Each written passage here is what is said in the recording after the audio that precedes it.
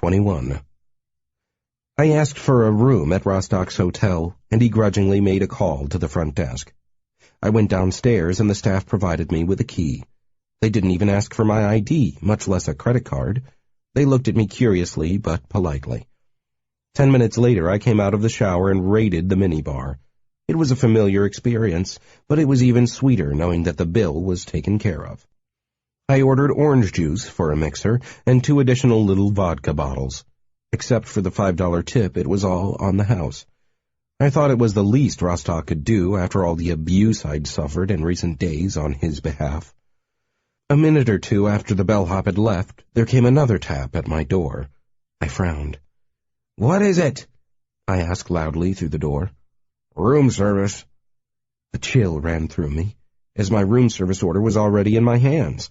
I didn't look through the peephole. That might have been suicide. Instead, I threw myself to one side into the bathroom. It was possible I was overreacting, but after several attempts on my life over recent days, I wasn't in the mood to take any new chances. I berated myself for not having replaced my pistol yet. It wouldn't have done any good against the beast, but it worked fine when battling Meng's mindless dupes. "Room service." Tap, tap, tap. Moving as fast and quietly as I could, I got out of the bathroom. I was shirtless and barefoot, wearing only a pair of jeans. I didn't have time to get fully dressed. I grabbed my objects instead, hanging the finger around my neck, putting the sunglasses on my head, and shoving the photo into my back pocket. I'd showered with the ring on. I thought about the fight that might be in my immediate future and didn't like my odds. Still, standing around waiting until some assassin forced the door wasn't going to do me any good. I looked around wildly and spied the blowing curtains. There wasn't any choice, really. These rooms had balconies, and I was unusually experienced with them. I didn't relish jumping to another balcony, but I was unarmed and willing to try it. I put a hand on the sliding glass door and found it was locked somehow. I didn't have time to feel around for the lock. I put on my sunglasses and forced it open. The lock made a funny sound, and I knew that when the metal turned back to normal, it would never quite work right again. Tap, tap, tap. "Come on, Drave." That voice. I paused. "McKesson?" I called out. One bare foot rested on the balcony. "Just open the damned door." "Fuck you!" I shouted back. I retracted my foot and slammed the slider. I found my abandoned drink in front of the TV. I poured in more vodka and took a swallow. It burned, going down. "Look, I know you might have some hard feelings," McKesson said through the door. "I've come to explain." I laughed bitterly. "Let me guess, you need me again. No chance, man. You left us to fry on that rock. I'm not buying anything you say." "I could force this door. I've got the pass key." I finished my drink in 2 more gulps and picked up a cloth sack that was lying on the top of the dresser. I reached inside, my lip curling. I pulled out the cold lump of liver and held it in my fist. It was small enough to fit inside my hand, with only reddish-brown bits squishing out between my fingers. I walked to the door and threw it open. McKesson stood there, surprised. He had a card key in his hand. He put it away and reached into his jacket for his gun, but halted when he realized I was shirtless and apparently unarmed. I glared at him, and he relaxed. The left side of his mouth twitched upward a fraction. "Hey, you look pretty good. I'm glad. You coming in or what?" I asked. His eyes checked me for weapons again. I had each hand down my side, the lump of liver cooling the fingers of my right hand. I tried not to fidget with it, but it was difficult. "Sure," he said uncertainly. He took his hand back out of his jacket and walked past me. I checked the hallway, then slammed the door and whirled around. He had his gun out, and his expression was anything but friendly now. "What are you up to, Draith?" I snorted. "You tried to kill Jacqueline and me, and now you're the suspicious one?" "I'm just trying to figure out what's on your mind." Murder was on my mind, but I managed a flickering smile. "The beast is still out there. You know what they call its hunting grounds now? The Bone Triangle. And it's spreading. Soon it will hit the Strip, and you won't be able to stop the news. Tourists will be sucked down manholes and spit back out with all the meat missing." McKesson nodded. Yeah, that's how things are going. It was my turn to frown. He didn't seem overly concerned by my statements, as if he wanted the beast to win. That's when I began to understand the situation better. Ah, I said, I get it now. You don't want me to stop the beast. You want it to succeed. McKesson frowned. No, I'm not working for the beast. I want it to stop terrorizing the town. But I want this handled in a particular way. Let me guess. You aren't working for Rostock anymore. You've got gall, coming into his domain and admitting that. McKesson shook his head. You don't know as much as you think you do. We're rogues, man. We're not supposed to be loyal to one master.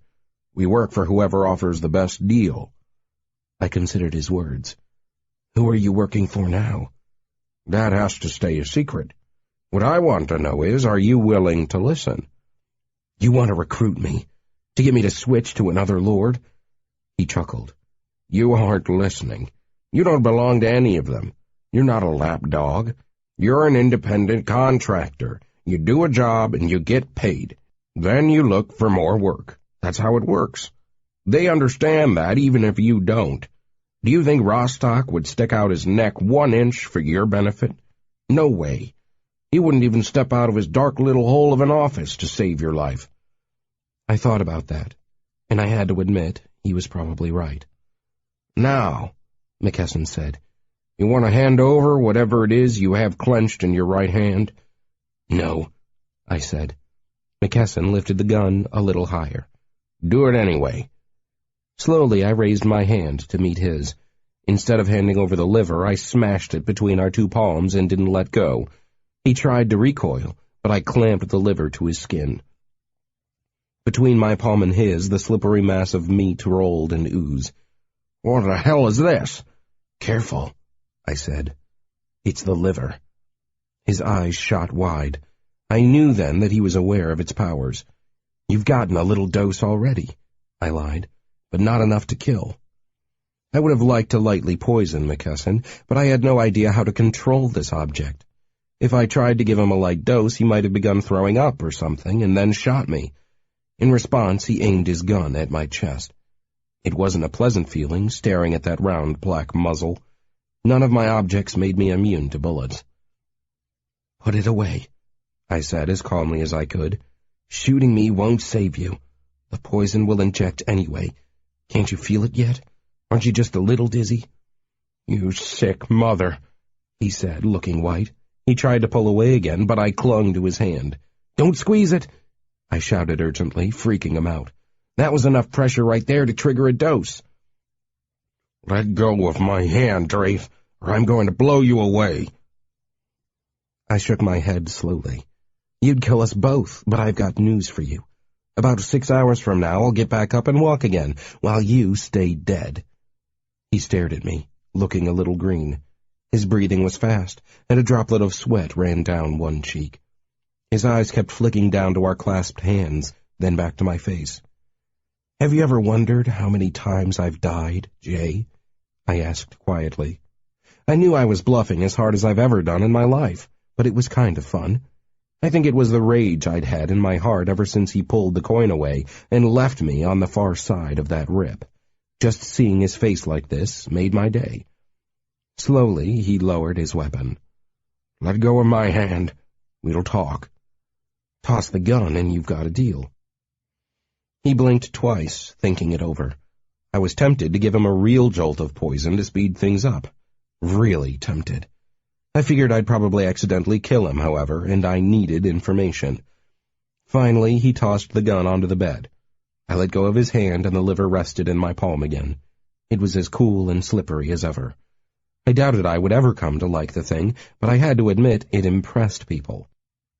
McKesson looked mildly green but relieved to be free of my touch. I looked at him in concern. I cocked my head.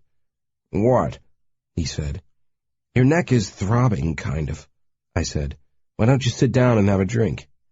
McKesson shook his head and reached up to loosen his tie. A minute later, he was sitting in a chair. He pulled his tie away from his throat and breathed in big puffs. I poured him a drink and pressed it into his fingers. He was so convincing, I wondered if I'd actually given him a real dose of venom. It was the first time I'd controlled this new object, so I imagined it was possible. I pulled up another chair, sat with my own drink, and sipped it. I was enjoying his discomfort immensely. Real or not, it was good to see him suffer for a while. "So, let's talk," I said. "You might not have much time left, but—" "You've got to knock that shit off," he shouted. "You didn't give me a dose. I'd be dead by now." I shrugged. "Whatever you say. Clearly you've used the liver before. I'm new to the artifact, and I may have made a mistake." He glared at me. I smiled in return. We both knew that McKesson had never used the liver, and neither of us knew exactly how it worked. "You were about to explain," I said, "why you came to my place and attempted to murder Jacqueline and me." "I did nothing of the kind. You insisted I send you to a hot world to look for Ezzy. I did as you asked, that's all." I nodded. "Sure. You put us on a yacht and then drilled a hole in it, and set us off on a merry boat ride." "You wanted to go." I decided this line of reasoning was getting us nowhere. "Who is your new master, McKesson?" He began to protest, so I raised my hand, showing him the liver in my palm. The sight of it made him look ill all over again, and I had to admit that handling it was making me feel a bit queasy, too. His weapon wasn't in reach, and all I had to do was touch him with this disgusting weapon. "Who sent you to kill me?" I asked. "Nobody. You were going to die. I would have opened up the path again before the sun came up." I wasn't just waiting on the far side. We ran into a tribe of cat people in that world, and as it turned out, they didn't like us very much. When we finally got back, one of them came with me. I found myself out on the highway being torn up by a fanatical cat witch. She died, and the rest of us nearly joined her. "Oh," he said, frowning slightly. "Sorry about that. I figured you'd huddle out there until I came back for you. That's really the best thing to do when you're lost in the wilderness, you know." I nodded. "That's true under happier circumstances. Unfortunately, I didn't trust you to come back for us. I found a way out before the sun came up to fry us." McKesson shook his head and gulped his drink down. He burped and wiped his mouth with his hand. He recoiled, realizing he'd just touched his lips to the spot where I'd pressed the vile liver. When he looked back at me, his lips were twisted in disgust. "That's the trouble with this world," he said. "There's not enough trust to go around." I would have laughed, but it wasn't very funny. I couldn't believe I was being lectured about trust by this man. "Look, he said awkwardly, "I'm not very good at this, but I'm sorry. I meant to put you on ice for a while and pull you back." I stared at him, uncertain what to think.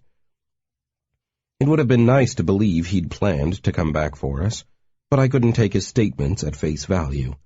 "If you want to convince me, you'll have to tell me who's pulling your strings now," I said.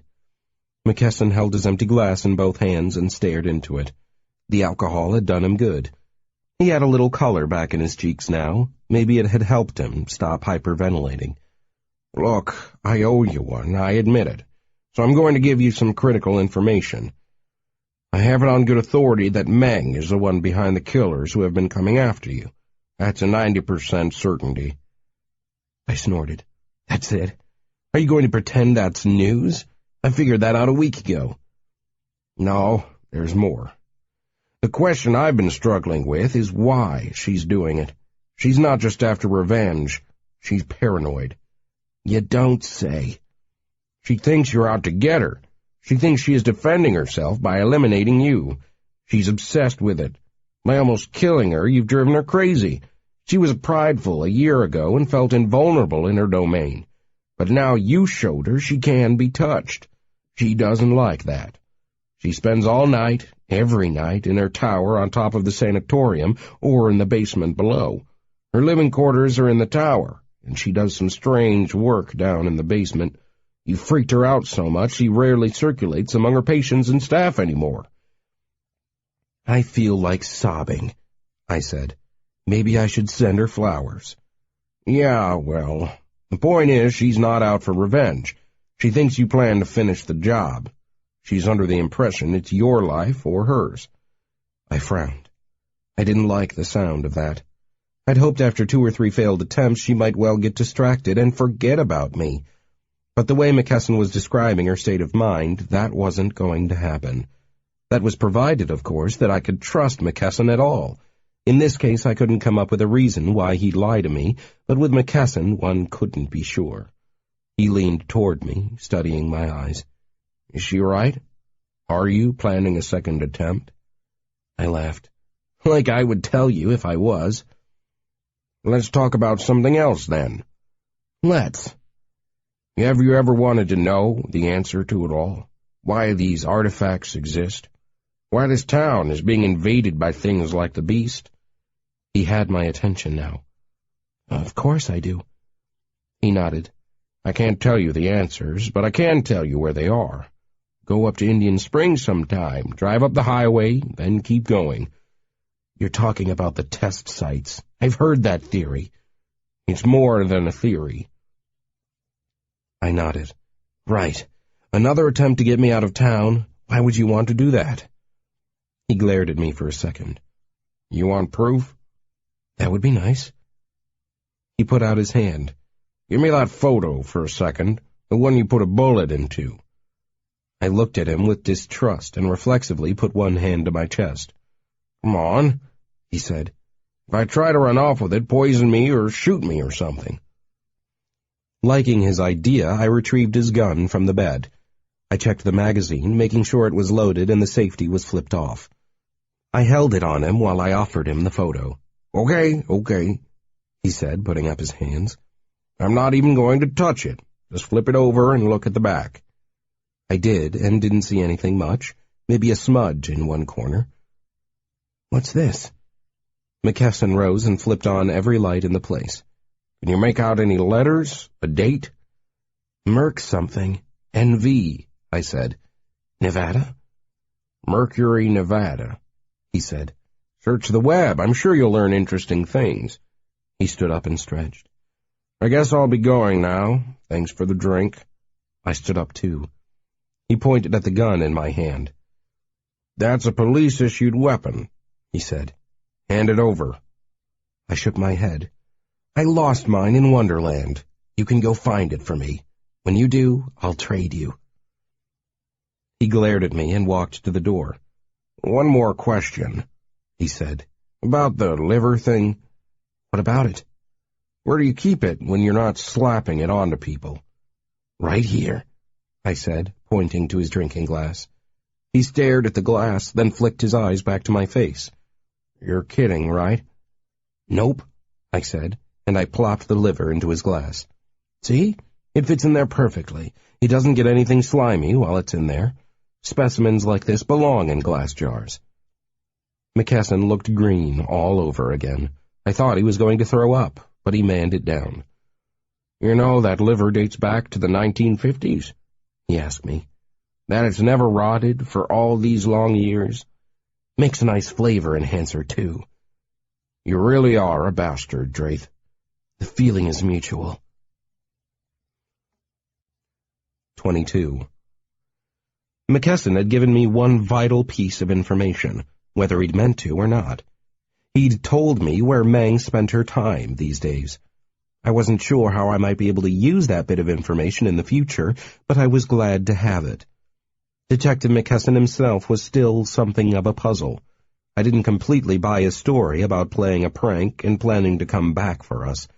I'm not sure if he'd meant to leave us there to die, but I certainly didn't trust him anymore. In retrospect, I probably never should have. When it came down to defending Earth, we were both on the same side. I felt sure of that. But in any other situation, he was on McKesson's side.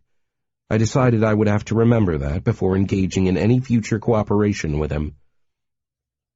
I spent an uneasy night in the hotel room after the detective left. I would have looked for a more secretive location to rest, but I needed sleep badly.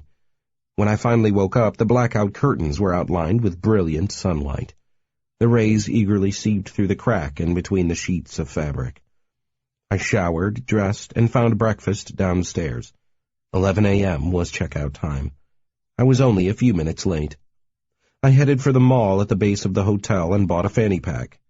I put the liver in there, wrapped in plastic. With that oddly shaped lump of meat strapped to my waist, I looked more like a tourist than usual, but that was probably a good thing. The day cruised by in slow motion until Jacqueline appeared at my side. I'd just deposited the check her mother had given me into an ATM. She became visible and put a hand on my shoulder. It felt like a touch from a ghost, as no one had been there a second earlier. I startled and jumped. "Where did you come from?" I asked, smiling. It was good to see a friendly face. She smiled back. "Out of thin air," she said. She craned her neck, rudely looking over my shoulder. "Is that your bank balance?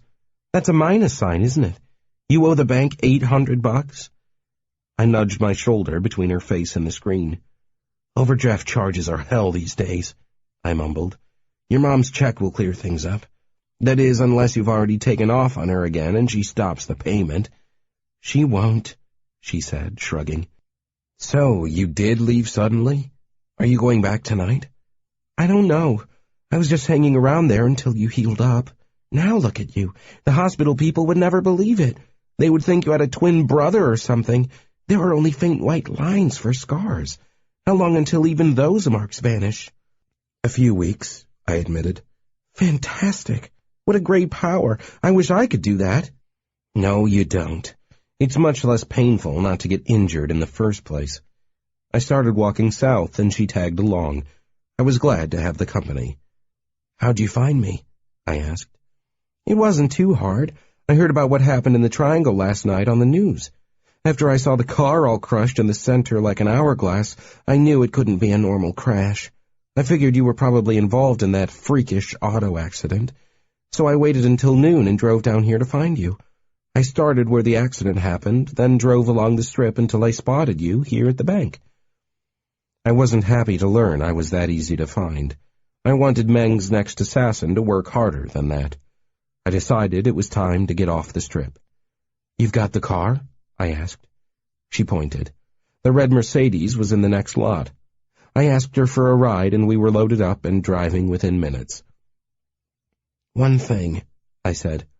"Why did you wait until noon to look for me?" "I know you pretty well by now. You never wake up before noon, do you?" I shook my head. "Gives me a headache." "Yeah, you like to stay out all night and sleep all day. Which of your toys has that effect?" I looked at her with a sudden jerk of my head. I frowned as I thought it over. Could she be right? The artifacts often had negative side effects. The ring, for instance, made people nearby suffer bad luck even as the bearer enjoyed good luck. I thought about my objects. Could one of them be turning me into a night owl? If I had to guess which one it was, I'd say it had to be the photograph or the sunglasses. I'd had them both since the beginning, and my sleeping habits predated the other objects in my possession. A new, unpleasant thought chased after the first one. What was the negative side effect of the liver, if any? For all I knew, it was something awful. Rostock hadn't mentioned any associated risks, but it wouldn't have furthered his goals to do so. I felt like a man living under a rain cloud. In more primitive times, I guess people would have called me cursed. "Where do you want me to drive?" Jacqueline asked brightly. "We could go to the mall and catch a movie." "I thought you were banned from the mall." She made a face. "Not that mall."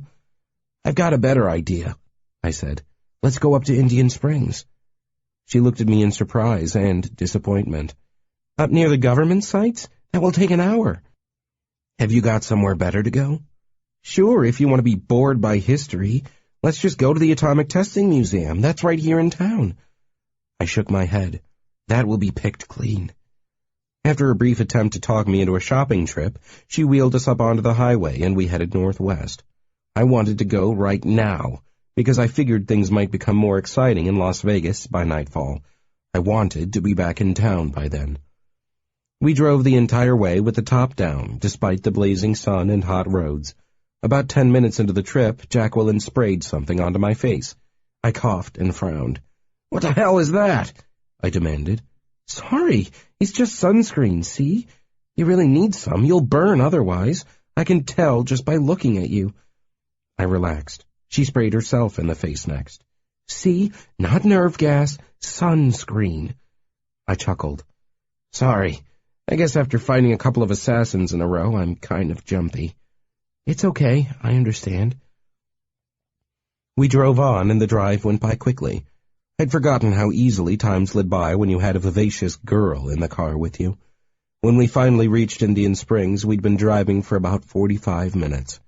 We hit a small-town grocery store where I bought a backpack, some crackers, and a lot of water bottles. Jacqueline watched me with growing concern. "There's something I should tell you," she said. "I hate camping." I smiled. I'm not surprised. I checked her feet and bought her some hiking shoes. She liked the shoes, but not what they indicated. We followed the highway west, and when we were close to the Mercury exit, I told her to pull over and park the car on the side of the road. She looked around the desert landscape, then at me with big eyes. We were surrounded by rugged mountains, scrub, brush, and a whole lot of nothing else. "Where the hell are you taking me?" she demanded. I climbed out of the car and trudged forward. I examined the desert to the north. I didn't see much. I knew there were a number of facilities out there, but I couldn't see them from here. When Jacqueline came to join me, she put her butt on the hood of her car and crossed her arms. "I'm not walking out into the desert with you. That's not going to happen. I took some field trips in school up into these mountains. It totally sucked. Nothing but snakes, spiny bushes, and crunching dirt that coats your shoes with yellow dust." I nodded. That did pretty much sum up the area. I looked at her and realized two things. First, I needed her to come with me. Second, I was going to give her a good reason to come along. I reached into my pocket and pulled out the photograph I'd held on to throughout many bad days. I showed it to her. "Who's the baby? Is that you?" "I think so," I said. "I thought you didn't know who your parents are." "I don't," I said. "But I think they come from a little town just north of here." She looked at me and then the picture, frowning. "You look happy. What happened to them?" "Maybe I'll find out, but I need you to help me get there." "What town? I don't see any town." "It's up north a few miles, past those hills." She put her hand up to her eyes, staring north. "That looks like quite a hike. Let's just take the highway." I shook my head.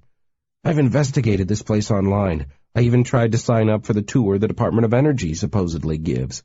They stopped doing that a few years back. They closed the base up and aren't letting anyone in anymore. Only government people." She looked at me, then back at the desert. "Let me get this straight. You want me to walk with you for miles into some kind of secret government installation? We'll be arrested." "Not if we're invisible. Even if they do find us somehow, we'll play the dumb tourists out for a hike." She chewed her lower lip. "I don't like it." I showed her the picture again. "I've studied this artifact closely. I found a faint stamp on the back that says it was developed in Mercury, Nevada." "Yeah?" she asked. "That seems pretty thin." I shrugged and started walking up the highway. She followed after a few minutes, mumbling about my state of mind. I reached out my hand to her, and she took it. I stopped and gazed back along the highway. I waited until there were no cars in sight. "Now," I said. She made a huffing sound, but she did it. My vision dimmed, then returned. We were now invisible. Together we walked up the highway. After about half a mile, I pointed to the sign at the exit. The sign read, "Mercury," painted with white on green. Below that was a blue sign that read, "No services." Last on the post, tacked onto the bottom, was a warning of sorts. The sign was orange with black print, "No admittance." "That's weird," Jacqueline said next to me. "I don't like it. They certainly don't want anyone taking this exit. What's down there?" "That's Gate 100, the edge of the old testing grounds." "You're taking me to the nuclear testing sites, aren't you?" "Yes. Back in the 60s, 10,000 people lived in Mercury. They had a school, a post office, a gym, and restaurants in President Kennedy's day. Now, no one in the public knows how many people still live out there. A few scientists, certainly." As I talked, we continued walking. We soon passed the signs and headed downhill over the embankment. We were in the open desert now, sliding on the uneven ground. "There's still radioactivity out there," Jacqueline said. "They told us about that in school. Don't try to tell me it's safe, Quentin." "If you are with me, nowhere is safe. I can assure you it won't be as bad as daylight on the beach world would have been." Her fingers tightened around mine. "I'm going to do this, but you have to tell me something." "What?" "Do you like me? I mean, you know what I mean." "Of course," I said, chuckling. "Why haven't you done anything about it then?" So we were back to that again, I thought, and smiled. "I've kissed you. You know what I mean." "I'll get around to it," I assured her. "I've been distracted. Staying alive has taken up most of my time." She laughed. It was so odd to hear her next to me and feel her hand in mine while she was invisible to me. I felt as if I was walking with a lively ghost. Right then I decided I would do what she wanted. There'd always been good reasons to put it off, and I tended to be an obsessed person anyway, even when I wasn't being beaten to death in remote worlds.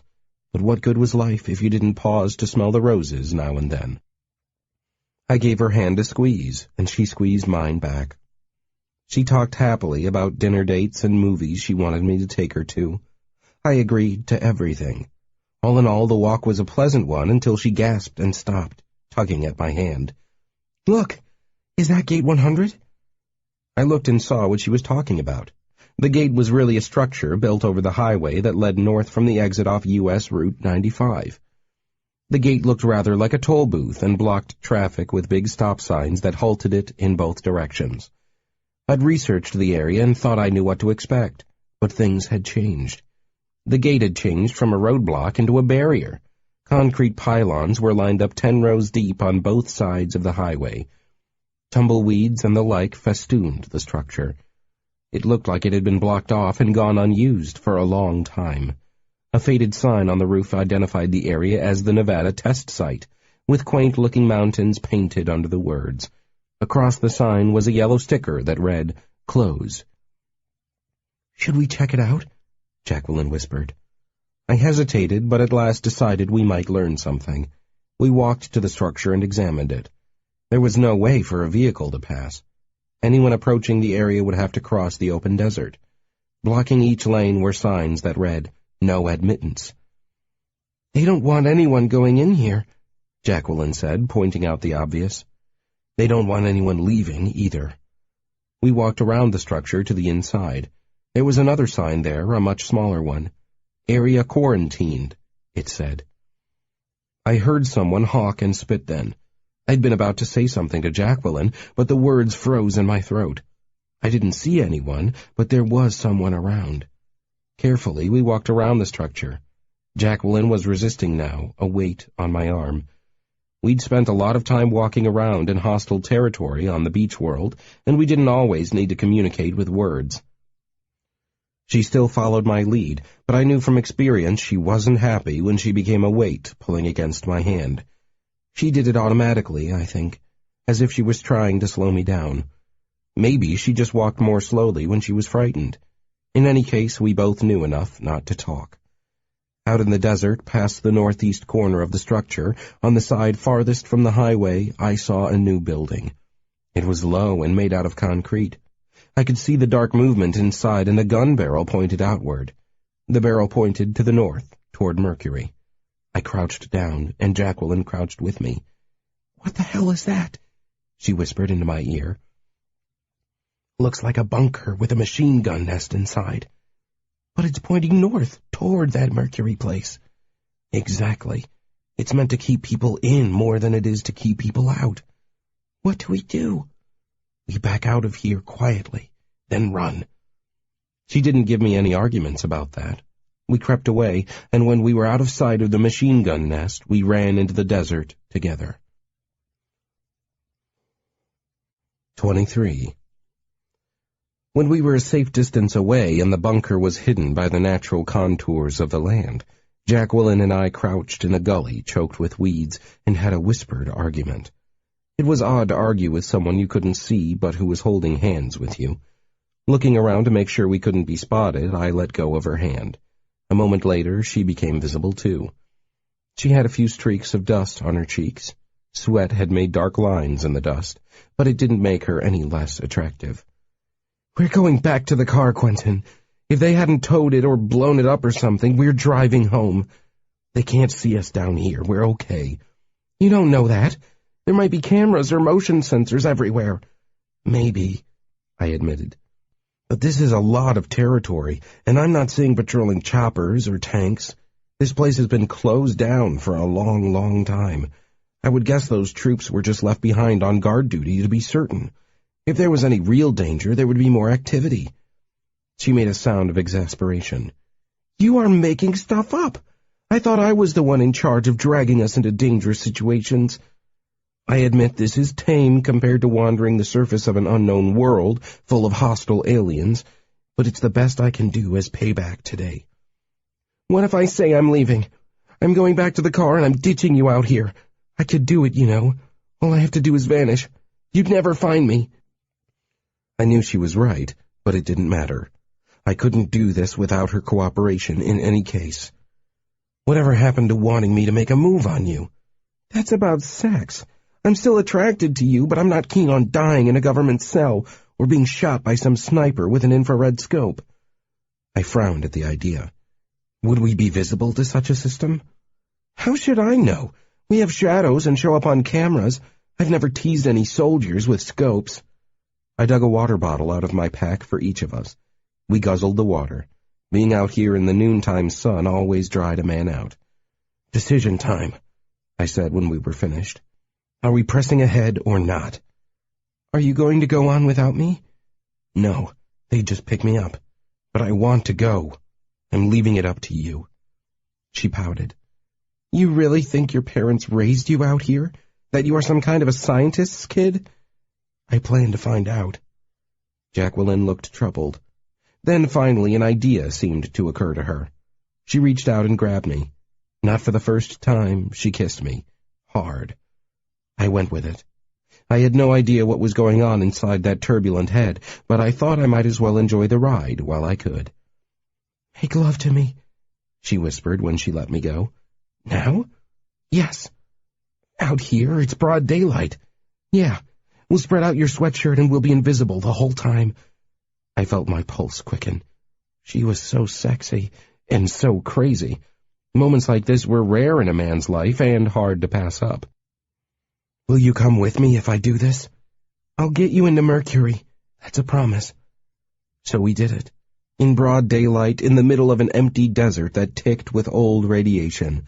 For all I knew, there were a dozen spy cams zoomed in on us, enjoying the action as much as I was. I figured if they were watching us, we had a pretty good excuse set up for later as to why we were wandering a restricted area. Jacqueline was invisible, but that only made things more exciting. I had to use my hands like a blind man, running them over her sweat-slick legs. When we finished, I sat up and drank some more water. I offered her the second half of the bottle. Keep it, she said, becoming visible and adjusting her clothing. You're going to need every drop, I think. What do you mean? You're going to Mercury alone, she said, looking at me seriously. Don't worry, I didn't lie. Here. She took something out of her pocket and put it into my hand. I looked down at it in confusion. It was red and white and slightly sticky. A candy cane? I asked. This isn't it, is it? Yeah, she said. You can even lick it if you want. Tastes sweet, but I wouldn't do it. Who knows how many tongues have been on that thing over the years? The candy cane was perfect, and to test it out, I cracked it down hard on a rock. It didn't dent, chip, or snap. It made a nice whacking sound, however. Harder than steel, Jacqueline said, tying her new shoes. But you have to trade me for it. Trade you what?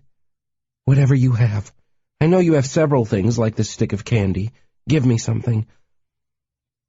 I thought about it and selected the wedding ring. I felt a pang of regret, even as I twisted it off my little finger. This looks like an old ring, Jacqueline said, examining the diamond in the sunlight. Who was she? Who was who? Don't play dumb. What woman's finger did you pull this from? She gave it to me. She was a friend. An ex-friend? No, she gave it away willingly. What does it do?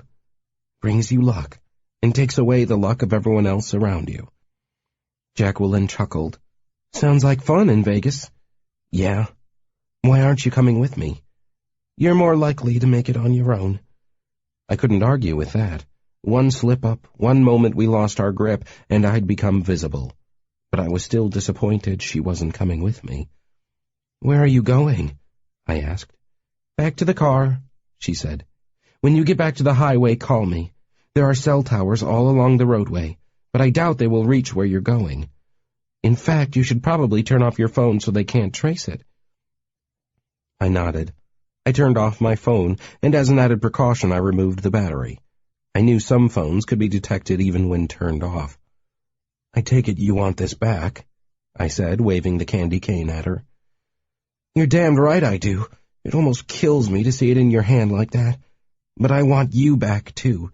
Bring your body and my candy back to me. I'll be waiting." She gave me a little teasing smile and kissed me again. We made out for a minute or two. Then she took off running toward the highway. I found myself sitting in the desert, alone. I was left wondering about her motivations. Was she leaving me to a certain doom, after having had her fun? Or was she just trying not to be a burden? I had to admit holding hands as we walked for miles was bound to be dangerous and difficult. I rolled the candy cane between my fingers. I wondered if any little kids had ever cracked a tooth on this thing, trying to eat it. I closed my eyes then and willed myself to vanish. When I opened them, I couldn't see the candy cane, my hand, or the rest of me. I stood up and began the long hike north toward the mountains. It took nearly an hour to reach Mercury, and by then it was late afternoon. Along the way, I had plenty of time to think about Jacqueline and the ups and downs of my love life. The last woman I'd been involved with had been Jenna Townsend, a jilted bride who'd become my friend and companion after a number of shared adventures. My relationship with Jacqueline was different. She was a less serious girl, someone who seemed to be out to enjoy life by getting into the thick of it. I had an adventurous soul myself, and if curiosity had ever really killed a cat, I was overdue for my own demise. But Jacqueline made me feel like a prude. She also made me smile, and I hoped we'd have more trysts in odd places. Walking across an empty desert can put anyone into a daydreaming trance. Coming out of my reverie, I realized I'd arrived at the outskirts of Mercury. I stood out in the sage and dust, staring at the small, secretive town. It looked deserted. I circled it, walking around the dust-shrouded streets. There were no cars in the parking lots. The few trees that stood in the tiny park in the center of town were dead. The last brown leaves rattled on branches that resembled bleached bones. I couldn't bring myself to walk those streets. Perhaps there were still active cameras or more pillboxes full of bored soldiers. But that wasn't the only reason I stayed away. Somehow the place gave me a bad feeling, as if it was haunted, or worse. I hadn't come to do a house-to-house search of Mercury in any case, I reminded myself. This wasn't where the action had been. This was just the place where the scientists slept and played. I wanted to see where they'd worked. I passed the town and pressed on, walking about 200 yards to the east of the main road and heading north toward the testing sites. Occasionally I found a gully or an outcropping of rocks where I could sit and rest. I drank half a bottle of water each time I stopped, no more. I allowed myself to become visible when crouching in these hiding spots, mindful of Jacqueline's warning. If I stayed invisible too long, my own vision would fade. The candy cane stayed in my pocket. It seemed to work its magic just fine from there. I wondered about it as I walked. Jacqueline had never explained how she'd come into possession of the artifact. This often seemed to be the case with rogues. They didn't mind bragging about their powers, but when it came to the backstory, they turned shy. I suspected it was because in most cases they'd stolen the object in question. I didn't blame them for that. For most people, they held a powerful allure. The walk northward up to the major test sites was a long one. It took several hours, and the sun dropped behind me to touch the mountain tops of the distant Sierra Nevada. I knew Death Valley was on the other side of those peaks. 10 miles to my northeast was the infamous Area 51. I pressed on, passing the Yucca airstrip and several clusters of abandoned buildings. Oddly enough, I realized I was getting a sunburn. I touched my hand to the back of my neck and felt the unmistakable heat of burned skin. I shook my head, marveling at the varied physics of these rule-breaking objects. How could an invisible man be affected by the sun? I knew I could feel the heat of it on my skin, but I'd thought I was somehow shielded. I wished now that I'd let Jacqueline spray me more liberally with sunscreen. I began to suspect, as the hours passed, that the candy cane affected the mind, not the human body. I wasn't really invisible, but the power made it so I could not be seen by human eyes. After thinking along these lines for a time, I shook my head, rejecting my own theory. If it was a mental effect projected by the object, then my talisman should have prevented it from working on me. I should have been able to see Jacqueline all along. I began to mutter to myself and debate other more bizarre possible explanations. Perhaps the effect worked only on visible light, and therefore didn't stop the ultraviolet rays that caused sunburns. That theory went out the window, however, when I pointed out to myself that cameras saw the invisible person normally. It was quite perplexing, as were all these objects. Engrossed in my own thoughts, I almost walked into an old metal sign. It was yellow with black lettering. It was a warning, and the atomic symbol on it could not be mistaken. Neither could the words, which read, "Entering radioactive zone." Sobered, I paused there and looked ahead. The sight was jaw-dropping. As far as I could see, there were craters in circular patterns. Each of them was a few 100 feet across, and I knew that underneath this ground numerous nuclear weapons had been set off. They'd stopped the above-ground tests in 1962, but the underground tests had continued for another 30 years after that. This was the place where they'd set off so many underground bombs. I lingered at the sign, wondering if I should press ahead. Finally, I summoned my courage and walked forward. "I wouldn't do it, if I were you," said a voice behind me. "Not without a guide, at any rate." I whirled around so fast I almost tripped on my own feet.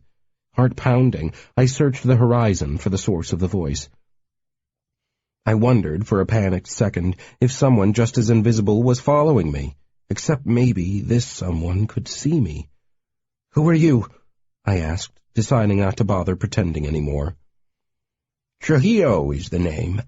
Dr. Trujillo. Who are you?" Finally, I spotted him.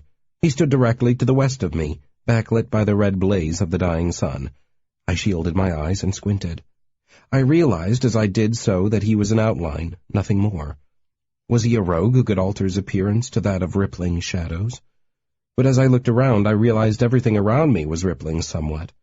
I hadn't really noticed as I'd marched in the heat and dust, but now it was undeniable. In an instant, I knew that the problem was with me. Jacqueline had said my vision would fade with time if I stayed invisible. It must be happening to me now. "I'm Quentin," I said, answering Trujillo's question at last.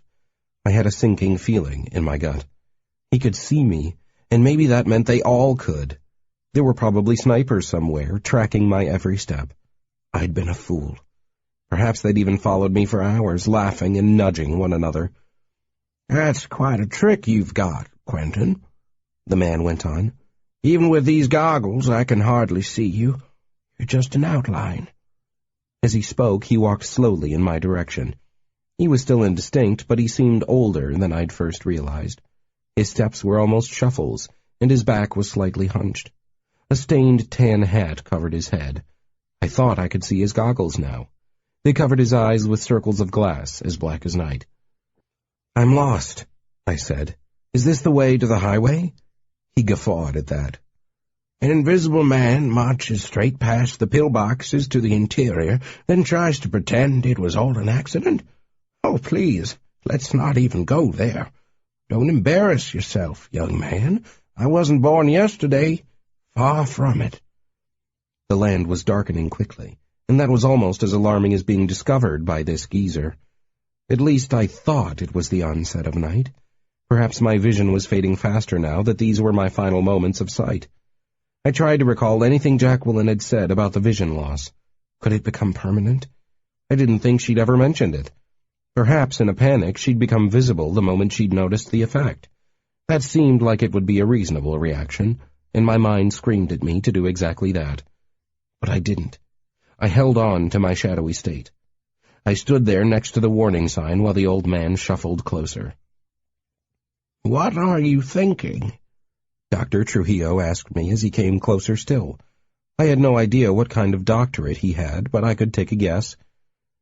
If I should run or not?" He laughed and wheezed. "Sane thoughts. You're not like some of them, half-crazed and irrational. I hate that." I frowned. He now stood no more than 10 feet from me. He was looking right at me, so I allowed myself to become fully visible. "There you are," Trujillo said. "I can see you more clearly now. Tell me, young man, what are you doing out here wandering about on the forgotten asshole of planet Earth?" I said, deciding to tell him the truth. "I'm looking for clues about my origins, I guess. I'm also seeking answers concerning the strange events going on back in Vegas." "Answers? You want answers, do you? Well, I'll give you some, but I'll warn you, you might not like them." "Are you alone out here?" I asked. "No, not anymore. You're here, aren't you?" "Who exactly are you?" I asked. I hoped maybe this time he'd say more than Dr. Trujillo, but I wasn't that lucky. "Nobody," he said. "Not anymore." He walked past me and headed into the radioactive zone. I hesitated a moment, then followed him. 24. The craters came and went until they almost became routine. Trujillo told me about them as we walked. The biggest of the craters was called Easy. They all seemed to have odd names like that. I had to wonder what had gone through the minds of the people who'd set up hundreds of physics-bending tests and given them such strange names. "Deep underneath the ground here, we lit hell's own fire at each of these spots," Trujillo said. "We sat safely in those bunkers to the west. At least we thought we were safe. I was here during the Bainberry test in 1970. That didn't go well at all." I wondered why deserts always seemed to be full of crazy old guys. This particular specimen had been here in the days of the tests, and from his hints I thought he might know something about the artifacts and how they'd come to be. He seemed harmless enough, and I decided to tag along and learn whatever I could from him. He was still chuckling about the Bainberry test as I followed him to the edge of the deep crater called Easy and stared down into the pit. "What happened during Bainberry?" I asked. "I've never heard of it." He waved his hand vaguely to the north. "This region here is called Yucca Flat. We set off most of the bombs here, about 3/4 of them. Bainberry lit up the northern sector over that way. It yielded only about 10 kilotons, not that big. But we screwed up. It sent a plume of dust up into the atmosphere, a column of dust 10,000 feet high. About 100 of us got a heavy dose of radiation that day." He chuckled as if remembering happier days. He moved around Easy Crater and headed deeper into the zone. I followed apprehensively. There was residual radiation out here, I knew. The old scientist didn't seem worried about it, but I was. "Tell me about the objects," I said. "Were they made by the tests? When did you first discover them?" "There have always been weird stories out here. I was one of the skeptics. I didn't buy into the crap about aliens and collapsing matter until recently. I was one of the last people to become a convert. Now the evidence concerning the objects and the invaders is impossible to deny." He proceeded to relate to me a series of encounters with artifacts and aliens. These events had shocked him as much as my own experiences had shocked me. Apparently, the objects had been around since the early tests, but frequent incursions by non-humans from other worlds had started only recently. "They stopped firing off nuclear weapons out here in 1992, he said. "But the government is still out here. Mercury was populated up until a year ago. Area 51 is fully manned. Have you ever wondered about that? Have you wondered what we've been doing out here for these last few decades?" I think quite a number of people have been wondering about that. I was also wondering what Trujillo was still doing out here. I'd relaxed a bit more as it became obvious he was probably some ancient hermit stuck in the past and not the emissary of some black ops government organization. Rightfully so. We stopped lighting bombs, you see, but we didn't stop experimenting. We continued working with new tricks of physics. Fission and fusion are big, loud events. People can detect those from space. But there are less flashy things you can do to an atom. Quiet, subtle tests that an installation can perform. These new tests were no less dangerous than the old ones. Maybe they were worse. "I've got a question, and I imagine you are the man to ask," I said. "Are there really alien captives out here in these facilities?" He stopped and looked at me. "That's classified." I shrugged. "I imagine most of what we've been talking about is classified, but I'm in the middle of it. I've met aliens. I was just wondering where they came from."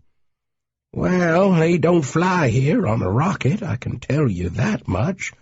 They come here the same way you've gone to visit them." "Through cracks in the universe?" I asked. "You know about that, eh? So much for state secrets.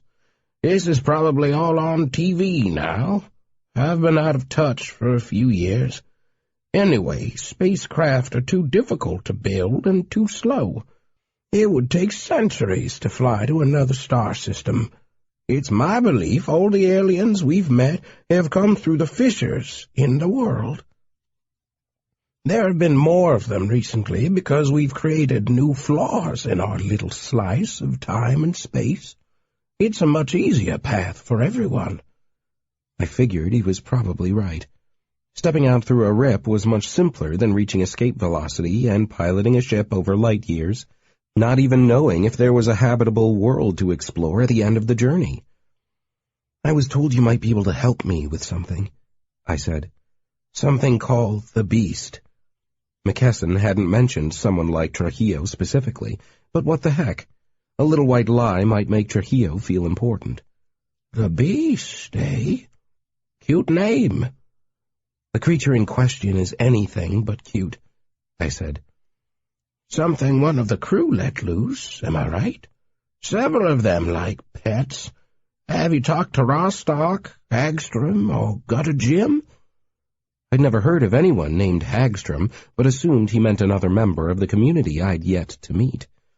I almost asked about that before deciding it was more important to learn what I could about the Beast. "This creature dwells in another place, but raids the city at will," I said. "As far as I can tell, it is able to create small rips between our world and its place of origin. At first it came to devour a citizen about once a day. Now the attacks are growing more frequent, bolder, and longer in duration." Trujillo glanced at me and whistled appreciatively. "Doesn't sound like any of the community pets I've heard of. I would say you have a new monster on your hands, one with a mind of its own. What's it look like?" I described the Beast as best I could, having seen only a fraction of it. He said. "Eyeball and tentacle. Nothing on the maw or the limbs?" I guess I must sound like a mouse describing the cat that prowls outside my hole, but it's all I can give you." Right. Best not to imagine and embellish. Well, I can tell you I've never encountered such a creature, and I hope I never do. I can explain what the frequent small rips indicate, however. The creature probably comes from a small world, a pocket universe, we physicists call it."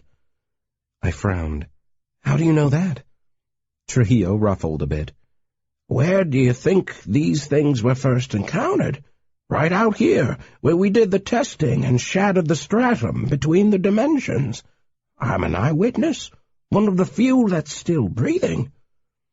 Nobody who was still on the government payroll for a secret project would divulge such information so easily. More and more it was clear Trujillo was out here on his own. "Okay, how small of a world are we talking about?" He shrugged. "Hard to say. Much smaller than Earth. More like the size of an office building or a cave complex." I thought about that for a while as I walked along over sand, rubble, and loose earth. It occurred to me that walking on Mars or the Moon must be a similar experience. "One more thing," I said. "How do I kill it?" He chuckled. "You don't, probably, but there are several ways the attempt could be made. You could roll a very large explosive into its mouth instead of a victim, perhaps. Or a team could find a way into its lair and hunt it down. They're dangerous in either case. With the approach of using a bomb, it might just spit it back out and knock a city block flat. In the other case, the team probably wouldn't survive. Even if they do kill it, they might kill themselves as well. Pocket dwellers are part of their worlds. Destroying them might collapse everything." "So you've had practical experience with these things?" He stopped and pointed to the west. "There's a crater over there near the highway. It's the only one that isn't circular. That's because it wasn't created by a bomb, if you get my meaning. We opened a path down there to someplace else and had to collapse it in the end as a precaution. A lot of good people didn't make it out." I peered into the night in the direction he indicated, but couldn't make out anything noteworthy. I tried to visualize this place, humming with scientists doing their secret experiments. It seemed bizarre, but then so did everything that went on out here. "How did you guys keep it a secret for so long?" "Well, in some ways we didn't. Haven't you heard endless strange tales coming out of this part of the country? Weren't they so crazy you dismissed them? That was what saved us, I think, and kept the light of truth from shining out here. People kept quiet for reasons of loyalty, national security and all, but when they didn't keep their mouths shut, they told such amazing tales they were dismissed as crackpots and hoaxers."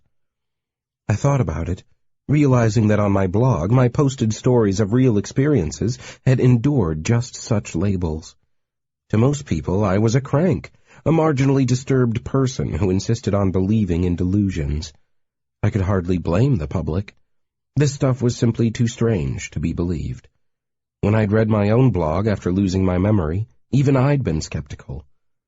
"Quentin, that is your name, isn't it?" he asked. "Yes, sir. Quentin Draith." He halted then, and turned to peer at me. "Draith. You say your name is Draith?" "Yes." "Ha! Well, that changes everything." I frowned and opened my mouth to ask him if he'd known my parents, but I never got the chance. Without further warning, he attacked me. Except I didn't know it was an attack at first. Trujillo didn't swing his stick, throw a stone, or pull out a gun. Instead, he pulled out a bottle. It had some kind of internal light source, a faint glow that made the object more visible even in the dark night. The bottle was one of the old, small ones made with greenish glass in an hourglass shape. Softly rippled, it fit in his fist comfortably. As I watched, he tilted it and aimed it at me. The mouth of the bottle was filled with a white light. "Hey, what is that thing?"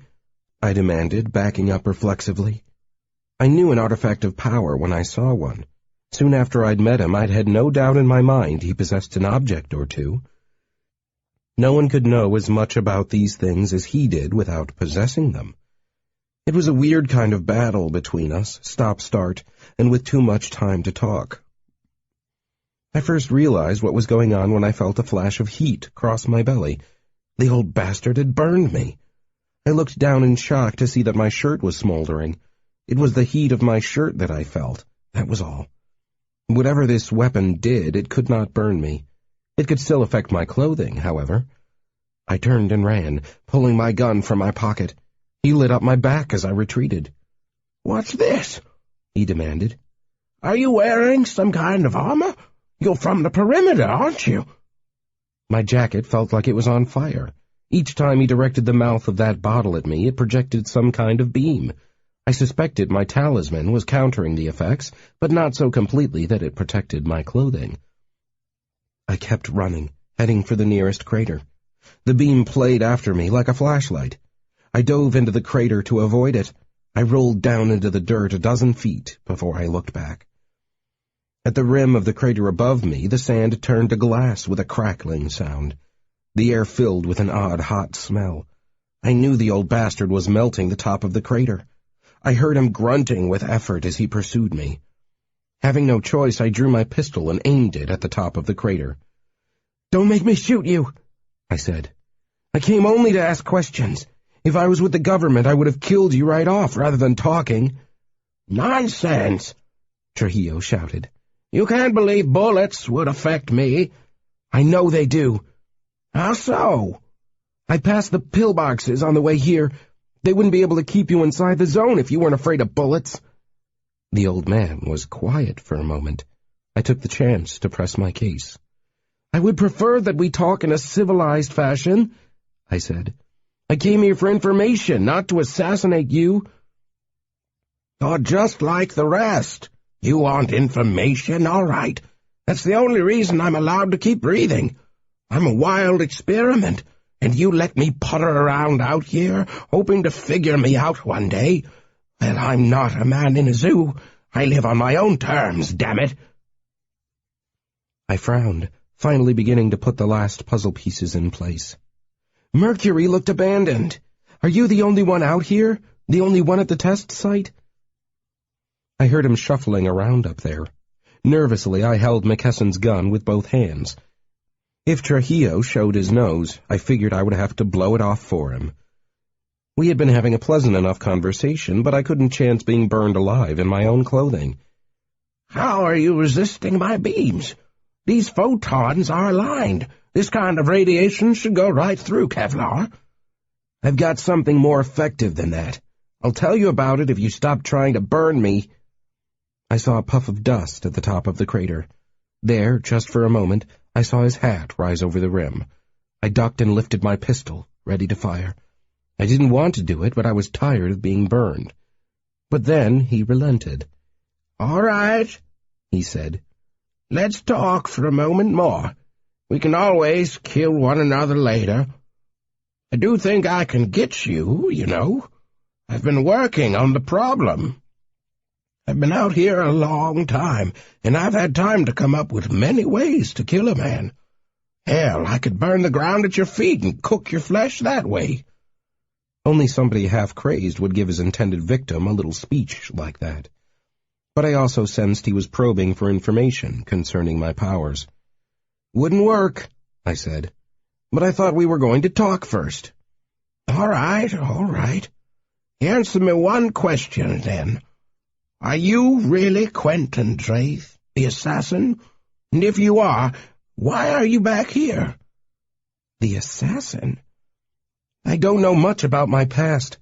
I do know I had a photo from Mercury. I came here to learn about the people in the picture." "I see." "Why did you decide to kill me when you learned my name?" He hesitated, then heaved a great sigh. "You ever make a mistake? I think I made a mistake. In the past, I knew your parents. They were here with you when you were a kid, back before things went bad. They died out here, and the government handed you over to Meng. She was supposed to fix your mind or something." "She did that," I said bitterly. "She's a witch, I know," he said. "I'm sorry. I'm too old for all this. I'm a Cold War warrior, if you kids even know what that is now. It all seems rather pointless these days. All the work we did out here, cracking the atoms, the very building blocks of the universe."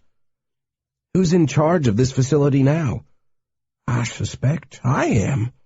I'm the director, the last one NTS ever had." "Where is everyone else?" "For a long time, they dwindled in number. Then when we cracked the membranes between our world and the others, a few more were assigned here by the DOE. We had some bad experiments after that. Things went seriously wrong." "Are you talking about the accident that killed my parents?" "It wasn't exactly an accident. I can show you, but you must promise not to tell anyone else. I mean, you'll probably die out here anyway, But in case you don't, I don't want anyone on the outside saying Trujillo was a traitor in the end." I thought about it for a second. "I can keep a secret." "If you're anything like your folks, I know you can." I heard him shuffling off. Carefully, I climbed to the top of the crater. He was already 50 feet away and heading east. I crawled over the rim of the crater and followed him. I still had McKesson's gun in my hand, but I had it down at my side. I asked him a few more questions along the way, but he didn't answer. He just kept telling me I'd understand when we got there. So we walked on in the dark, under the brilliant stars of the desert sky. Without any clouds or city lights, the stars were luminous and beautiful. We walked up a small grouping of rocky hills. It wasn't until we got to the other side that I saw anything new. We topped a rise and looked down into a vast area of white sand. It was the dried-out bones of a lake bed. We had to be very close to Area 51, I figured. In the middle of the dry lake bed was something I'd never expected to see on my good Earth. There was a small city there, an alien city. It was lovely in a perfectly geometric way. Hundreds of cubes stood in a pile, as if stacked there by the hands of giants. There were lights here and there illuminating the cubes. I recognized the cubes and their configuration. It was a settlement built by the Gray Men. 25. On the far side of a small cluster of rocky hills, I stood and stared down at the Gray Man installation. I knew each cube was perfect in proportion. The edges of every corner would be sharp to the touch, almost blade-like. I cursed under my breath. "How many of them are here?" I asked. "How many of the Gray Men work with our government?" "I don't know. We're at the limits of where I dare to walk. They allow me to wander these deserts, knowing I'll burn anyone who comes here to capture me. But they've also told me they won't allow me to leave." "You mean you can't go down this hill to the cubes? Why not?" "I'd catch a sniper's bullet with my head before I went another 1,000 yards. I stood there at his side, eyeing the alien stack of cubes. Inside, I grew angry. If the government was working with the Gray Men, cooperating with them, then they'd sanction some of the things I'd endured at their hands. They'd allowed friends of mine to die. As I thought about some of the events I'd witnessed, I began to understand them more clearly. Why was the government so disinterested in aliens roaming the streets of Las Vegas? The answer was now clear. They were working with those same aliens, cooperating with them. I'd read that the famous actor John Wayne, who'd played a cowboy in countless westerns, had vigorously argued on the government's behalf. He had refused to believe his government would knowingly endanger American lives by conducting nuclear tests in this very desert. He'd been wrong, and he'd felt betrayed when he figured it out. Some said his own cancer death was due to shooting films out here during the days of surface tests and fallout. "Well, then, you've seen it," Trujillo said. "That's the answer. The government is working with these aliens. The problems in Vegas are just like the old Fallout days. Maybe in 50 years we'll understand them better and outlaw all these government experiments. In any case, we can now leave this desert for good." "We?" He'd managed to surprise me. "I'm asking you to take me out of here." He gave me a sheepish grin. Even he knew it took some nerve to go from trying to kill someone to asking for their help. "Make me invisible, and we'll walk together. Maybe I'll even burn some of those bastards in the pillboxes for laughs. No, I won't. I'm just talking. Take me with you, Traith. I've been stuck here for a long, long time." I looked at him, at his tired yet hopeful face, then back at the city of cubes. "I destroyed an installation like this once," I told him. "On one of their worlds." "Well, don't spread that one around," he said, chuckling. He stopped laughing suddenly. "Hold on. Maybe that explains the situation. Maybe they let you walk into this zone to capture you the way they did me." I looked at the geezer. "You said they told you to stop. How exactly did they tell you? Did they use radio or what?" He shook his head and pulled off his hat. He showed it to me and stuck his finger through a hole in the crown. "They blew my head off, at a range of nearly 1,000 yards. A good shot, even for a pro. I have to wonder if they really meant to just warn me or intended to kill me and missed. In any case, I got the message. I don't walk south down toward Route 95 anymore. Mercury's as far south as I dare to go. I've been trapped here since the 90s. I reached out my hand. He hesitated. "Do you know what you're doing?" he asked. "Or are you a fool who knows how to work a single card trick?" I smiled. "People call me a technomancer," I told him. "I have quite a bit of experience with these artifacts." "All right," he said. "What's going to happen?" I thought it was odd to hear the apprehension in his voice. Dr. Trujillo didn't mind thermonuclear bombs or radioactive craters, but the effects of an unknown artifact of power made him nervous. "Your vision will grow dim for a few seconds. It's a temporary effect. Then you'll be able to see again normally. If we maintain the effect for more than an hour, we'll begin to go blind." "Maybe we should wait then," he said. "Let's go back to Mercury, and you can do your little trick there." I shook my head. "I'm not going back to Mercury. I'm going down there, to the Cube City. I want to find out what they are up to." He proceeded to tell me I was crazy, that I'd be dead long before I reached the cubes, but I didn't listen. "I figure it this way," I said. "Either they can't see me, in which case we'll be fine. That's the simplest answer as to why I managed to get through to the test site. If they can see me, then they've already passed once on shooting me. I don't intend to wander around out here living on canned goods and cactus. You can stay if you like. It's up to you." I heard his labored breathing as he thought it over. There was anguish in his expression, trying to decide.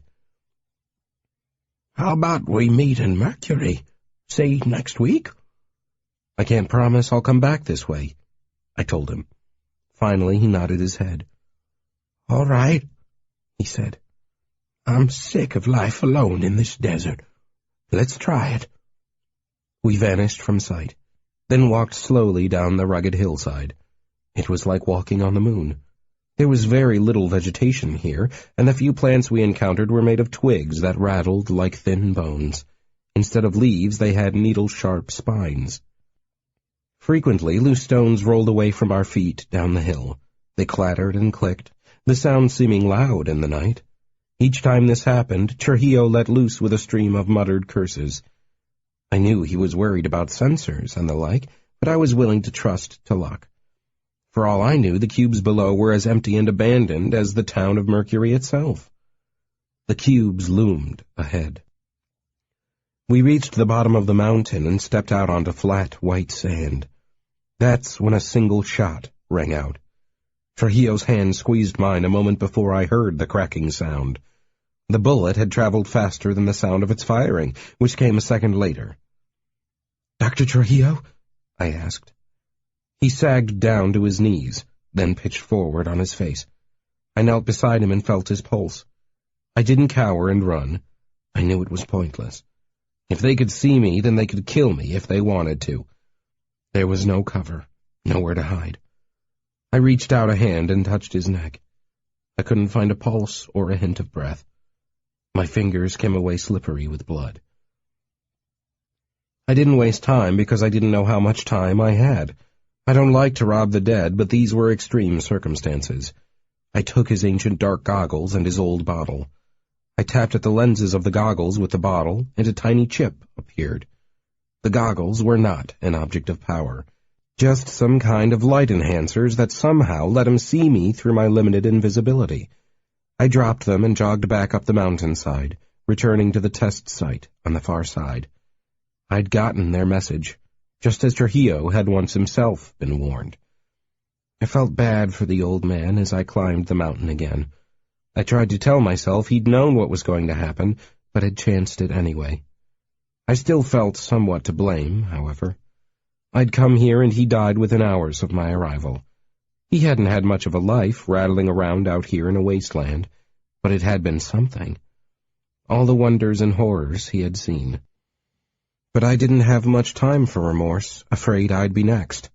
As I climbed up the shifting sands and loose stones, I kept feeling a tickle on my back. I suspected there was a scope out there in the hands of a killer, something that worked like a camera and could not be fooled by my artifact's bending of light. With every step, I expected a bullet to come crashing through the back of my skull. I wondered if I would be aware of the instant of my own demise. I didn't think I would. At last, I topped the ridge and passed over the mountain's rocky shoulder.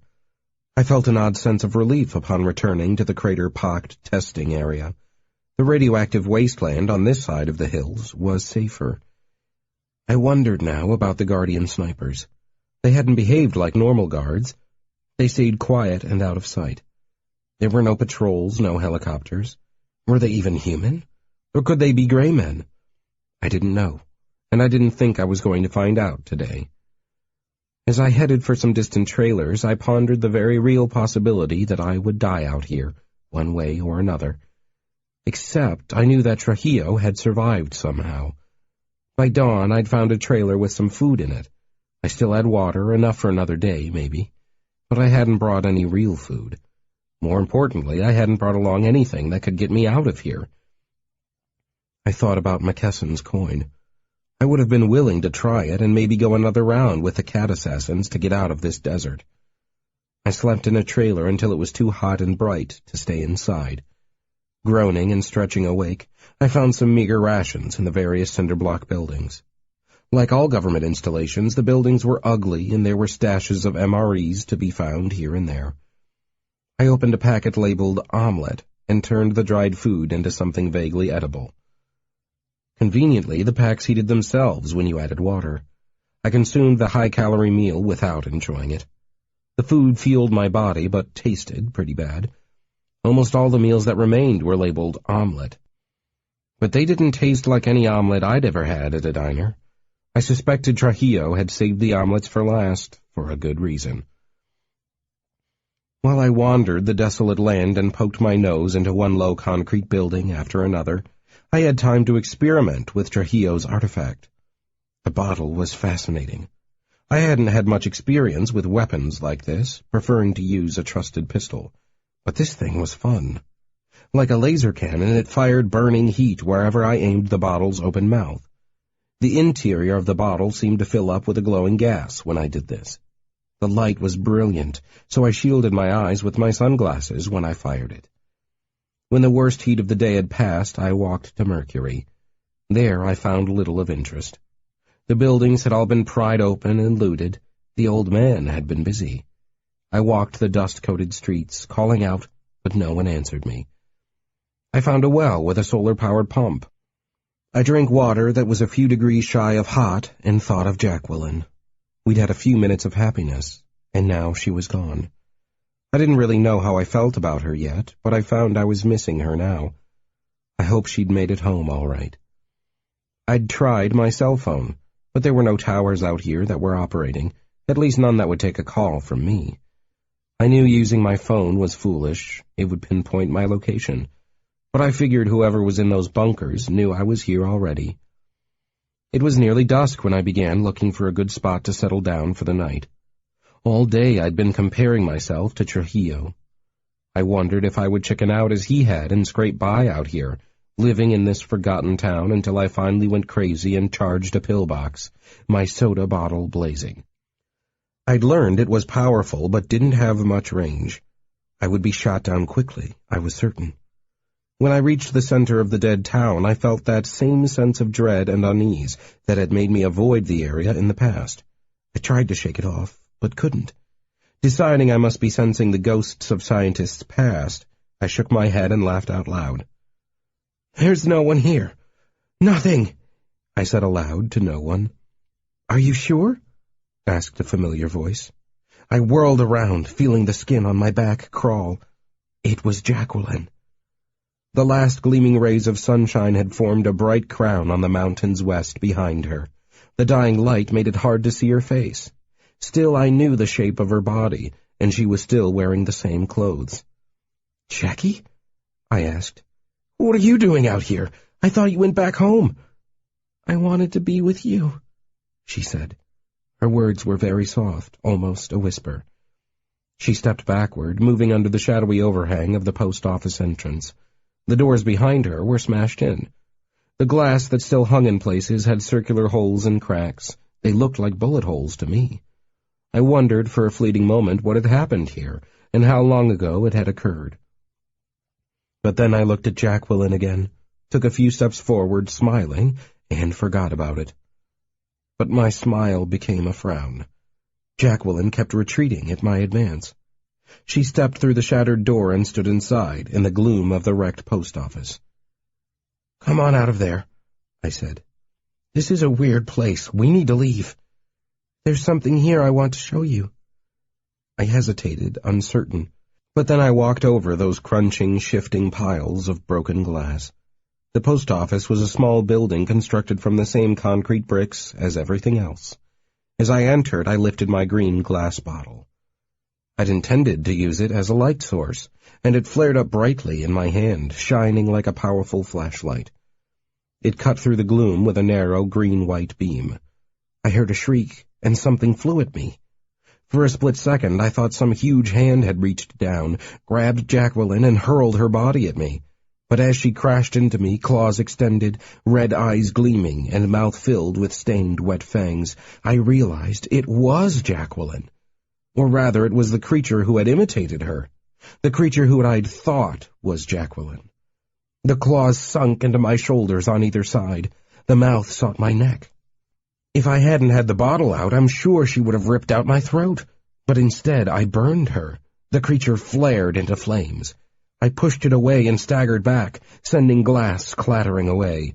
The thing scrabbled to get back up. Its belly was steaming and scorched black. I burned away the face and the eyes until only white fangs remained, yawning open in agony and rage. Filled with a horrible vitality, the mortally wounded monster thrashed on the broken glass for 10 more seconds before it died. I decided that was a good time to make my exit. Maybe it wasn't the weirdest thing that had ever happened to me, but it came close. Fearful I might meet more monsters, I withdrew to the outskirts of town. After darkness fell, I saw lights coming up the highway from the south. They were headlights, I could see now. Out in the desert, in an empty, dead town, a single car was very noticeable. I watched as it approached, uncertain as to how I should react. Was this a rescue party or an extermination squad? Having no way to be certain what I faced, I gathered my objects, put on my backpack, and tightened the straps. I had the bottle in one hand and my pistol in the other. I used the candy cane and vanished from sight when the headlights slowed and came into mercury. In case they'd seen me from afar, I moved between various decrepit houses and trailers, working my way toward the south end of town. I now suspected snipers had kept tabs on me since my arrival. I made sure I used every scrap of cover I could, despite my invisibility. Why make it easy for them? Sure enough, the car drove right to the half-dead Del Frenzy Park area in the center of town. I figured when I'd burned the monster in the post office next door, someone must have noticed. I watched a figure get out of the car, then get back in again and drive slowly around the streets in a widening circle. It wasn't until the car passed me by, flashing its headlights over my location between a dumpster and a wall, that I recognized it. The car was a Mercedes convertible, and the paint was bright red. I stood up, wanting to shout out Jacqueline's name. A large part of me was certain that it had to be her. Who else knew I was out here? Who else would have the guts to come looking? But I hesitated. Was it the real Jacqueline this time? Something about the way the car moved, about the shape of the person I'd seen at a distance, getting out and walking around the car at the post office. I just wasn't sure. I'd been tricked by the people who ran this place once before, and I didn't want to chance it again. So I waited. The car passed me by, then rolled around to the north end of town. I headed toward the post office building at the center of town. I hoped to find some clue as to what was going on. After cruising around on the north side briefly, the town was quite small. The driver became impatient. Whoever it was, they began to honk. They soon drifted nearer. I heard my name being called over the sound of the engine. Still, I waited. I didn't run out and flag them down. I trusted no one in this place. More importantly, the voice I heard distantly wasn't that of a woman. It was someone else. Perhaps it was the guys from the pillbox wanting me to come out and make things easy for them. Eventually, the car returned to the post office lot. I ducked low in the bedraggled dead trees nearby and watched a figure enter the building. He'd left the engine running. I hesitated only briefly. This could be my shot, and as an impetuous person, I was determined to take it. I ran out of my hiding place, staying invisible, and jumped into the convertible. I put my foot on the accelerator and tore out of the parking lot. The man who'd gone inside, probably to look for me, ran out after me. I saw him clearly for a moment as the headlights splashed over his surprised face. It was Detective J. McKesson. 26. I threw the car into park and stood up on the seat. I aimed both my weapons at him. He raised his hands and walked toward the car. I squinted at him in the light. I wanted to be sure it was the real McKesson. Unlike the thing I'd killed back in the post office, he stood up to close scrutiny. He stood blinking in the glare of my headlights. "Where'd you go?" he asked, looking around suspiciously. I realized I was still invisible. I liked the advantage and hopped out of the running car. He walked up to it cautiously, pulling out a new revolver that flashed with a chrome finish in the headlights. He had the pistol ready, but aimed at the sky. "Draith, is that you?" "I'm me," I said. "I'm sure of that. The question is, are you really McKesson?" He leaned into the car and twisted the key, killing the engine. That's when I put my gun up to the back of his head. I was pretty sure he really was McKesson, but that didn't mean he was on my side. "Freeze, Jay," I said. I stayed invisible, but he could feel the cold muzzle of the gun, invisible or not. He froze. "You are one sneaky bastard, Draith," he said. "But it won't help you out here, and we don't have much time." "We have all the time in the world," I told him, taking the gun out of his hand and throwing it into the back seat. "Is that my own gun you have at my ear?" "Yeah, and yes, I'll blow you away if I don't hear what I want to hear right now." "Why so hostile?" "I've got plenty of reasons. For instance, I just killed a Jacqueline look-alike. Know anything about that?" "Did it have fangs?" "Yeah." "Did it like to hang back in the darkness and ask you to come closer?" "You sent it, didn't you?" "No, but I know the type of alien you're talking about. They haunt this place sometimes. There's a rip that appears naturally at the center of this town every week or so. Sometimes they slip in." "What the hell are they?" He shrugged. "Doppelgangers. Vampires. Call them what you like. They come from someplace else and prey upon whomever they can catch. They like to appear as someone you know. I've been out here before, and I had to kill my own mom once. Unfortunately for the alien I met up with, I knew my mom had been dead and gone for years." I thought about that, and wondered if the creatures he described could read minds, at least superficially, just enough to pick up on the appearance of someone you would trust. I shuddered. These things were worse than the gray men.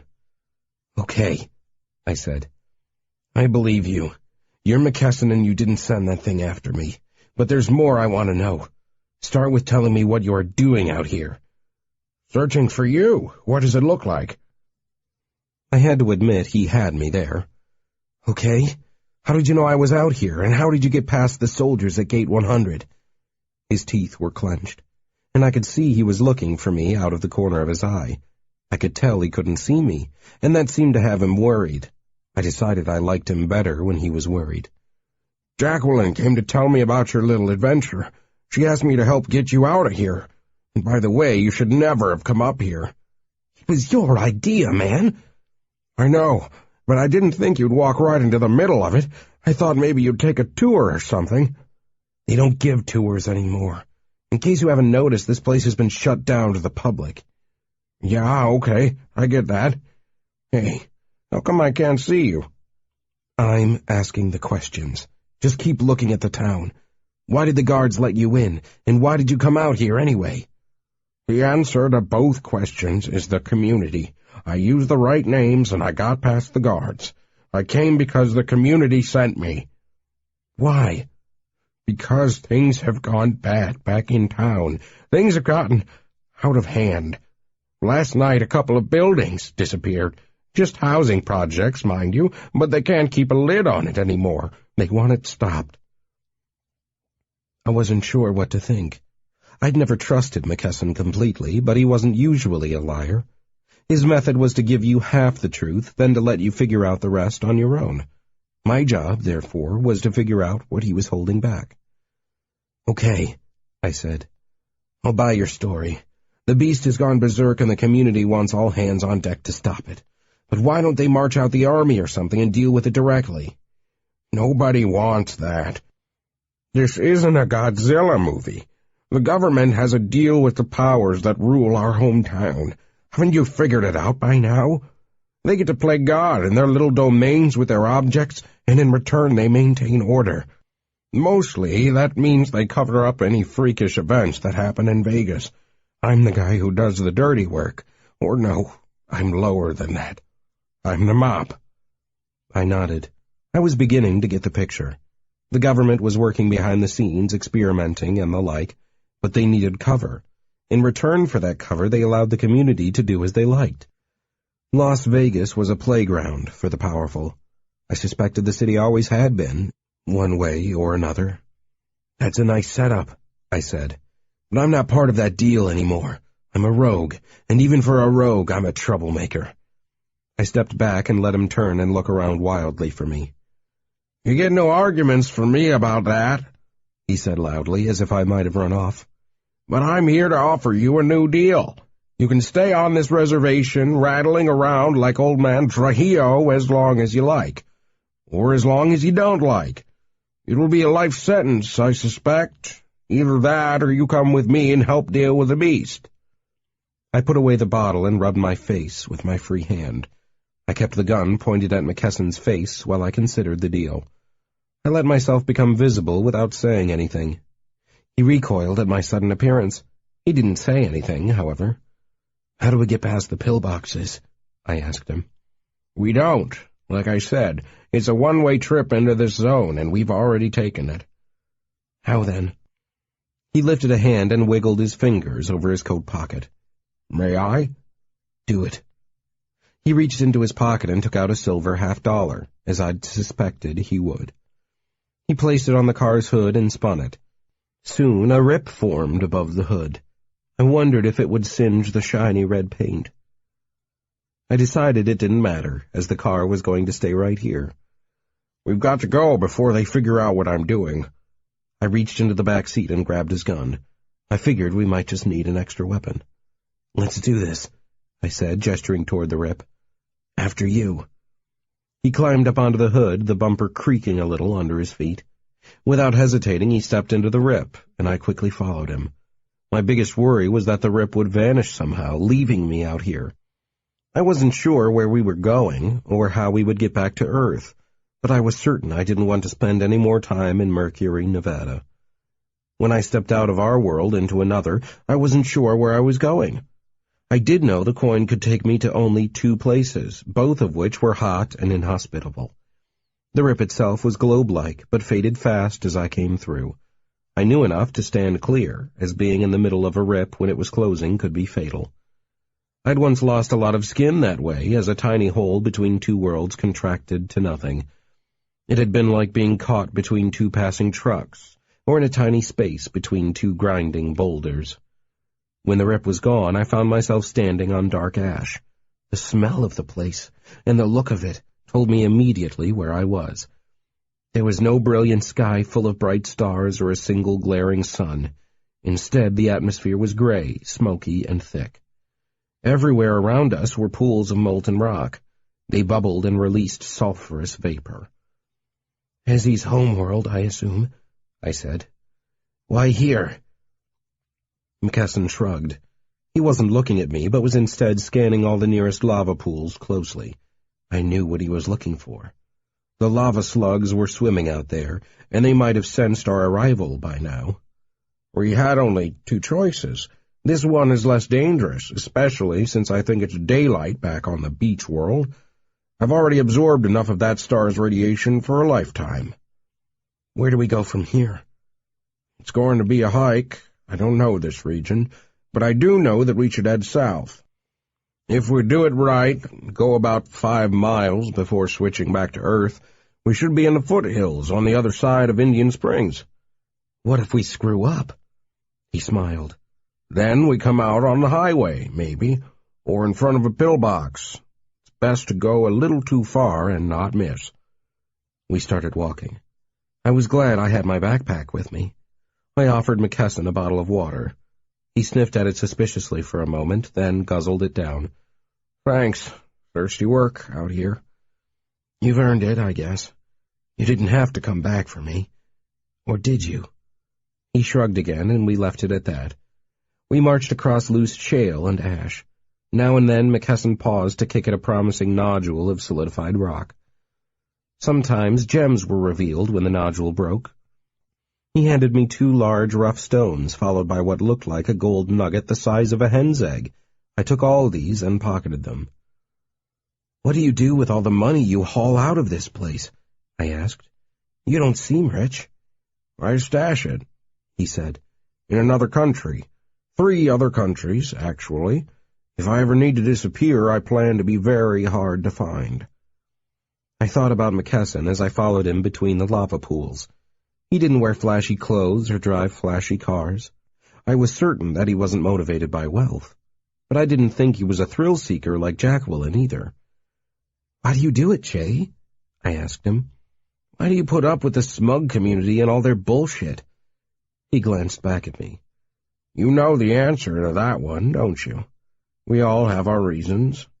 Why don't you leave town? Why don't you go to L.A., sit on the beach, and stare at bikinis? Because you'd be bored, right?" "Not just that. I want to know what's going on." He laughed at me, shaking his head. "Did you find your folks out here?" "I learned they died in the experiments." "Does that make you any happier?"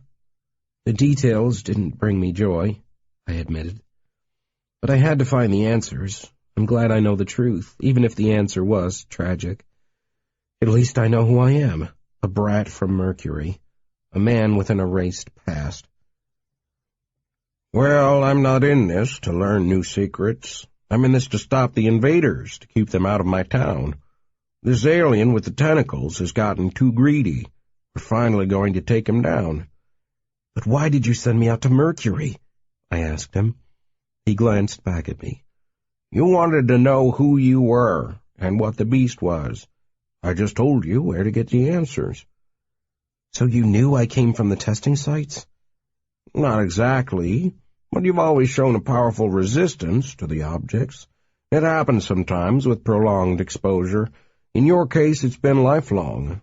I didn't know your past, but I suspected it had to involve the test zones." Thinking over his answers, I trudged quietly behind him for another 100 yards. We passed a massive lava pool, giving it a wide berth due to the overwhelming heat that emanated from it. When a bubble a foot across popped in the middle of the pool, I ducked reflexively. Gloppy droplets of molten stone flew in every direction, but the disturbance was too far away to reach us. "There's a swimmer," McKesson said. "It's a big one." "What, the bubble?" "That's no bubble. Come on." He began to jog upslope. I followed, stumbling and glancing back over my shoulder. I saw a ripple out there, but thought it could be just the stirring of the surface. As it died down, I slowed. McKesson kept moving quickly. I fell behind. "It's just some kind of geothermal— Never mind." Behind us, the edge of the pool splashed. Something was out there all right, something big enough to push a wave of lava and flotsam on the surface ahead of it. I began running again. The loose shale and stone shifted under my feet, clinking and clattering as they slid behind me into the crater. McKesson didn't even look back. He reached the rim of the crater and clambered over, disappearing. Cursing, I followed him as fast as I could. I was tired after 2 days of wandering in the desert, but I found renewed energy now in the form of adrenaline. "Don't you open a rip and leave me out here, Jay!" I shouted. There was no answer. I reached the top of the crater, and there it was, a shimmering spherical rip.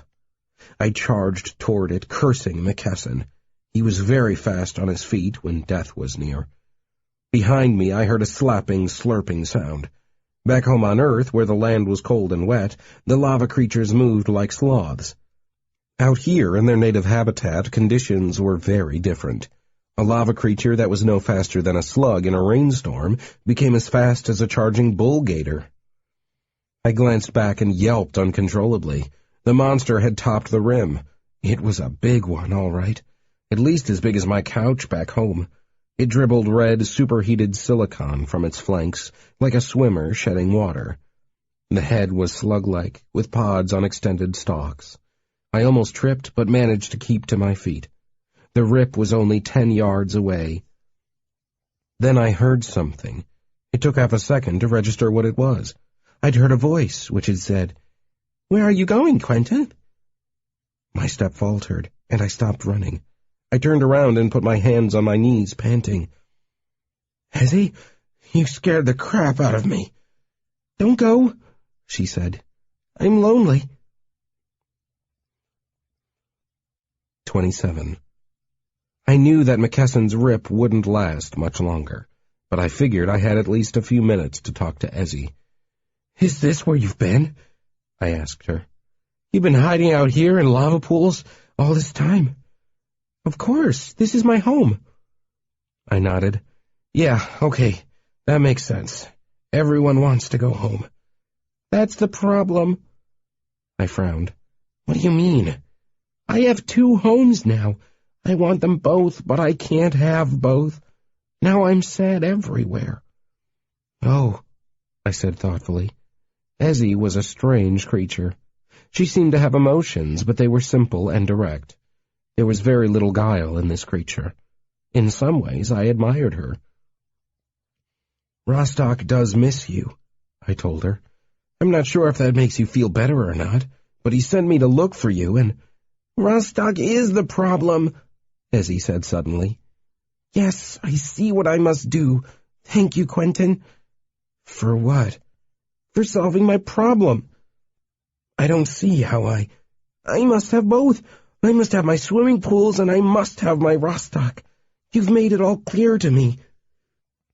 As I puzzled over Ezzy's thread of logic, she slithered forward to a spot where a flat slab of obsidian rested. There she stretched out her stalks and began to undulate her body. In this pose she looked more weird and disturbing than usual. I thought perhaps she was going to vomit or give birth. She performed this ritual for a full minute, ignoring me when I called to her. Every few seconds I glanced over at the rip McKesson had made. It led back to Earth, I was certain of that. I wasn't sure what sort of greeting I'd get if I followed him, but at least I would be home. At last, Ezzy's actions culminated in a gush of otherworldly light. It looked as if the air itself had lit on fire. I was dumbfounded and wouldn't have believed it if I hadn't seen it myself. She'd formed her own rip. This one wasn't evenly shaped. It had ragged edges. It looked like a hole torn through a movie screen. Inside it I could see the churning movement of the chaos that existed between the worlds. "Ezzy, where are you going?" "I must go to a cooler place," she said, and slithered forward into her rip. I stared after her for a moment, uncertain. I looked back at McKesson's rip, which was already fading. I had to make a decision, and I had to do it fast. In the end, I followed McKesson's path. I felt I didn't really have much choice. I couldn't take the chance and follow Ezzy. I didn't think she'd harm me intentionally, but I was very sure she could do it by accident.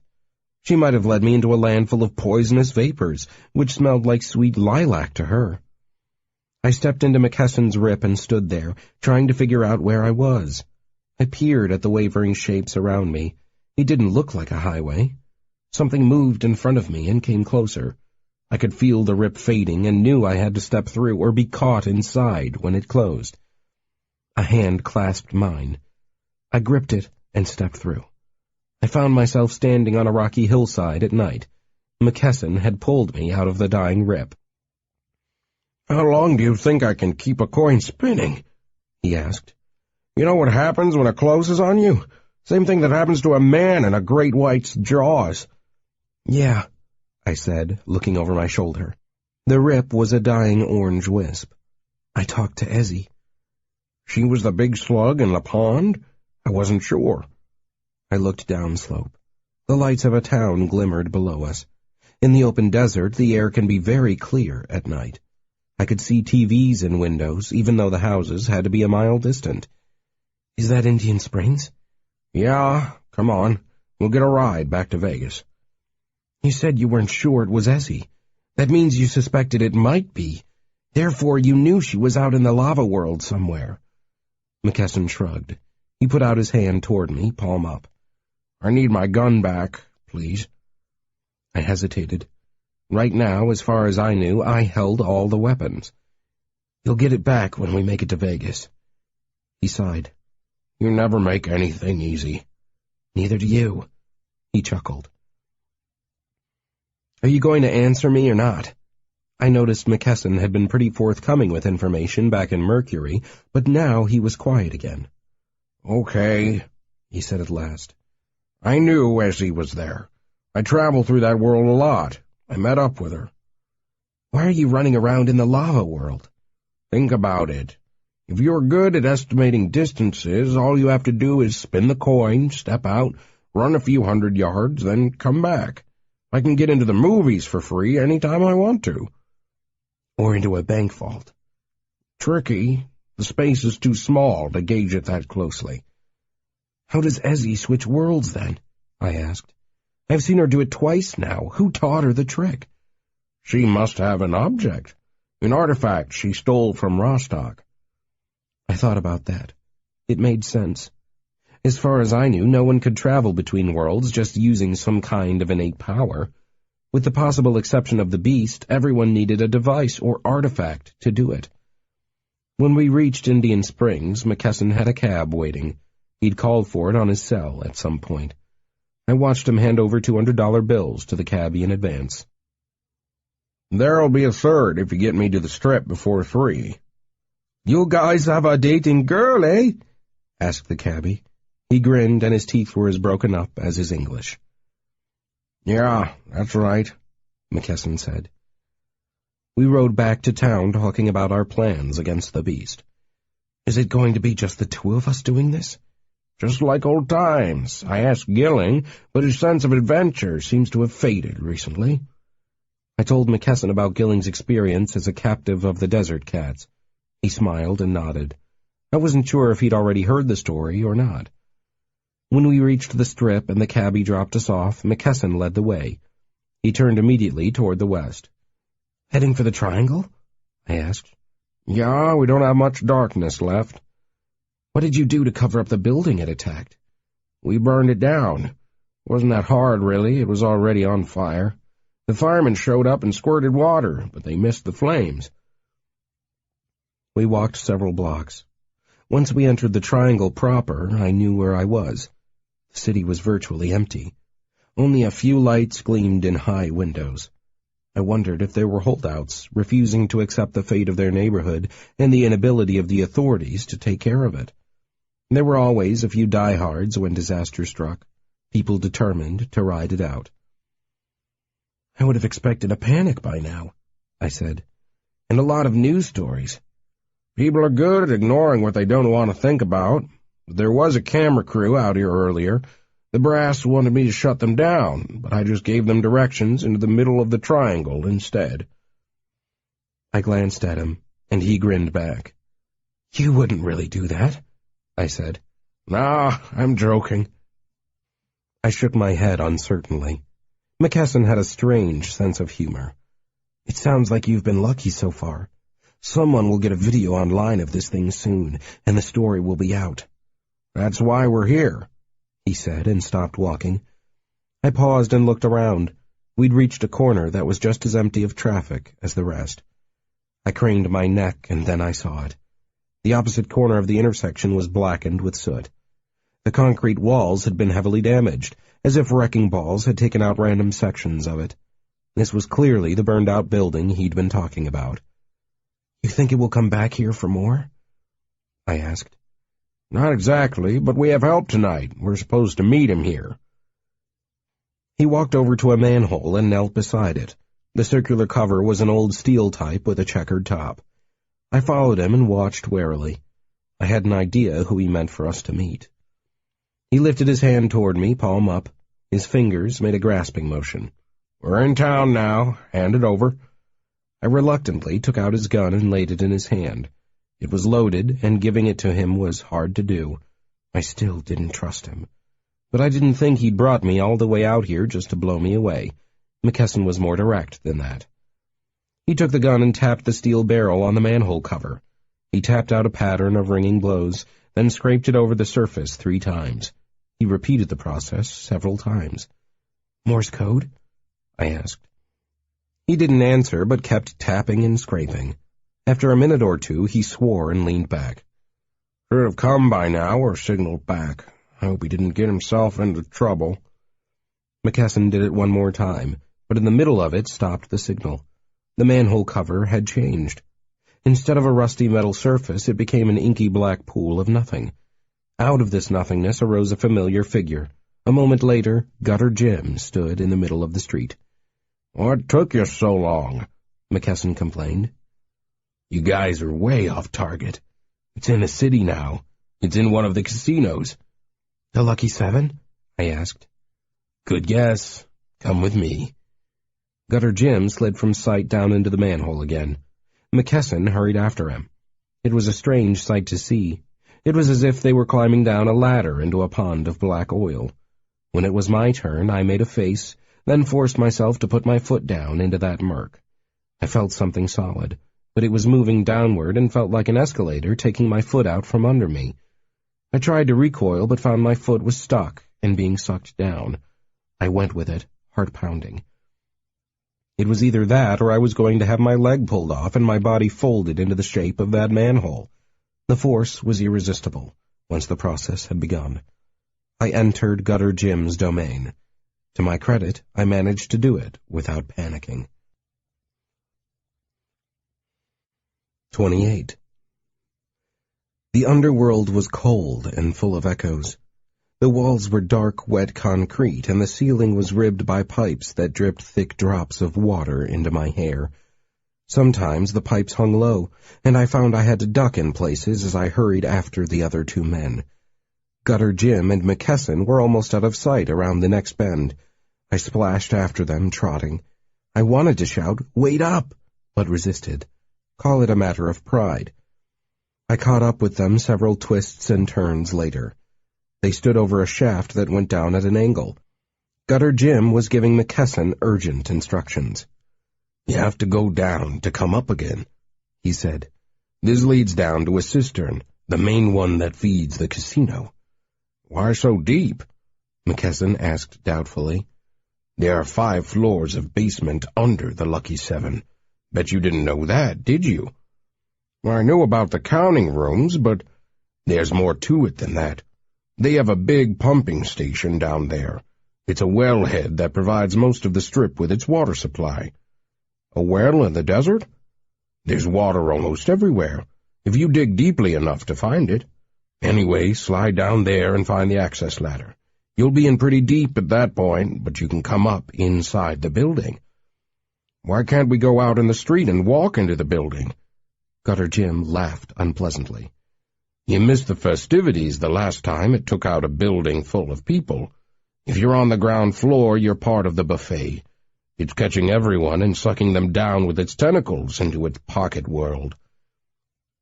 "Wait a second. It has more than one tentacle now?" I asked. "It always did, I'm sure. Either that or it's invited along a crowd of its closest relatives. The beast has opened up paths in the basement and extended tentacles up into the floors above. Your mission is to find one of those rips and slip inside, without being caught and eaten." I stared at him. I was liking this mission less every second. "What the hell are we supposed to do then?" "Kill it, of course." I reached down and touched the fanny pack that still rode on my belt. The contents were soft and lumpy. Could the liver poison something so huge? I didn't want to go in there and accomplish nothing more than to piss it off. "Can't we just attack the tentacles?" "Sure, but so far that hasn't done much, other than make it angry." McKesson stood at the entrance to the slanting hole and stared down. He didn't look any happier than I did, but he did appear to be more determined. "This thing has got to be stopped. People are dying out there, Draith. Are you in or out?" "After you," I said. McKesson was all business now. There was an invader in the middle of town, and it had never been worse. I felt the same call to arms he did, but I was feeling a little more cautious. McKesson grimaced as he put both feet into the pipe and slid down. He vanished into the slimy hole with surprising speed. I heard a tiny splash from below. I looked up at Gutter Jim, who seemed to be amused. "Is this a sewer or fresh water?" "The water's sweet.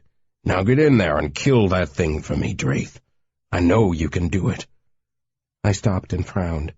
I wanted to ask him why he couldn't go after this monster himself. I already knew the answer, of course. Members of the community rarely risked their own skins. "Draith!" McKesson called up to me from the pipe. His voice was oddly distorted. "Come on, don't chicken out on me now."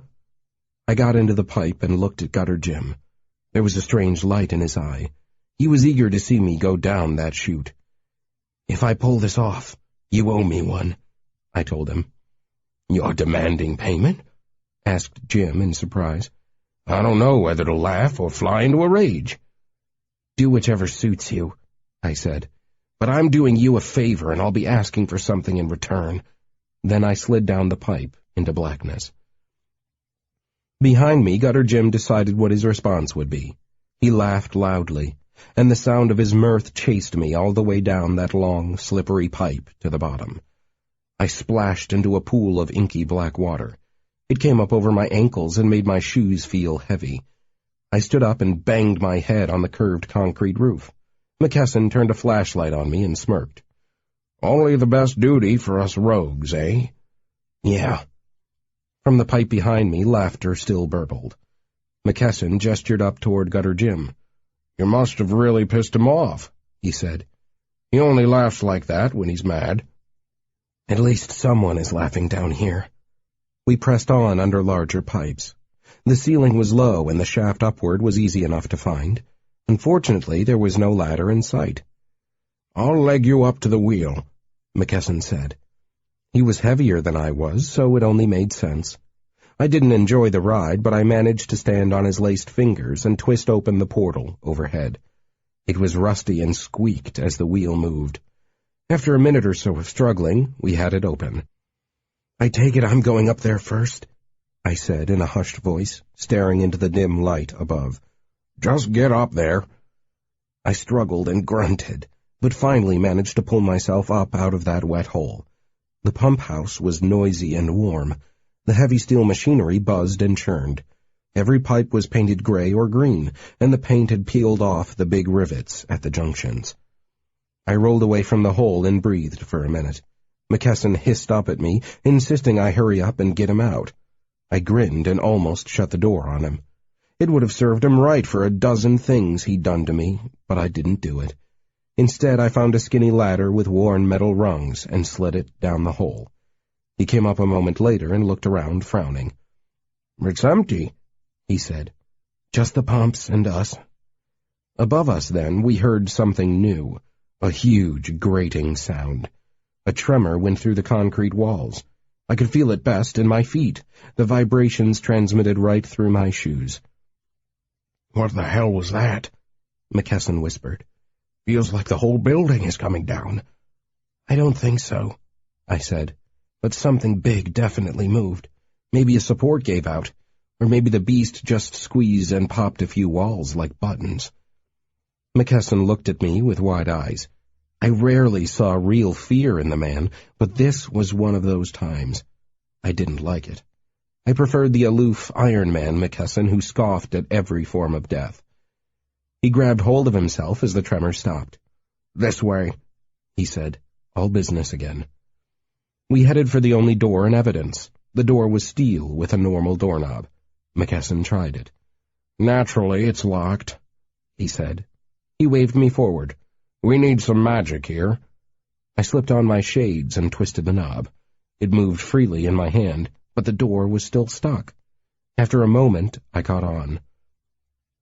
"It's not locked," I told him. The building has shifted and put weight on it.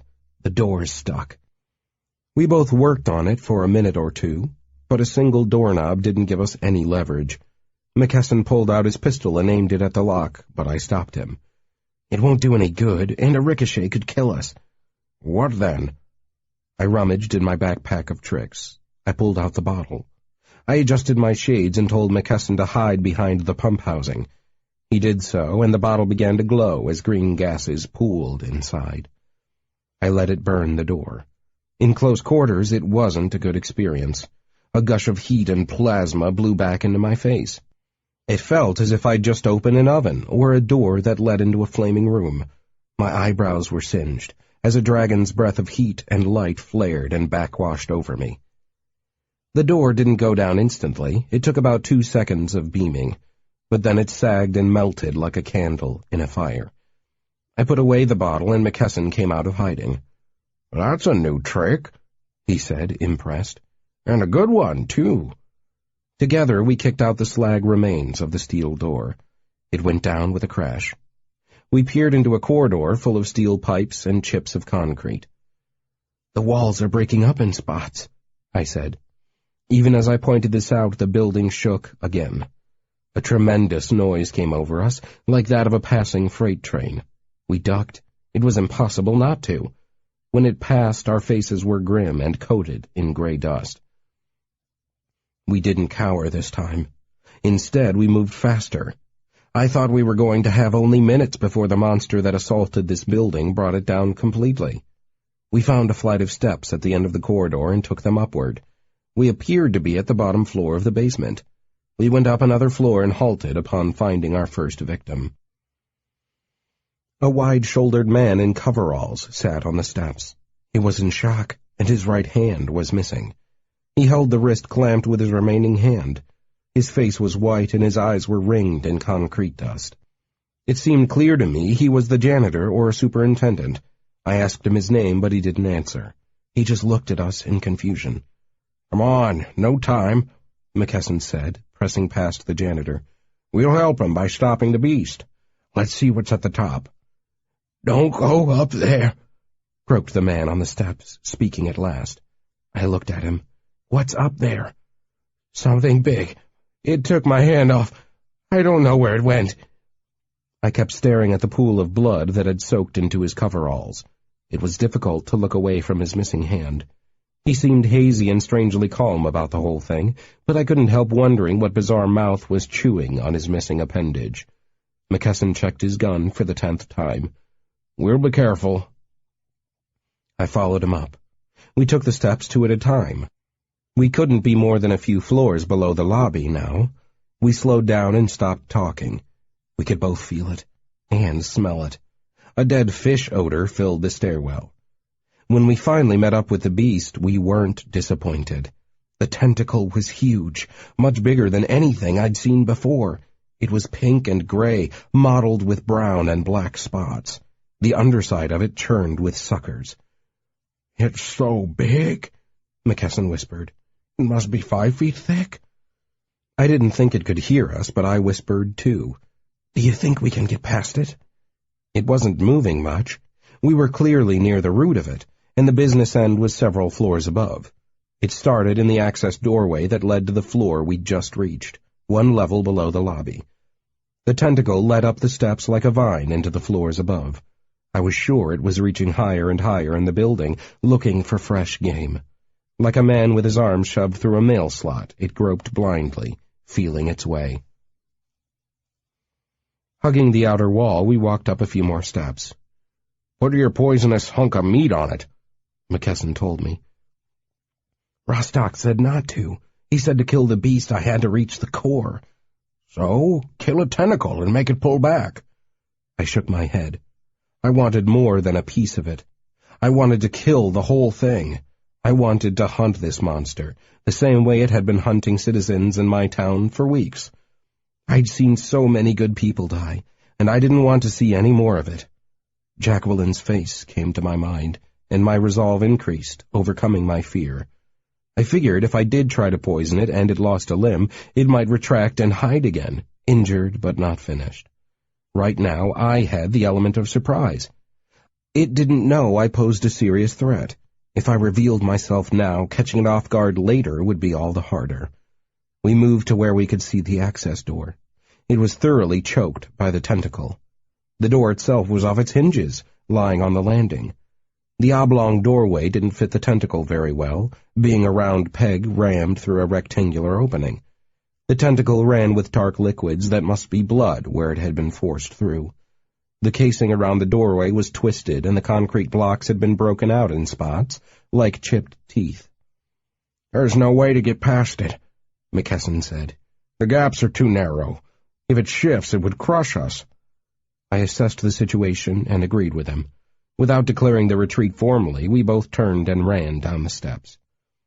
Perhaps it was this movement that alerted the creature to our presence, or maybe those suckers could taste our scent in the air. I'll never be sure. But the beast noticed us then, and decided we were prey. 29. At any given point before today, I'd only seen a single tentacle. I'd wrongly assumed the beast was limited in this regard. When it sensed us creeping around at the root of its thickest appendage, however, it sent another one snaking after us. It didn't come down from above, squeezing past the hugely thick one that reached up into the guts of the building. Instead, the second appendage came from the floors below. Our first clue was the dismal cry of the janitor.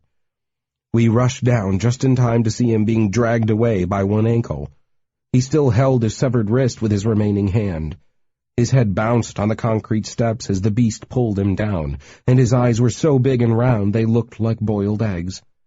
This tentacle was no thicker around than a telephone pole, thin and weak in comparison to the one we'd met upstairs. McKesson's pistol was out, and it cracked loudly. He was a good shot, and the tentacle burst open. It twitched, but didn't stop in its grim mission. A dark slick of alien blood wet the steps, greasing the way for the helpless victim. "Close your eyes!" I shouted at the janitor. He squeezed them shut, but his mouth remained open. He howled in pain and fear as the tentacle whipped him around a switchback, banging him against the handrails made of steel tubing.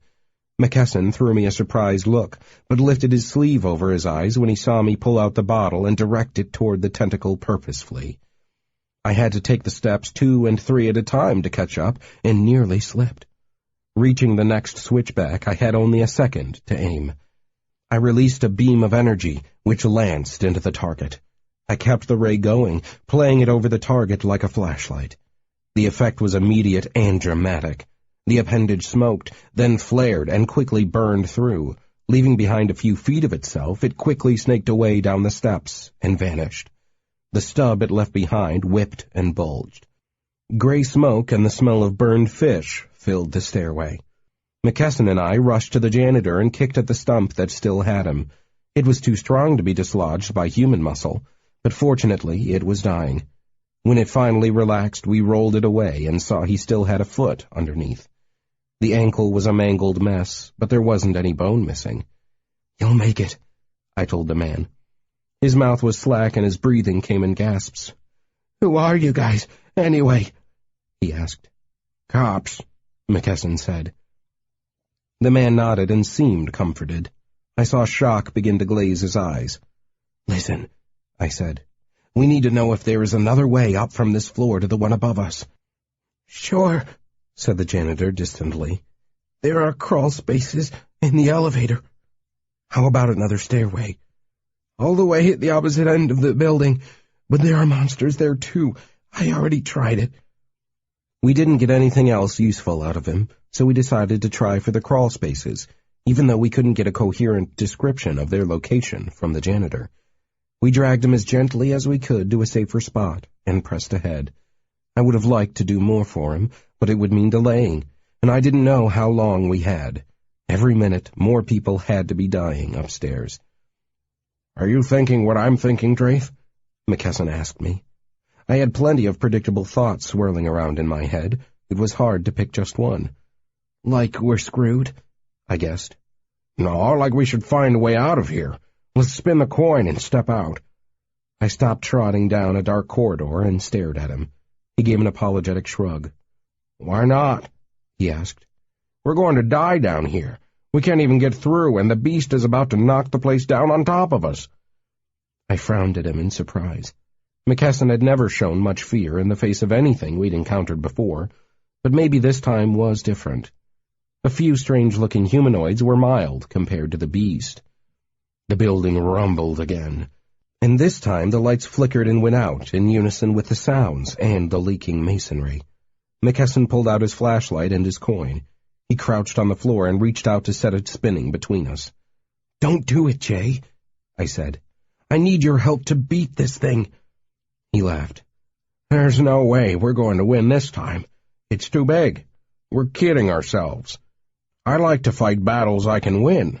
I'm going to open a rip and take the janitor with me. At least we can save one man. Would you rather all three of us die?" I knew he might be right, but I wanted to try for a bigger success. "Just give me one shot at the heart of this thing, and then we'll give up." He looked at me for a second, then a stubborn cast crept over his face. He touched the coin down to the floor and made ready to spin it. I couldn't blame him for wanting to run, but I needed him, if only to keep me from running away too. I didn't want to try this alone. "It's eating those people up there, Jay," I said. "It's tearing up your town." McKesson's lips pressed into a line. He snatched up the coin and shoved it into his pocket. "All right, damn it. We'll finish this monster hunt. You're as crazy as they come, Draith, you know that? You get one shot. I'll watch you take it, and when you're dead, I'm taking off." Thanks for the encouragement. We never found the crawl spaces or the elevator. Instead, we found a spot where the ceiling had caved in. Climbing over rough chunks of concrete, we managed to get our hands wrapped around a broken webbing of rebar. We climbed to the next floor, which was just as dark and dust-filled as the one below. The interesting thing about this level was the money and poker chips that spilled everywhere. We'd found the counting rooms. I figured this might be why we'd had such a tough time getting up to this floor. The security was tight, but the beast had disrupted all that. We scrambled over loose cash and quickly found what we were looking for. It didn't take much imagination to find the rip into the beast's homeworld. The tentacles all led back to a central point. The rip itself was an odd one, looking like a tear in a piece of paper rather than the usual sphere. "The hard part is going to be getting past that mass of tentacles," I said. "I'm sitting right here, and I plan to admire your style." "You're not coming with me?" "No way." "Fine, you can explain yourself to the beast," I said. I stood up and ran for the rip. Behind me, I heard McKesson cursing. I didn't bother to look back. When I was almost there, the tentacles seemed to sense my presence. Maybe it was body heat or my scent. I couldn't be sure, but I could tell they knew I was there. They began twitching and blindly sweeping through the air as I passed by. Pale pink suckers expanded and contracted rhythmically, as if the creature was tasting the air. As I passed by, I had to burn one. It came at me, and I wasn't able to jump over it. I burned it until it looked like broiled calamari, and kept going. Then I was inside the rip, and everything changed. The heart of the rip was almost comforting with its characteristic warping of sound and distortion of sight. I couldn't see the tentacles for what they truly were. Instead, they looked like vines that whipped in a storm, thick vines. I stepped on them, and they shifted under my feet and thrashed sickeningly. I reached the other side and stumbled into an unfamiliar world. I drew in my first ragged breath and immediately gagged. The air was fetid, dank, and disgusting. It smelled like an ancient bubble that had been trapped on the bottom of the sea for centuries. It was breathable, but thick and cloying in my throat. I staggered forward to escape the nest of tentacles. They came up in a cluster from the rocky ground at my feet. It was easy enough to get past them, as they were all reaching into the rip, and the few that chased me I burned to ash. When they stopped thrashing, I heard something I didn't like, a new sound that reminded me of my own churning gut, magnified 100 times. Something approached from the darkness to my left.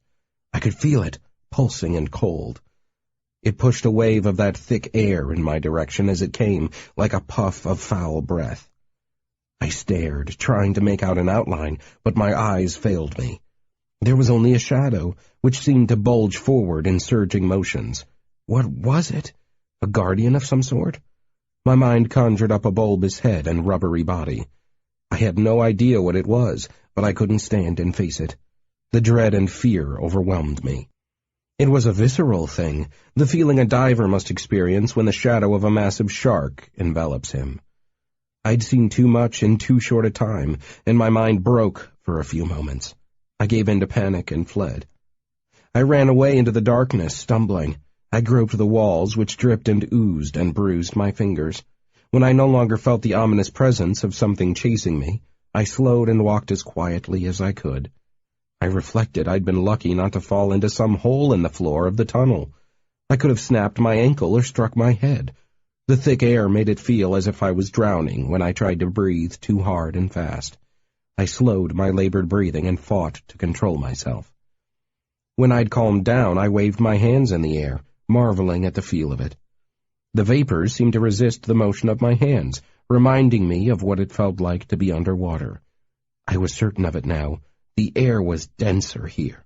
I could feel the atmosphere touching my face. I wondered if that meant the chemical composition of the gases was different and possibly deadly. Or maybe the physics of this place were different, as McKesson had once told me they might be in these alien places. Perhaps here gases were thick enough to resist a man as he passed through them. I'd never been quite sure what to expect in this world. When I had allowed myself to think about what it might be like here, I'd worried there wouldn't be room for much other than the beast itself. I'd thought perhaps the monster was like the proverbial bogey in the closet, filling its tiny universe with its own pale flesh. Fortunately, there was more room than that. I was in what appeared to be a cave complex. The walls glowed faintly with a ghostly luminescence. So far, so good, I thought. I'd made it through, and I'd escaped immediate death. By my calculations, I was beating the odds. Then I heard a familiar, alarming sound.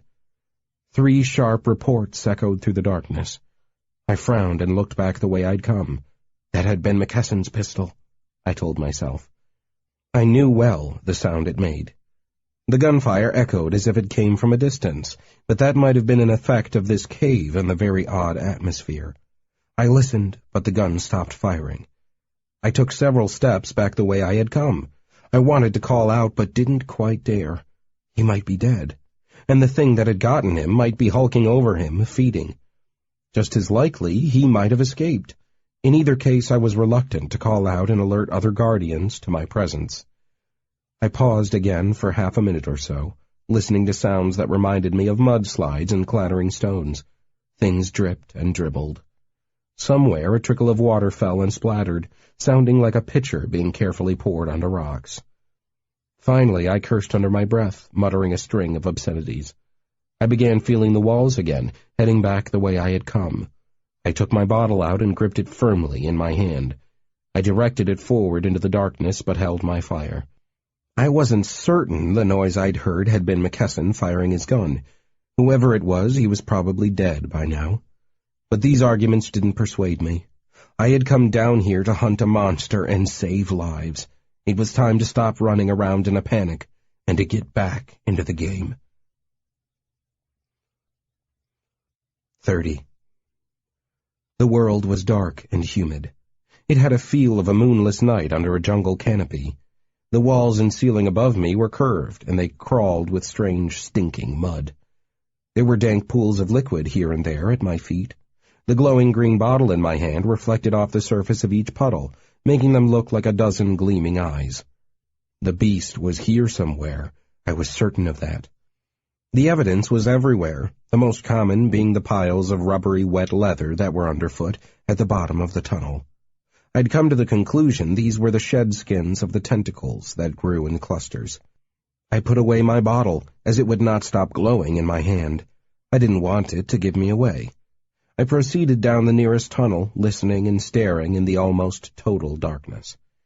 I heard the splash of an unseen foot in a puddle ahead. I froze, heart pounding. I raised my hands with the liver in my clenched fist. If it was one of the things I'd come to refer to in my mind as a guardian, I would try out my new weapon upon it. "Who's there?" hissed out a voice. I sighed in relief. "McKesson? It's Draith." The splashing moved closer. "Where are you?" "Can't see." We moved forward and we met at a low point in the twisting passage. McKesson and I almost walked into one another. We'd both been creeping along in the dark, trying to avoid detection by the beast, its tentacles, and its guardians. "I thought you weren't going to come," I said. "You riled up all the damn tentacles. They were snaking everywhere back in the counting rooms like 1,000 angry hoses. I decided I might as well join the party here with you." "Interesting. They don't seem to be coming after us here." "Well, I guess they figure we're as good as digested once we come inside their domain. Remember, that's what they're doing, dragging people back into this world to be devoured. We just help them along by jumping into the beast's maw. From their point of view, that's mission accomplished." I grunted. I disliked his summary of the situation, but was unable to refute it. "How did you get away from that guardian?" "The big thing that came at me out of the dark? I just shot at it and ran. Not sure if I really heard it or not. It seemed to want me to head this way, to be driving me in this direction." I agreed. We didn't like it, but we decided to follow its wishes and advance farther into the tunnels. It was either that or face the guardian together. "Do you think this guardian thing is the beast?" I asked. "No, not big enough." I had to agree. The guardian was perhaps the size of a pickup truck, but nowhere near as big as an office building. As we pressed onward, the walls of the tunnel became slicker and seemed to angle downward slightly. I briefly revealed my bottle, which seemed to light up whenever I was in a tense mood. I used it like a flashlight so we could have a look around. We'd reached a point where we found dry, crispy spots on the floor of the tunnel. The air had changed, too, becoming acrid with a smoky taint in the mix. "What is that stink?" McKesson asked. "Smells like burnt meat." I could think of a dozen sources, but none were savory, so I didn't answer. After turning a sharp corner, we saw light playing on the walls ahead of us. We cautiously moved closer and saw a dark lump moving. The walls around it were singed and hazy with vapor. A moment later, the lump turned slightly, and I saw familiar eyes like jewels on stalks and recognized the snail-like profile. "Ezzy?" I hissed in the dark. She turned around and regarded us. She paused for a moment, taking us in. She wasn't what I'd call a fast thinker. "Are you two lost?" she asked at last. "Yeah, you could say that," McKesson said. "What are you doing down here?" "Goading the beast." I felt a shock when I heard her words. Could it be true? "This is all your fault?" I demanded. "What are you doing, burning these tunnels to make the beast mad?" "Mad? Yes, mad with pain." "Why are you doing this?" I asked. "I wanted to find Rostock. I thought if the beast brought him, he might be my pet in this place. But I'm not sure now. I don't like it very much. The beast is too powerful." "Ezzy, you must stop goading the beast." "Why?" "Because it's killing people, even now as we speak." "What people?" she asked in surprise. "The people in the Lucky Seven." "Oh no, the beast was only supposed to catch my Rostock and bring him here to me." "Well, unfortunately, it's taking the Lucky Seven down in the process and eating everyone inside." "That's terrible. We must speak with the beast about this." McKesson jumped into the conversation at this point. "Be a good slug and lead us to the beast's heart, will you, Ezzy?" "I will," she said, and she glided away. Behind her, the path sizzled and steamed. It was an easy trail to follow. While we walked in her stinking, hot exhaust, I had time to ponder what I had learned. Could this entire place be the beast? Was the beast not a being, but a place? I was uncertain. I was unable to get any coherent answers out of Ezzy on the subject, so we pressed onward. "How did you get here, craziest of lava slugs?" McKesson asked her. "I traveled here. At first, when I began to cross worlds, I couldn't control my destination. But after doing it for a while, I became able to direct the flow. Now I go where I like." "But how?" asked McKesson. "Do you carry an artifact?" "Not exactly," she said, moving her stalks far apart. "I ate one." I laughed aloud. "Of course you did. What did it taste like?" "I don't know. It won't come out." I tried not to think about her odd choice of words. Probably her command of English was imperfect. "It's stuck inside you?" I asked. Yes, and I want to keep it now. It's been useful. So let me get this straight. You ate one of Rostock's artifacts and you used it to travel the worlds until you found your home. Why didn't you stay there? Why did you come here? I was lonely. I missed Rostock. He mistreats me, but I still want my Rostock. Uh-huh, but why here? Why? Because Rostock used to live here. It took a while to get the full story out of Ezzy, and even afterward I wasn't sure I understood everything. But as far as I could tell, Rostock wasn't entirely human anymore.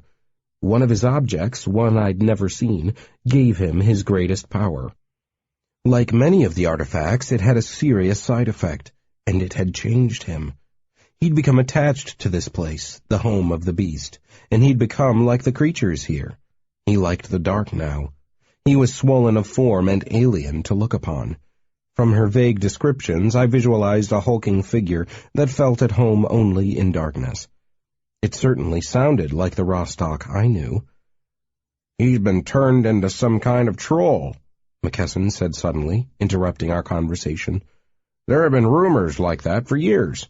A belly like a bouncer, warts so ugly you could make a blind kid cry. I get it.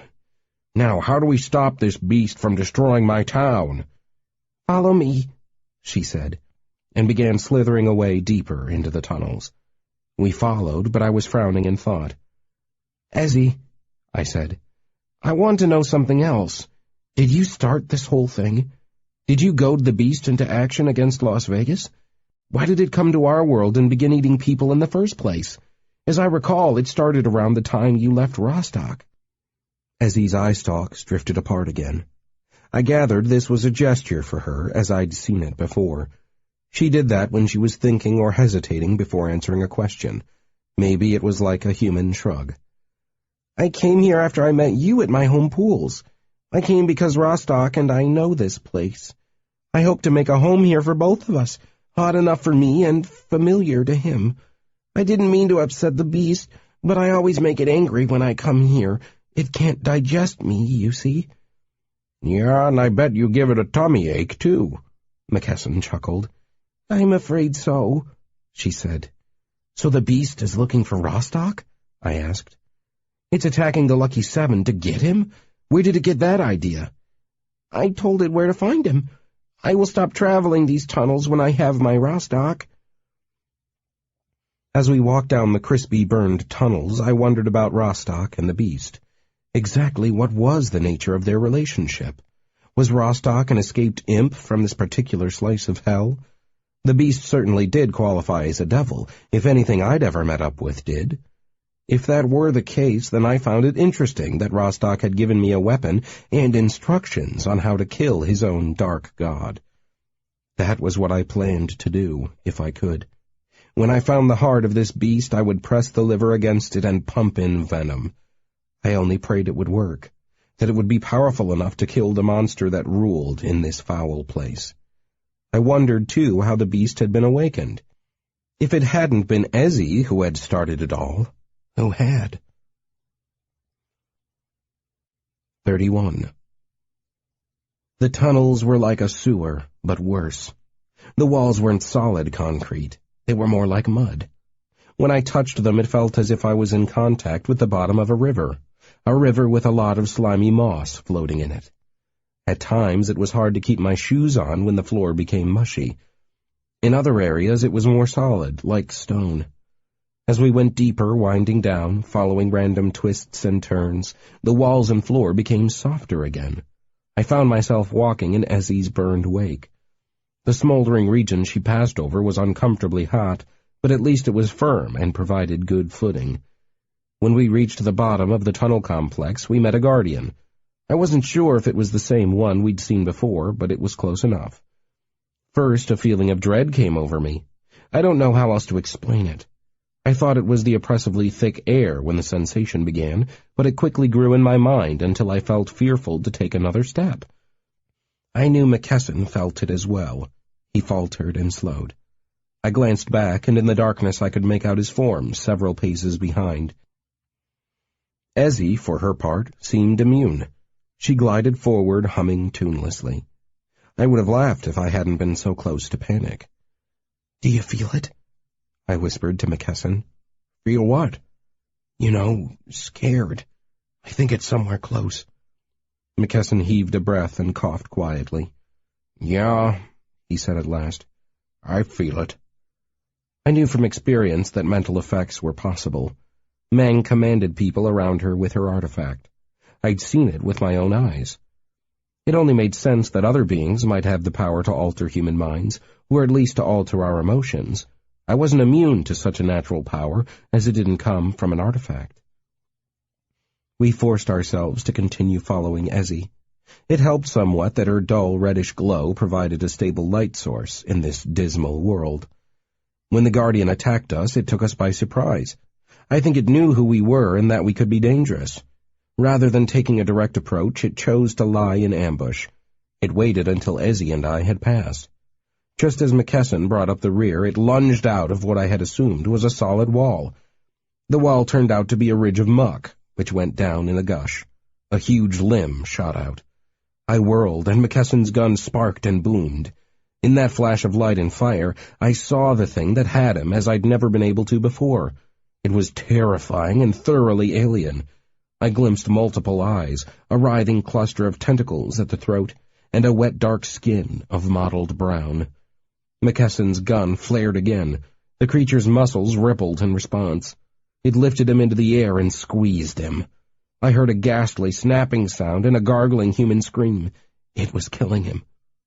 Although fear gripped me as at no other moment in my life, I stumbled forward into action. I felt numb and my hand shook. I didn't dare use my bottle to burn the monster, as I felt sure I'd somehow burn McKesson by accident. Instead, I formed a fist around the liver, squeezing it in my hand as I punched forward. I touched the artifact to the Guardian. The contact almost broke my mind. I've never felt such a wave of despair and panic. I cannot describe it, other than to say I'd rather have all my limbs broken rather than feel it again. I willed the thing in my hand to release its poison. That part wasn't difficult, as I was already in a state of terror, and self-defense comes easily to me in such situations. I could not see the monster's face, but I could sense it stiffening. Another popping sound came out of McKesson. I suspected the Guardian's hand had squeezed him convulsively. I heard no response from McKesson, despite the fact he had to be in agony. I figured he was either dead or unconscious. Heat flared behind me a moment later. It was Ezzy. She'd reversed course and come close. "Out of the way, Quentin," she said. I threw myself against the wall of the passage. Ezzy flared, generating more internal heat temporarily, something her kind could manage in these situations. She wasn't fast, but the Guardian feared her. It dropped McKesson, who flopped onto the tunnel floor and slid away bonelessly downhill. Ezzy advanced upon the Guardian, which tried to flee but seemed unable to do so. Staggering, then falling in a heap, it flailed on the tunnel floor. I could see it only as an outline, a shape like that of a huge man under a blanket of mud. That muddy blanket was its alien skin, I knew, and it was dying due to my dose of poison. Ezzy caught up with it and a steaming hiss erupted. The monster could not avoid its fate, but long before Ezzy had burned it to death, I think the poison mercifully stilled its heart. "It's dead," Ezzy said. "Thank you, Ezzy." "I think you killed it. It tastes funny." I shuddered and knelt over McKesson. He was out cold, and his right shoulder was 2 inches lower than his left. He had a broken collarbone, but he still had a pulse. I was surprised how concerned I felt about the bastard. "I think I need to take him out of here or he's going to die," I told Ezzy. "What about the beast?" I hesitated. "What's the beast like, Ezzy? Have you met this creature?" "Yes. The beast is quite unpleasant. It controls this place. The Guardians are its servants." "I gathered that," I said. I tried to think. It was difficult, as my emotions were running high.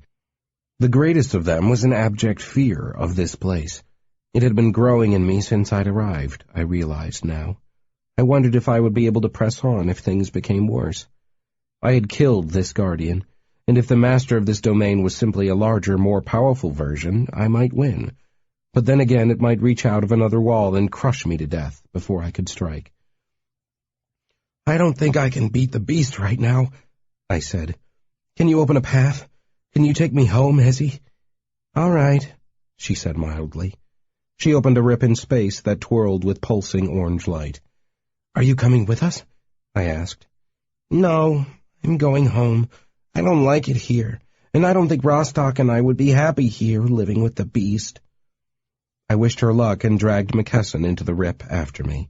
It was just big enough for us to squeeze through. Ezzy sent us right back to the ruined casino. I stepped out of nothingness into the damaged building, finding myself between the blackjack tables and the quarter slots. The slot machines were dark and lay on their sides. Quarters and paper cups full of chips lay strewn everywhere, discarded and forgotten. What a horrible panic must have swept this place. The beast was nowhere to be seen. The tentacles were gone, as were the rips it had used to attack the casino. At least, I thought, I could feel good about that part. It seemed that my efforts had made it retreat. Ezzy came through the rip but didn't stay with me. She formed a new rip and left again before anyone stumbled upon us. I laid McKesson on his back in the smoke-filled room and tried to make him as comfortable as possible. I pulled out my cell phone to call for an ambulance. "Sir, put that away!" a voice rang out. I turned with the phone to my ear. A startling figure advanced. He had brilliant flashlights attached to his helmet and his gun. I slowly lifted my hands. "I need help," I said. "This man is a police officer and he's dying." "We'll take care of him. Get out of the building. No civilians are allowed in here. We're sweeping every floor." I blinked at him. "Sweeping every floor for what?" "Terrorists, of course. Don't you know what happened?" Enlighten me." "The building was attacked. Bomb damage and bodies everywhere. All the survivors are loading up on buses to go to the hospital. That includes you." "I'm not injured, but please take my friend." He shook his head emphatically. "We'll get a stretcher and take him out. You're going right now." I thought about arguing, but two more flashlight-wearing men in body armor appeared near a crushed Corvette circled by velvet ropes. I gathered the car had once been a grand prize. "Show me the way," I said. I followed the man toward the exit. Long before we reached the door, however, I used Jacqueline's candy cane and vanished. My escort cursed and fumed, marching around in circles, calling for me. I left him searching around the ruined front desk of the hotel.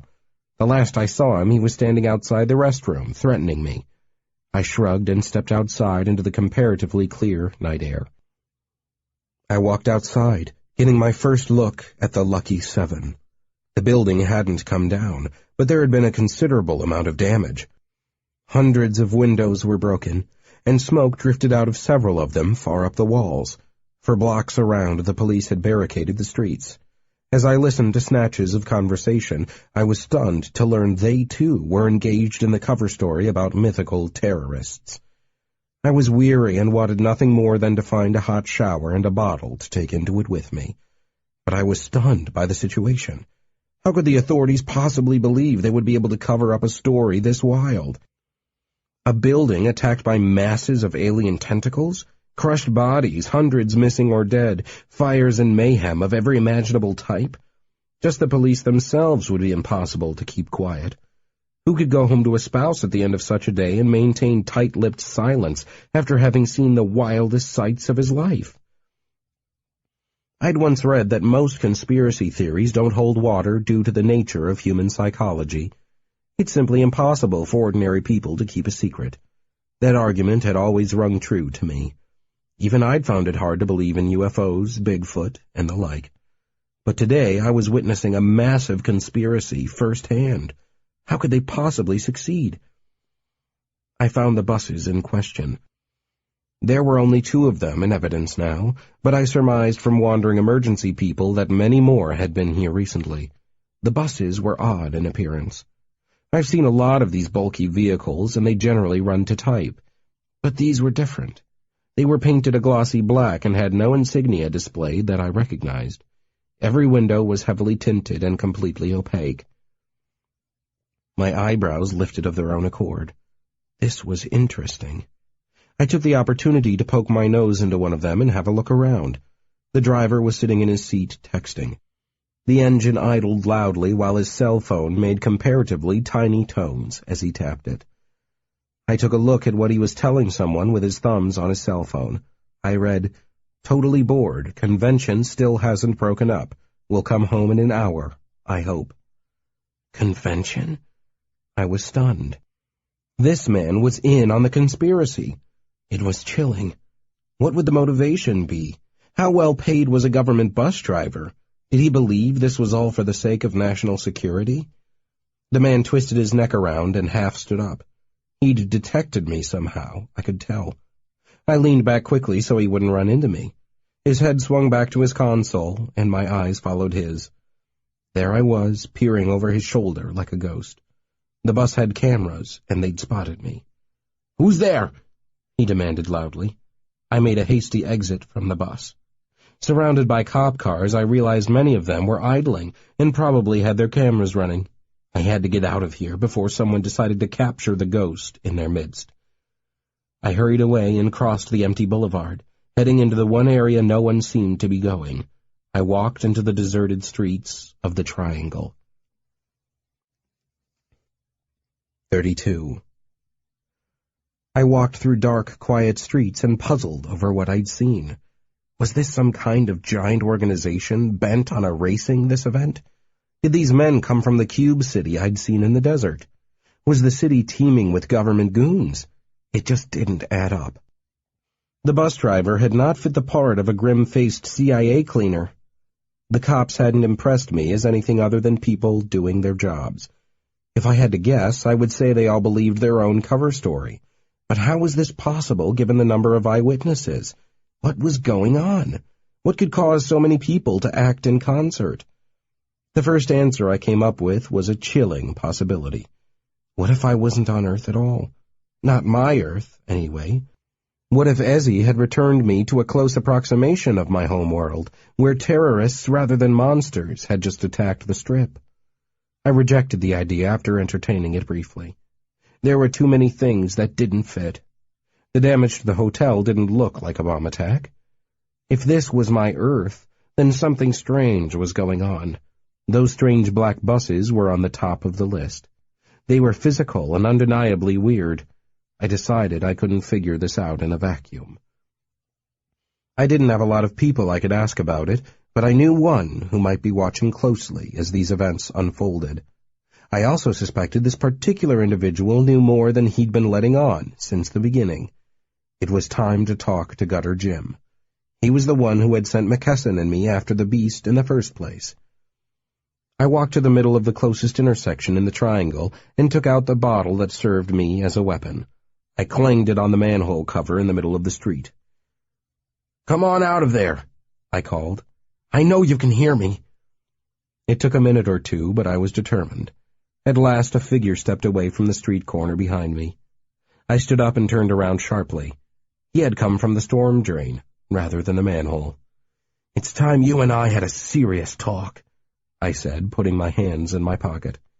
He looked me over but didn't come any closer. "Did you get to the beast?" "We heard it." "Bullshit," he said. "Don't try to put a good face on it. You failed utterly." "We drove it back, I think." "You didn't kill it. More people will be eaten tomorrow night. Many more." "Did you honestly think we could do it? Or did you just send us in there to die? Do you know what it's like in there? Have you ever visited that little slice of hell, Jim?" He laughed. He took a step toward me, waggling a finger. "That's quite a stack of questions, Rogue. I don't answer questions from your kind unless they are politely stated. And I'm in the mood." My anger flared. I'd seen too many people die. I could no longer stomach his attitude, and I'd heard enough. It was time to get some straight answers. I figured he wasn't coming any closer than he was right now, so I vanished and started moving around him. In my pocket, my left hand was wrapped around the candy cane. In my right, I gripped the bottle. Surprised, Jim made a tiny sucking sound as he drew in a gulp of air. "A rogue trick?" I had to get behind him. He figured out what was happening about 2 seconds later. I suspect he'd heard my feet pounding on the asphalt. He was only a few steps from the storm drain he'd risen up from, but I calculated it should be enough. In a near panic, Gutter Jim scrambled toward the dark drain, diving onto the street like a runner sliding for home base. His fingers reached desperately toward the square metal waffling that covered the drain. I knew if he reached the drain he'd escape, but I didn't want to kill him. I smashed him down, swinging the bottle like a club. I caught him just behind the ear and drove him into the pavement. He crawled on his belly, still game, still dragging himself toward the drain. His hands were claws, but he was still a few feet short of his goal. I sat on his back and pressed the bottle against his shoulder. I allowed myself to become visible again. I wanted him to know who had him pinned.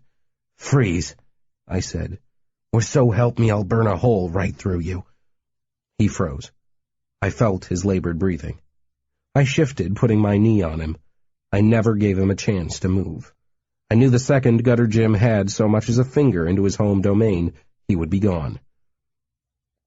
"You're a brave one, I have to give you that," I told him. "None of the other community members I've met up with would leave their domains for a second, but I suppose I can understand it in your case. Who wants to spend life in a stinking sewer? And who else in their right mind would go down there to visit the wretched gutter man?" "Shut up," he said, breathing hard. "I will," I said, "if I can get you to start talking. Did you send McKesson and me after the beast just to kill us?" "You can't pull this crap, Rogue. The community won't stand for it. We have a pact, you know. We used to fight, but now we're all on the same side. Even Rostock won't save your ass if you kill me." I tapped his skull lightly with the bottle again. He winced. "Wrong answer," I said. "Perhaps you don't appreciate the power of this particular object. Let me demonstrate." I aimed it toward the storm drain he was trying so desperately to get to and beamed it into molten slag. The metal glowed orange and dripped into the sewer, each droplet hissing when it struck moisture below. Gutter Jim craned his neck around to look at the bottle in my hand. "That's Trujillo's." "Very observant," I said. "Are you in a talking mood now, or do I have to cook off some spare toes?"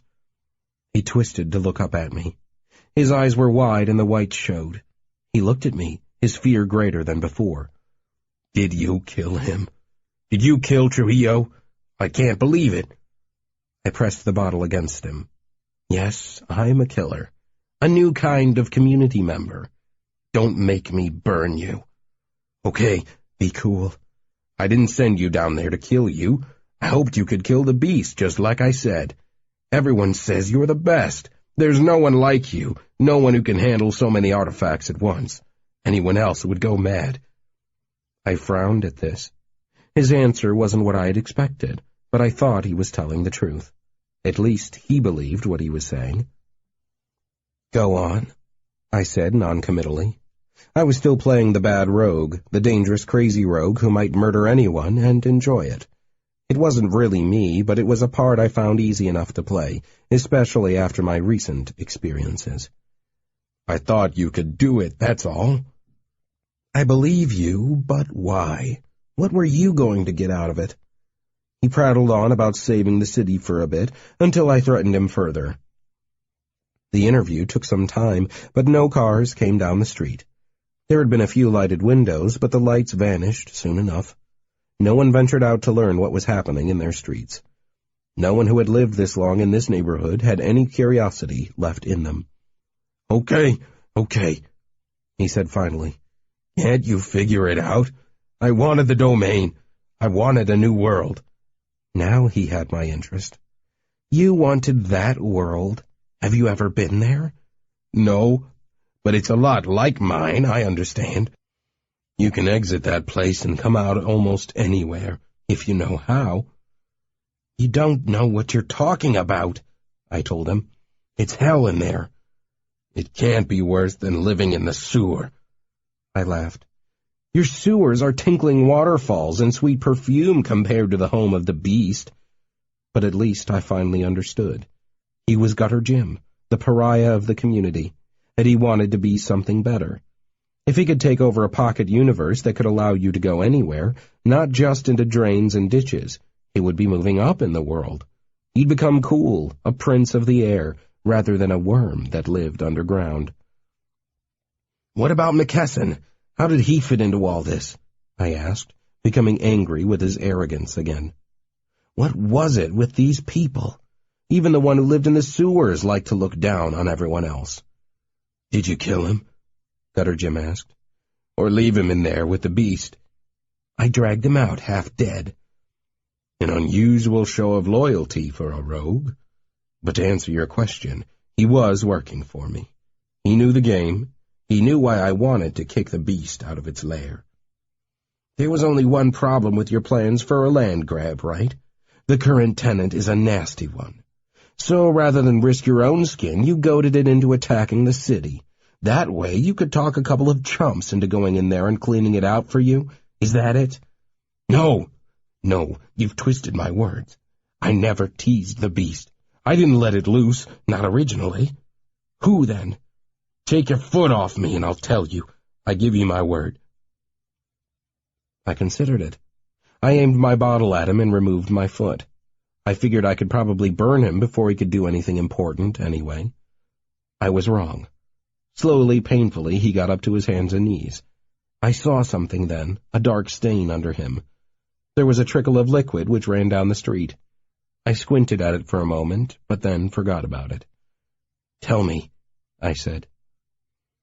You're too stupid to have such power, he said. I advanced toward him, but he dissolved away to nothing before my shocked eyes. I aimed the bottle, but there was nothing there, just a stream of liquid. The storm drain, I said, sighing. Gutter Jim, I took my foot off you and let you go. You broke your word. A voice floated up from the drain. Find the buses. You'll get your answers there. I frowned, staring at the drain. I called to him and tried to goad him into coming back out. He didn't even bother to answer, and I soon began to suspect he'd left. It was frustrating knowing he'd escaped me. I didn't dare follow him into that place where he was the master, and he knew it.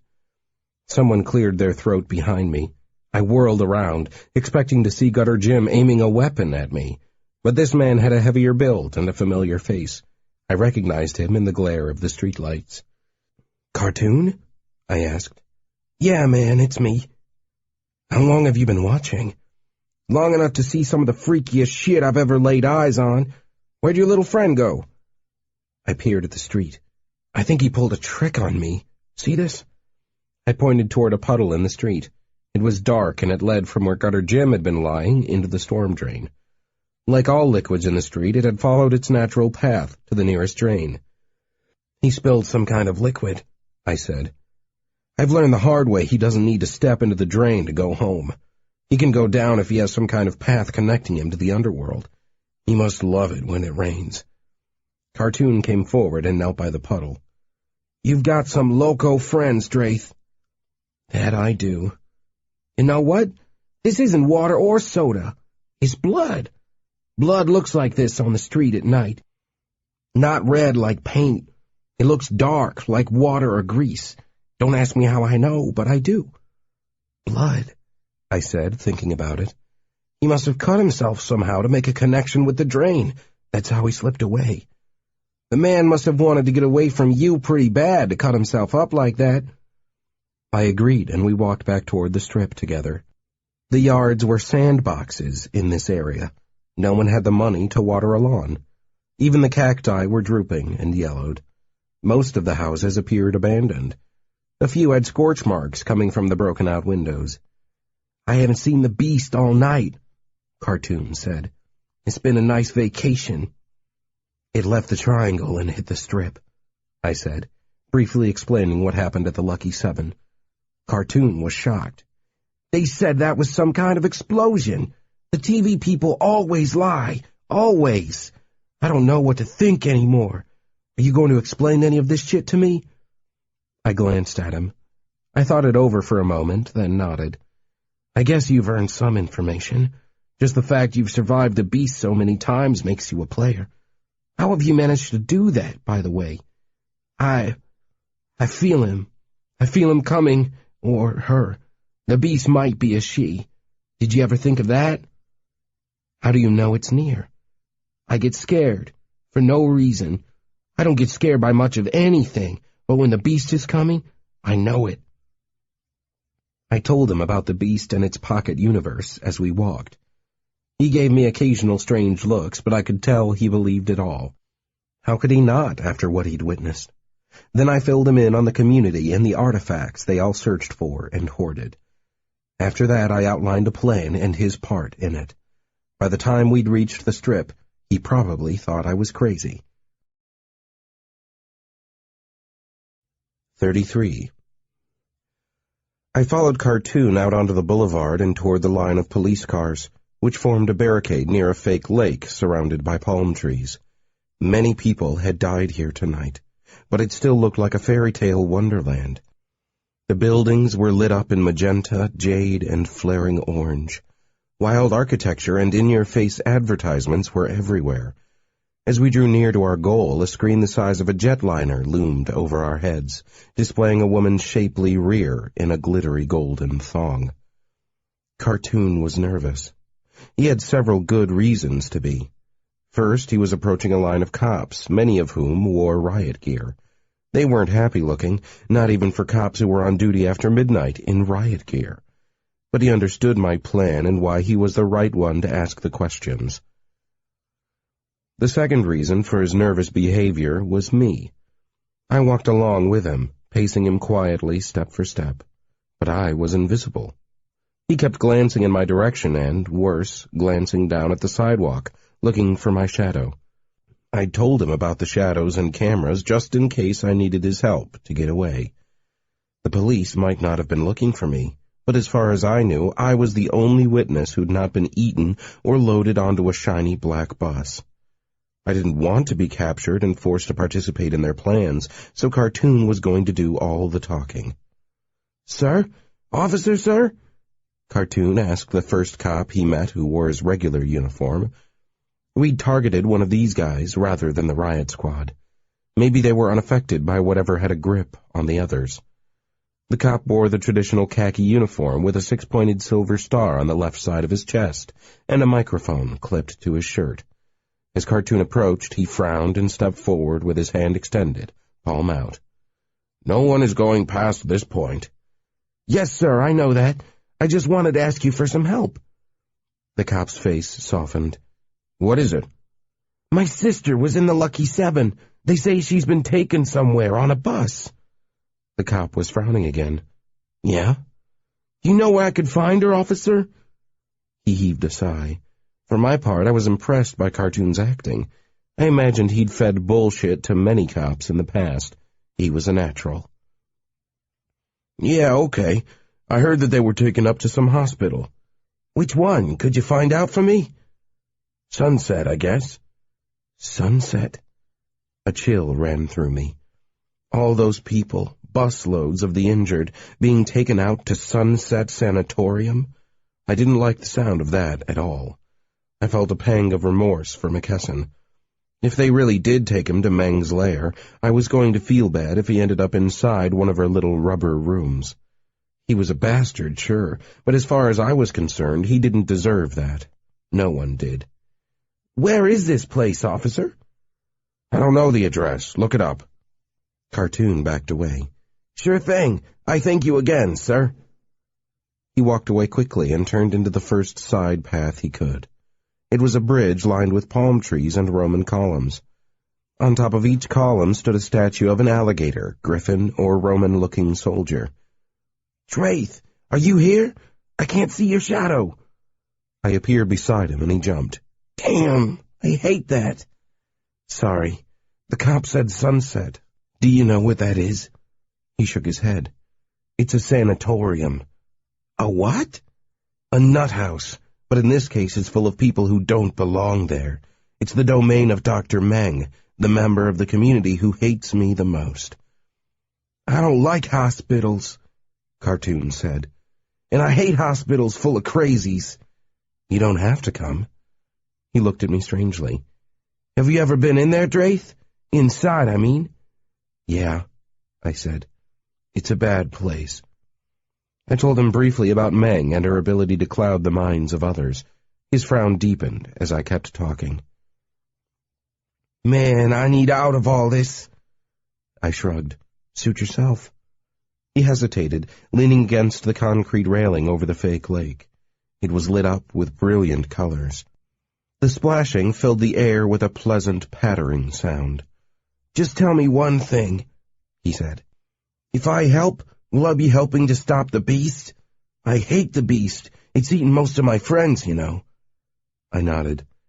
"I think we are on the right trail. Gutter Jim told me to find the buses. We know where they went, and I know the woman who runs Sunset. She's mean. Mean enough to let this thing loose and not care about the death toll. Okay, then. I'm in. I'm down for the triangle.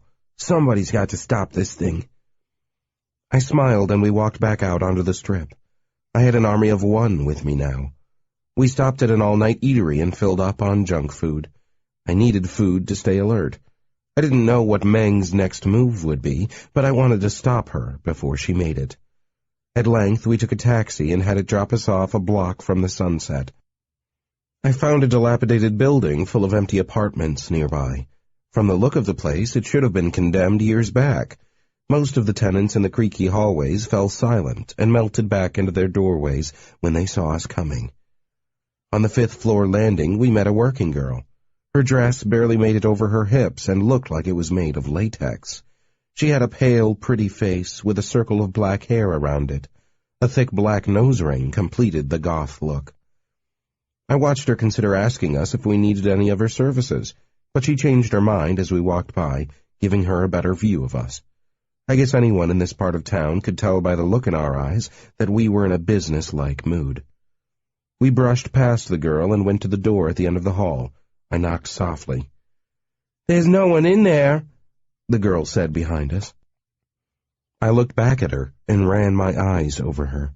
Her breasts in particular had a way of popping out at a man. I guess that was good for business. "I know," I said. "Don't be looking at me like that," she said. "A look like that costs money. You got any money?" I snorted and shook my head. I did my trick and let myself into the apartment. The girl craned her neck in the hallway, staring after us until the door closed. "That's a nice trick, Drace," Cartoon said. "I wish I could do that. Can you open any door you want?" I glanced at him. "It's not for stealing. I use it to help me get to where I'm going. That's all." "Yeah, sure." From the back window of the abandoned apartment, we could see Meng's tower. It was as goth-looking as the girl out in the hallway. Unlike most of Las Vegas, it was built with concrete blocks, and the tower was 5 stories tall. We discussed different ways of getting inside unseen, but none of them appealed to me. "The obvious thing to do is go invisible and walk inside," I told Cartoon. "But there are cameras everywhere. I'm sure we'll be seen. We wouldn't fool anyone." "You say she's up there on the roof? In that tower?" "When she sleeps, yeah," I said. "Maybe we could climb up. I don't see any cameras on the outside." I considered his idea. I liked it, but thought it was too risky. "There are bars on those windows, all of them. I've seen you melt metal." I nodded, knowing I could do so in more than one way. I still didn't like it. There's got to be a sneakier approach than just blasting our way inside. Cartoon rubbed his face. "Gutter Jim could get you in there," he said. "But I don't think he's in any mood to help you right now." I laughed. "Yeah, we aren't friends anymore, but I like your idea. I think I know someone who could get us inside."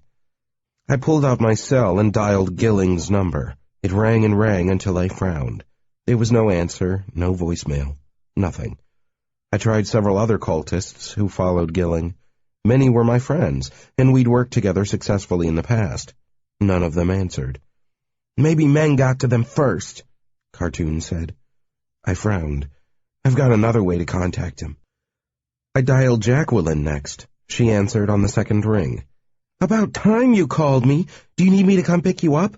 'Cause if you do, you're screwed. I gave my ride to that detective guy. You know what? I bet he stole it. You tell him that if you see him. After a couple of days, borrowing turns into stealing, just the way you stole my candy cane." Apparently, our time in the desert had just been a lark to her. Maybe she'd gotten what she wanted from me. I apologized for not having called sooner, and after she was finished scolding me, I quickly filled her in on McKesson's status. She was sorry about his injuries. "I'm so glad you're back in the city," she said. "Mom's got another car, you know. It's a Jag. She hid the keys, but I know where they are. You need a ride or not? I'm bored." "Maybe later," I said, smiling. "Right now I want you to go dig out the book we used to communicate with Gilling. He's not answering his cell again." "You think he stepped out to somewhere wild?" she asked, sounding as if she was hoping it to be true. "We'll find out. Try to talk to him." I waited while she got the book and shrieked. "It's already open, Quentin," she said. "What's the name of the poem?" "Thiasamasma," she said. "At least that's how I would pronounce it." I frowned. "What's that? I don't recall a poem called that. What's the English translation say?" There isn't one, just the French. Only I don't think it is French. Maybe it's Latin or something. I don't recognize any of the words. They're really weird. The poem is really short. There are only—" Suddenly I heard odd sounds. A thump followed by the muffled scrabbling sounds of a microphone being mistreated. "Jacqueline? Jacqueline?" She came back on the line a moment later, and my heart slowed down. "Quentin? Sorry, I dropped the phone. You should have warned me." "Warned you about what?" "About the book. I didn't know it could do that." "Do what?" I demanded in exasperation. "New words are appearing in the book, like it's writing itself. The bottom of the poem is longer now. It's as if an invisible hand writes a new word in the book every minute or so. It's really freaky. You should have warned me." "Read me the title." "I already did. It's Thiasamasma." The words Jacqueline read haunted me after I'd hung up. "Thiasamasma," I whispered to myself. In my mind I could see those words. I knew how to spell them without asking. "What did you say?" Cartoon asked, staring at me. "Nothing." Thinking over my conversation with Jacqueline, I developed a sick sensation in my gut. The twin books had always been unusual artifacts, but now they were behaving in a way I'd never seen before. I could only assume that at the other end, the second book was being changed by the hand of whoever now possessed it. This was causing the book's twin to also change. Right now, someone was writing a new poem on the pages, in words that I didn't understand. I found this highly disturbing. Not just because of the bizarre nature of the writing, but due to the impossibility of it all. As far as I knew, no one had ever managed to alter an artifact. I'd never heard of anyone managing to even deface one. They were impervious to every kind of heat, combustion, and force. A pen should have failed to make a mark. The ink should have slid away. But the book in her hands had been changing, even as Jacqueline watched. 34. We looked out the window warily, from the shadows to either side of it. The Sunset Sanatorium stood like a fortress across the street. I wondered if anyone inside it was gazing back at us. Cartoon watched me with an odd look of concern. "Are we doing this or not?" I shook my head. "I'm not climbing on that roof and breaking in. Meng will have thought of that. We need to get in some other way." "What then?" Thiasamasma. Somehow those words were stuck in my head. I couldn't get them out. When I looked at Cartoon, the street, or even the tower looming above the sanatorium, I saw an afterimage of those letters. They made it hard to think clearly. I shook my head again, and it cleared somewhat. I looked up to see Cartoon watching me. "Hey, are you okay, Draith? Maybe some of Meng's power is rubbing off on you. She's got half this town under her spell." "Maybe," I said. "We're very close to her domain, but I should be immune. Let's get moving. We've got to find another way in. Who can help us?" "There are only a few people I know of. Ezzy might be able to do it, but she's unreliable, and I don't think we can get to her right now. McKesson is another, maybe, but I think he's already inside Sunset. My best shot was Gilling, but he isn't answering me." "What then?" "We are on our own. Did you see a stairway from the lobby that went down to the basement?" "No." Cartoon followed me back out of the apartment and down to the street level. A dozen pairs of eyes followed us as we left, but no one dared to speak to us this time. They knew we were up to something, and they didn't want to know what it was. Cartoon reached for the broken panic bar of the door that led onto the street, but I shook my head. "Not that way," I said. I walked to the small elevator doors. They had been kicked in at some point and were leaning inward. A dozen illegible scrawls were interweaved and mixed over the broken doors. "The elevator? You've got to be kidding, man. That thing is broken." "Yeah," I said, "and there isn't any stairway down. But a building like this always has some kind of basement. How can there be an elevator and all this plumbing and no basement?" Cartoon gave me a baffled shrug. "Maybe that stuff is all on the roof?" "I don't think so. Help me force this open." Together we grunted and strained at the elevator doors. They were twisted off their tracks, however, and wouldn't budge. After some fruitless banging, I came up with a solution. I touched the hinge points, turning them soft and pliant. The doors gave way after that with squeals of protest. We'd expected to see an elevator car, but instead we saw crashed wreckage. Split open and sagging to one side, the car was a floor below us. The shaft was dark, and the cables were frayed and hanging. Clearly the car had fallen and smashed apart a floor below us, possibly years ago. "You a pair of crazy mothers," said someone behind us. We turned to find the hooker with the nose ring standing on the steps behind us. Her hands rode her shapely hips. Her painted lips pursed and her blue-lined eyes glared. "I'm calling Adrian. He'll fix you clowns." "Your pimp doesn't want anything from us, girl," Cartoon said. "Just leave it." She flounced back up the stairs. Cartoon and I glanced at one another. "The locals are getting restless," I said. "Let's go down the shaft." "You've got to be kidding me," hissed Cartoon, suddenly divining my plan. "You think we can somehow get into the pipes down there and come up inside the sanatorium?" "Do you want out?" I asked. "The door is right there. Take a walk. No hard feelings." Part of me hoped he would leave. It was great to have his help, but I didn't want to have to fight him if Meng managed to get a grip on his mind. He thought about it for a second, then growled and pushed past me.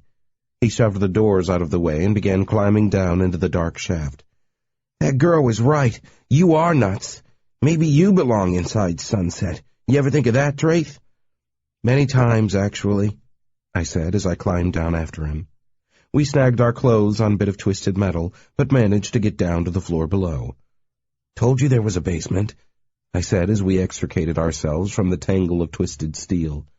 "Damn it, I cut my hand," Cartoon grumbled. It was dank and dark down here. After feeling around the walls and kicking over boxes of trash, we found a switch, and a dim bulb illuminated the interior. It reminded me of an earthly version of the beast's world. We searched and found very little.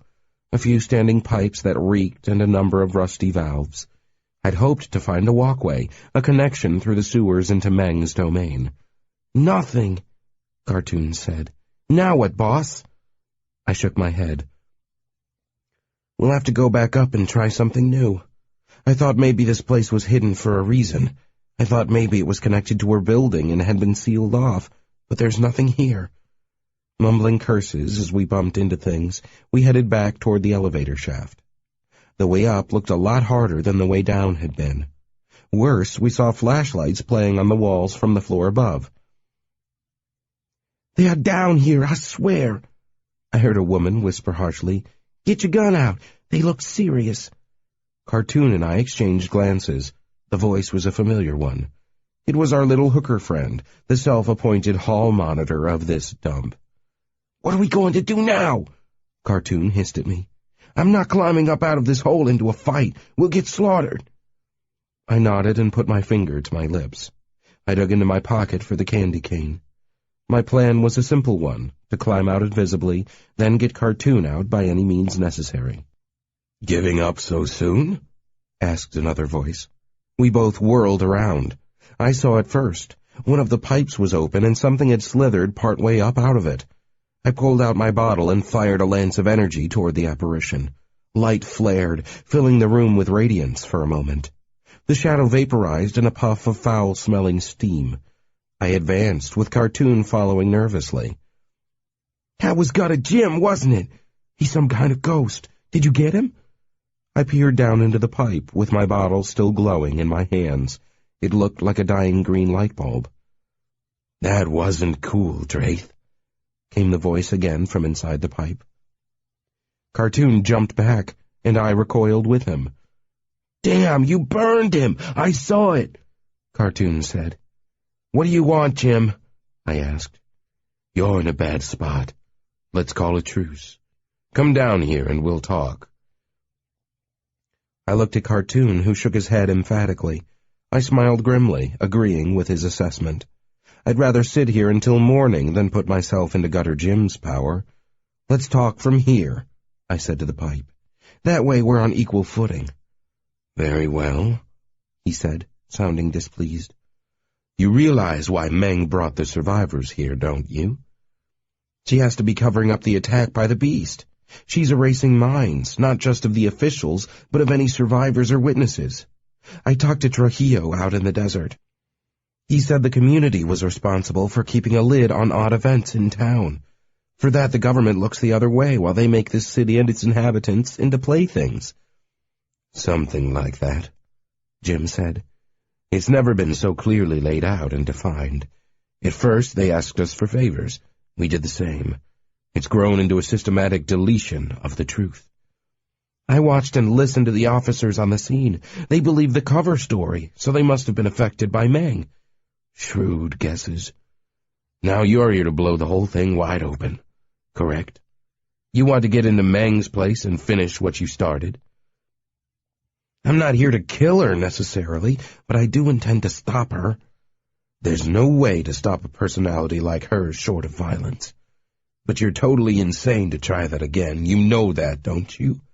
A rogue can't fight one of us on our own ground. You got lucky one time, and now you think you can pull it off again. But you can't, especially not when she knows you're coming." "What's it to you?" "I'm going to talk plainly with you, Draith." "That'll be a nice change." "I don't like you," Jim continued. "I don't like you at all. You're an uppity rogue with delusions of grandeur. I've seen your kind before, and they always die young." "So why are you talking to me, the lowly, ungrateful rogue?" "Your kind can be useful. You're like a rusty dagger, flawed but still deadly if thrust at precisely the right moment." "You want me to kill Meng?" I asked. "I didn't say that," he said quickly. "I never said that." "Okay, fine. I'm going in to find out if she is aiding the beast. I want to know if she started all this and why. How do I get in?" The pipe chuckled. It sounded to me like a burbling train. "What if she is behind it?" "If she can control it, maybe she can force it to back off, or kill it. If I can get rid of it, you can have its lair, if you want it." "I accept your bargain.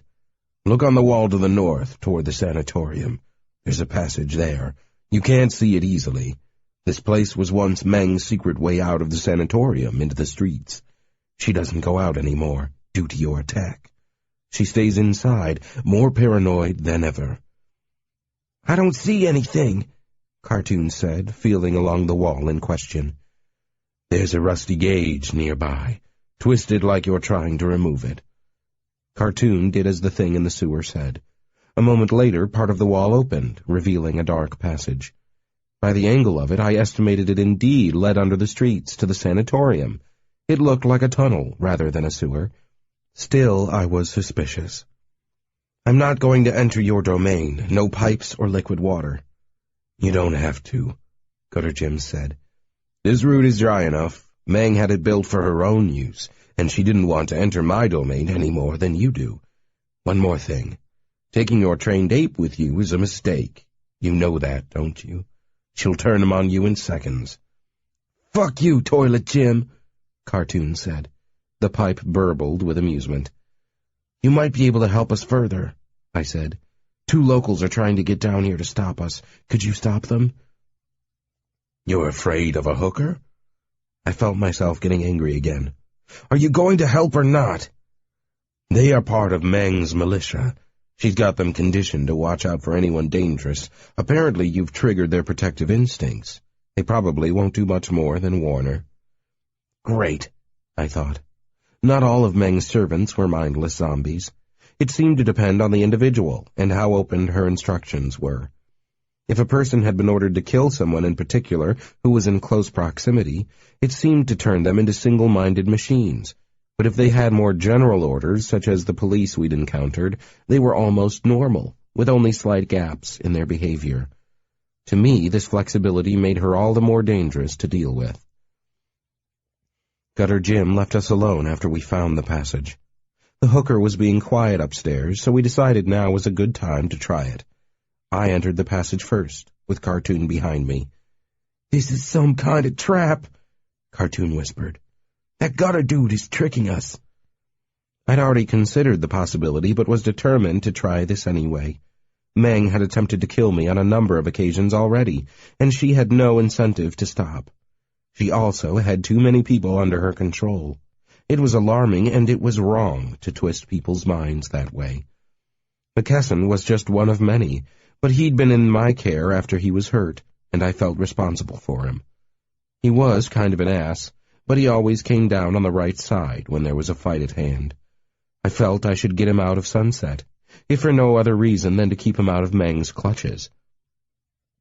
I especially didn't want to see him as the next assassin, brainwashed and gunning for me. I had a feeling he'd be more effective than the others had been. "If we have to enter the sewers, I'll turn back," I said. "We've got to give this a try. It's our best shot."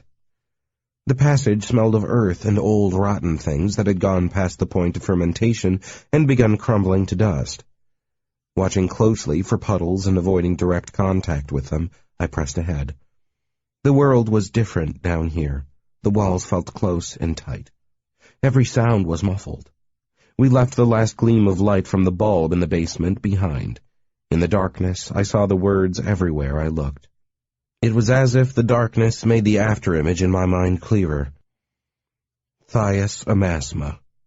I wondered what the words meant and why they had made such an impression upon me. 35. We traveled no more than 100 feet before the tunnel came up against a blank wall. At first I felt a touch of panic. Could Cartoon have been right? Was this all an elaborate trap, a cul-de-sac formed to lure us into Gutter Jim's domain? Remembering the entrance, I took out my bottle and lit it up with a ghostly beam of radiance. It shone like a radioactive flashlight, which was about what it was, in my estimation. Cartoon tapped me on the shoulder. I turned to him. Around us, the dark passage seemed close and hot. The only light we had was the green glow of the bottle in my hand. I had willed it to shine, but not burn. The resulting glimmer was just enough to see by. "What is it?" I asked. "There's something behind us," he hissed. I listened. I heard rubble shifting. A moment later, a stream of muffled curses reached my ears. "It's that idiot pimp," I said. I pushed past Cartoon, who didn't move. "I don't know, Quentin. I'm getting scared, and we got nowhere to run." I made my way back toward the entrance to the passage. Cartoon had a point. We were in what appeared to be a dead-end passage. If this guy cut off our retreat, things could get nasty. I wrapped my bottle in the cloth of my shirt and tried to dampen its greenish glow, and aimed it at the ground. It had been a welcome source of light, but in a gunfight I didn't need to give away my position so clearly. "I cut myself. Damn this shitty elevator," said a now familiar voice. It was the hooker. She must have somehow convinced her partner to venture with her into the dark cellar. I crouched in the dark, waiting to see what they would do. If they retreated, there was no reason to take this confrontation to the next level. They gave me their answer soon enough. They were not retreating. The pimp's gun cracked, and the muzzle flash gave me a glimpse of his face. I saw metal rings and hooks, lots of them. I heard the bullet crash into the ceiling of the tunnel just above my head. Something sharp stung my scalp. I realized several things all at once. That I was in a firefight, that the first shot had been a close thing, and that my green glowing bottle had screwed me. The pimp took aim again. I twitched up the bottle and let it blaze. I had an advantage, in that the area affected by my weapon was broader than a bullet, much broader. It could burn a man's face off in a single second. The pimp howled and pulled back out of sight. The passage walls, which seeped water, hissed and sent out a roiling puff of steam. I heard him cursing and growling. "Quentin," Cartoon whispered behind me. "let's go, man." "We can't leave them behind us. Meng has set them up as watchdogs. They won't give up." We sat there for a minute or so. Both sides were whispering, cursing in the dark. Then I saw a flare of rippling light coming down the passage from their end. I frowned and pressed myself up against the walls. I wasn't sure what was happening. Suddenly I heard the hooker approach us. She was screeching and struggling. She pushed past the pimp, despite the narrow confines, and rushed toward me.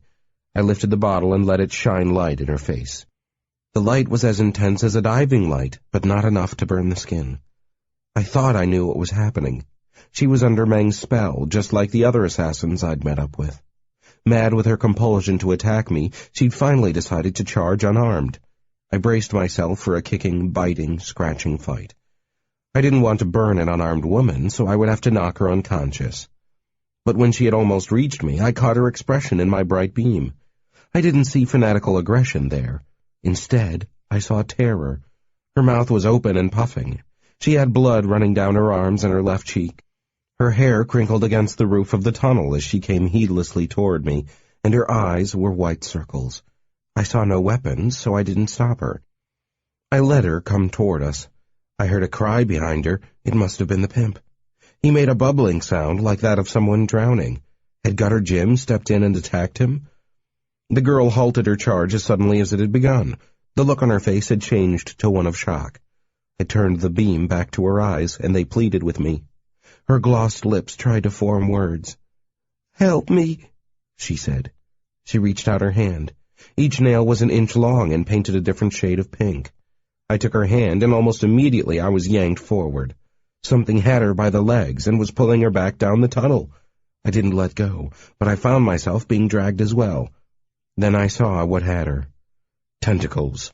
3 of them, gray with brown spots. They had wrapped themselves around her lower body. Each pink sucker had broken the skin and the blood ran. I lost my grip on her, and she screamed. I got to my feet and rushed after her, running in a crouch back toward the cellar. There it was, a rip in the middle of the enclosed space. This was the source of the glimmering light I'd seen. It had the same unusual configuration as the other rips from the triangle.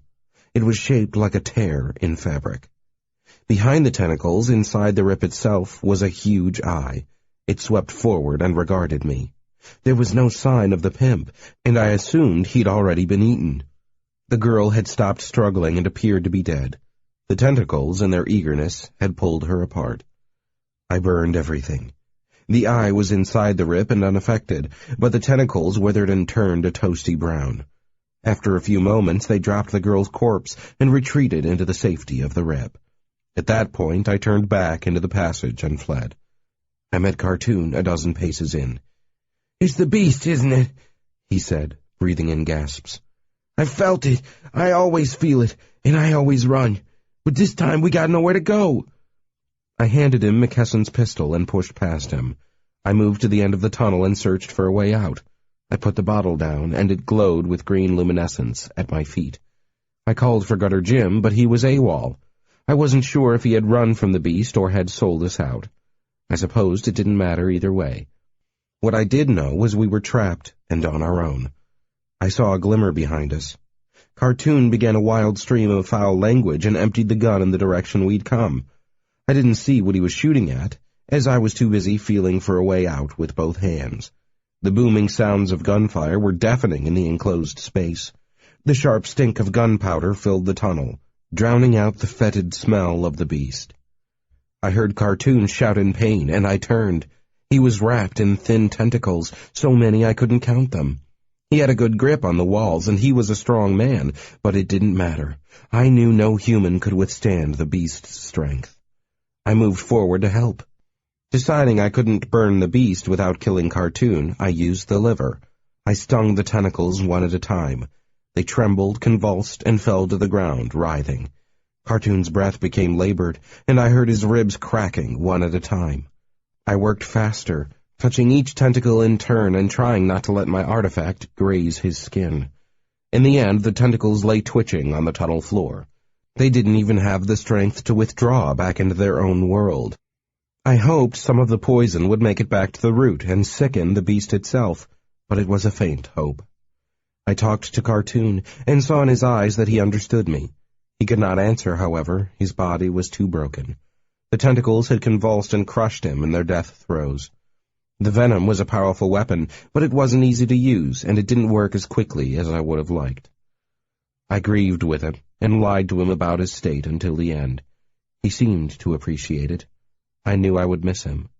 I'd come to consider him a friend in our short relationship. I'd seen so many friends die. I wasn't able to turn the stinging in my eyes into real, honest tears. Some minutes later, when I was sure the beast was gone and everyone but me was dead, I began a methodical, determined search of the tunnel. I finally found what the problem had been. The exit wasn't at the end, it was in the ceiling, about halfway down.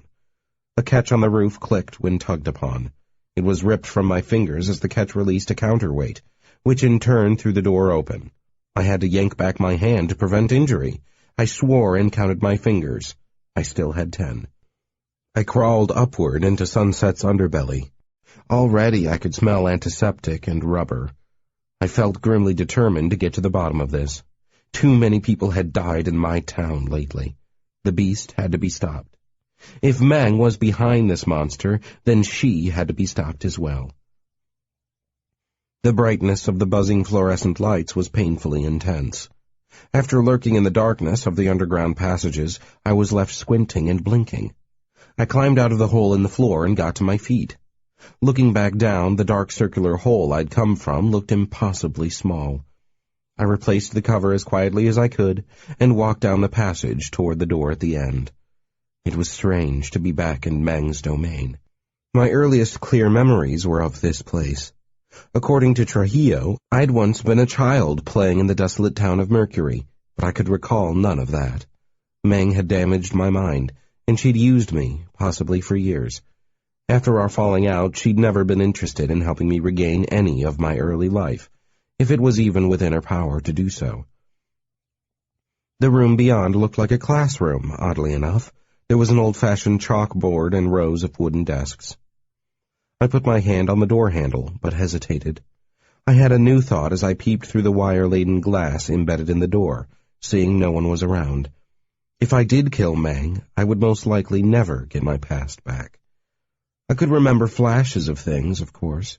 Sometimes I'd be in a place and know I'd been there before. There were snatches of conversations, the smile of a young woman, a familiar span of music, or the smell of cotton candy. These things always provided a fleeting, homey feeling. But these teasing memories were like phantoms. They were not much better than recalling a detail from a forgotten dream, or experiencing déjà vu. I'd like to know more, to truly regain my past. Killing Meng would end the only possible route to full recovery. I steeled myself against these doubts and worries. I knew what had to happen here tonight. Meng would not leave well enough alone. She'd made that abundantly clear. If Gutter Jim was right and she was commanding the beast, then I had no choice. She was responsible for hundreds of deaths and countless more twisted minds. Whether she had government backing or not, she had to be stopped. With the bottle glimmering in my right hand, I tried the door handle with my left. It wasn't locked. I opened it as quietly as I could, but the hinges still creaked, making me wince. I stepped through into a large open chamber. I could tell by the plain concrete walls I was in the basement, in some kind of classroom. I frowned, running my eyes over the scene. Each detail my gaze landed upon made the overall impression increasingly strange. The desks were very old, made of wood with lids and cubbies. Each had a feather quill and a small knife lying on it. What looked like brown ink was smeared on every desk. Yellowish, curling rolls of paper lay on the floor in heaps and on most of the desks. There was no order to this, no careful arrangement. It all had the look of hurried action, as if the students had been scrawling as fast as possible, then gotten up suddenly to leave. My eyes were drawn next to the chalkboard.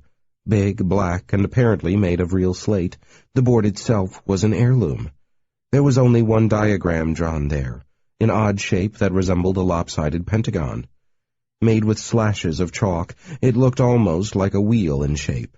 the extended lines curving slightly at the end of each deft stroke.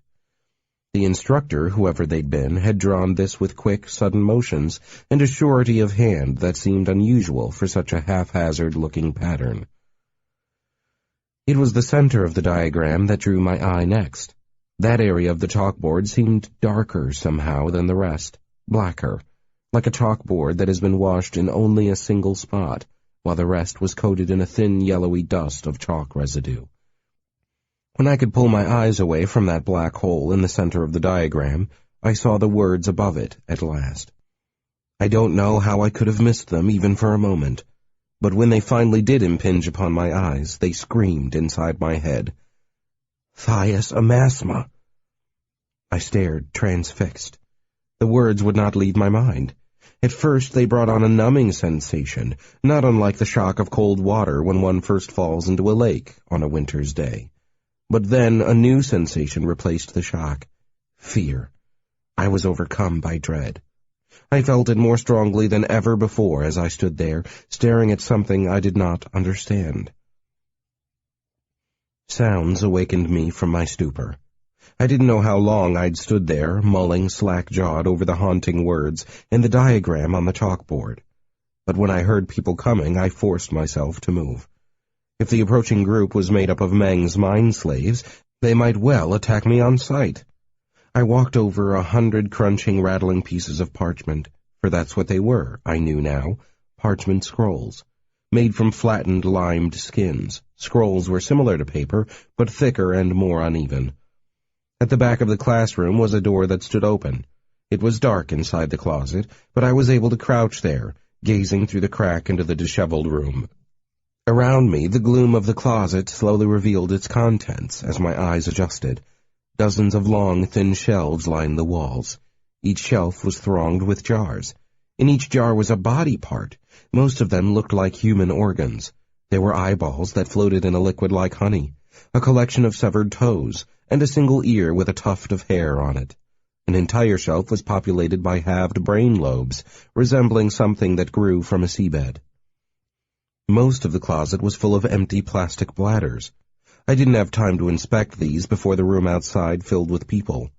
I turned my eye back to the crack of light and stared into the classroom. People flooded in from the hallway as I watched. I sucked in my breath as I heard voices I recognized. Was that Abigail and Reinman? I knew them. They were Gilling's cultists, an association of ordinary people with minor objects. Rogues like me. I'd counted these people as my friends less than a month ago. Could they all be in league with Meng? Or had their minds been captured? Then a final voice spoke from among the others. I knew that voice, and its ringing tones rose higher in pitch as she spoke. She had a certain easy authority to her voice. She was someone who expected to be unquestioningly obeyed. It was, of course, Dr. Meng. 36. I was of half a mind to rush out of the closet and burn Dr. Meng down to ash, but she stood in the hallway, and her thralls would no doubt surge forward to defend her. These people were my friends, and I'd be forced to slay a dozen of them before I could get to Meng. Unwilling to turn this into a bloodbath, I bided my time in the closet. Gilling stood at the front of the room. He looked quite natural playing the part of the professor, but he looked a bit paler than usual. The students, who all wore hospital gowns, shuffled to seats in front of him. I didn't know what to think about seeing Gilling here. A few days ago I'd risked my life to save his, and taken a mauling along the way. I couldn't tell whether he was Meng's minion or her accomplice. I tried to reserve judgment, as I'd counted him a friend for a long time, and didn't want to believe he was in this mess willingly. "Before we begin, yes, Abigail," said Gilling. I heard a murmuring voice. I could not make out the words. "Oh, we have a visitor?" I froze inside my closet, uncertain. I backed away from the crack and lifted my bottle. It gleamed in my hands. I didn't want to burn Gilling. I didn't want to burn any of them, but I couldn't allow myself to fall into Meng's hands again. There was a loud rapping at the door. I figured it was the snakehead of Gilling's walking stick. "Come on out now. You're not fooling anyone." My vision dimmed as I went invisible. A moment later the door flew open and I faced Gilling. My weapons were in my hands, but not aimed directly at him. It was strange to see his eyes slide right through me and focus on the countless jars and empty plastic bags in the closet. He frowned and turned to Abigail. "Nothing here. Have a look yourself." "But I sensed something. I still do." She rubbed a handful of what appeared to be rosary beads. Gillen shrugged. "Back to work, everyone. Nothing to see here." I relaxed, realizing my invisibility was at least working on them. They left the door standing open and went back to their desks. I quietly stepped out of the closet to see what they were doing. Each had a parchment scroll on his or her desk. Their hands were covered in heavy rubber gloves, the type used for handling caustic materials. I headed for the exit. I figured if Meng's servants were here, I could more easily stalk her in the hallways above. In the basement, I had yet to see any security cameras, and the lights were not harsh enough to cast full shadows. I should be able to catch her and bring matters to a conclusion quickly. At least, that was my hope. As I passed by the scribbling group of people hunched over their scrolls, I chanced to see their faces. They were intense, focused, and single-minded. They had no room in their thoughts for anything other than the task at hand, which seemed to be copying the diagram and words on the chalkboard.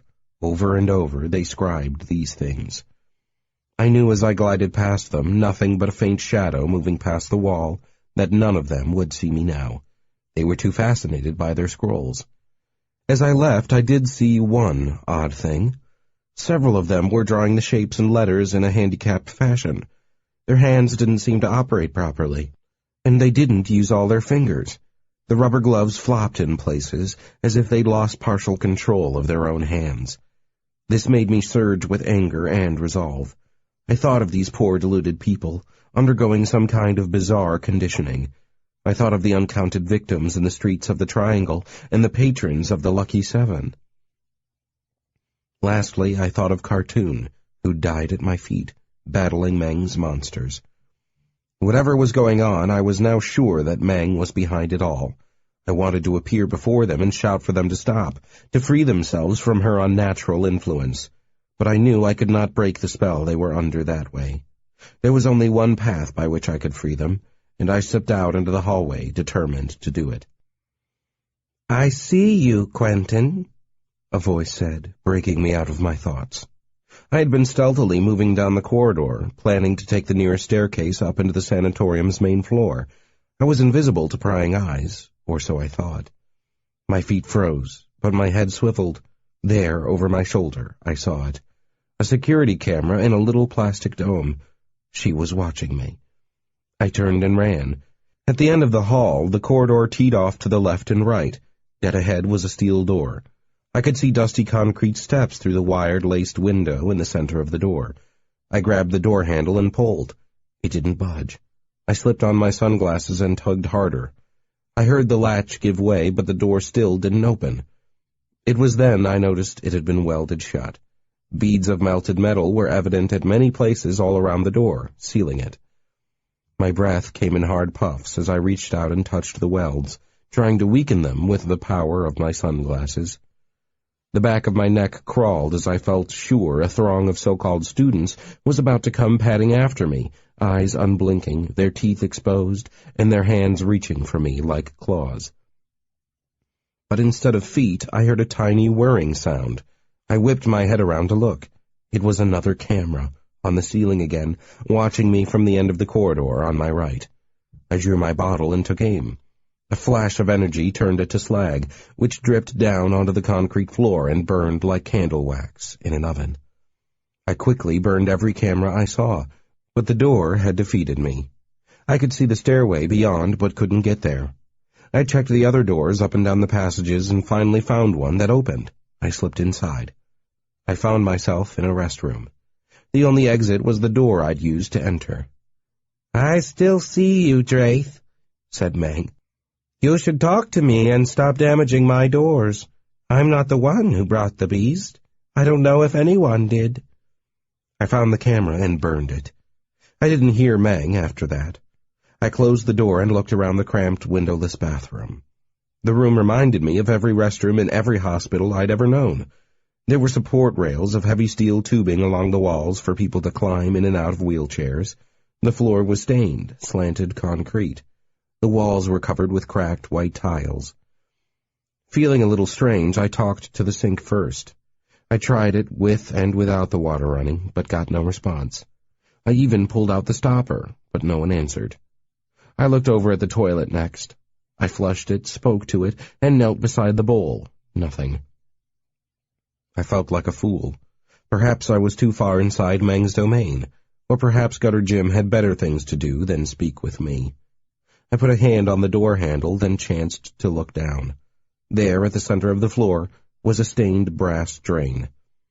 I shrugged and thought I might as well give it a try. I plugged the drain in the sink and filled it. Soon the water was lapping over the top and spilling onto the floor. Once the water flowed down the drain, I squatted there. I watched it flow into the dark regions under the earth. Gutter Jim had made me more aware of that part of my daily world than I'd ever been before. The water flowed and flowed. "Jim," I said, "this is your last chance to talk to me. I've got information about Meng I'd like to share with you." I heard something, a sudden gurgling, not words but more than the normal pouring sounds. "What?" I asked. "I didn't catch that." "You'll not trick me again so easily, rogue," I heard a voice say. It sounded like someone with a lungful of liquid. I smiled. "Don't you want to know what Meng has to say for herself?" "You can't possibly be so naive as to listen to that witch again. I would laugh at anyone who suggested you were capable of such stupidity." "She says the beast is not hers. She does not know who released it here." There was a silence for several long moments. Then I heard a rush, and a surge of water came up the drain. It bubbled like a tiny fountain, but didn't spray into the room. I stood up and pressed my back against the door. I didn't want to stray into his domain. I knew I stood at the very border now, half in Meng's reach and half in his. An intersection of domains had to be a very dangerous place to be.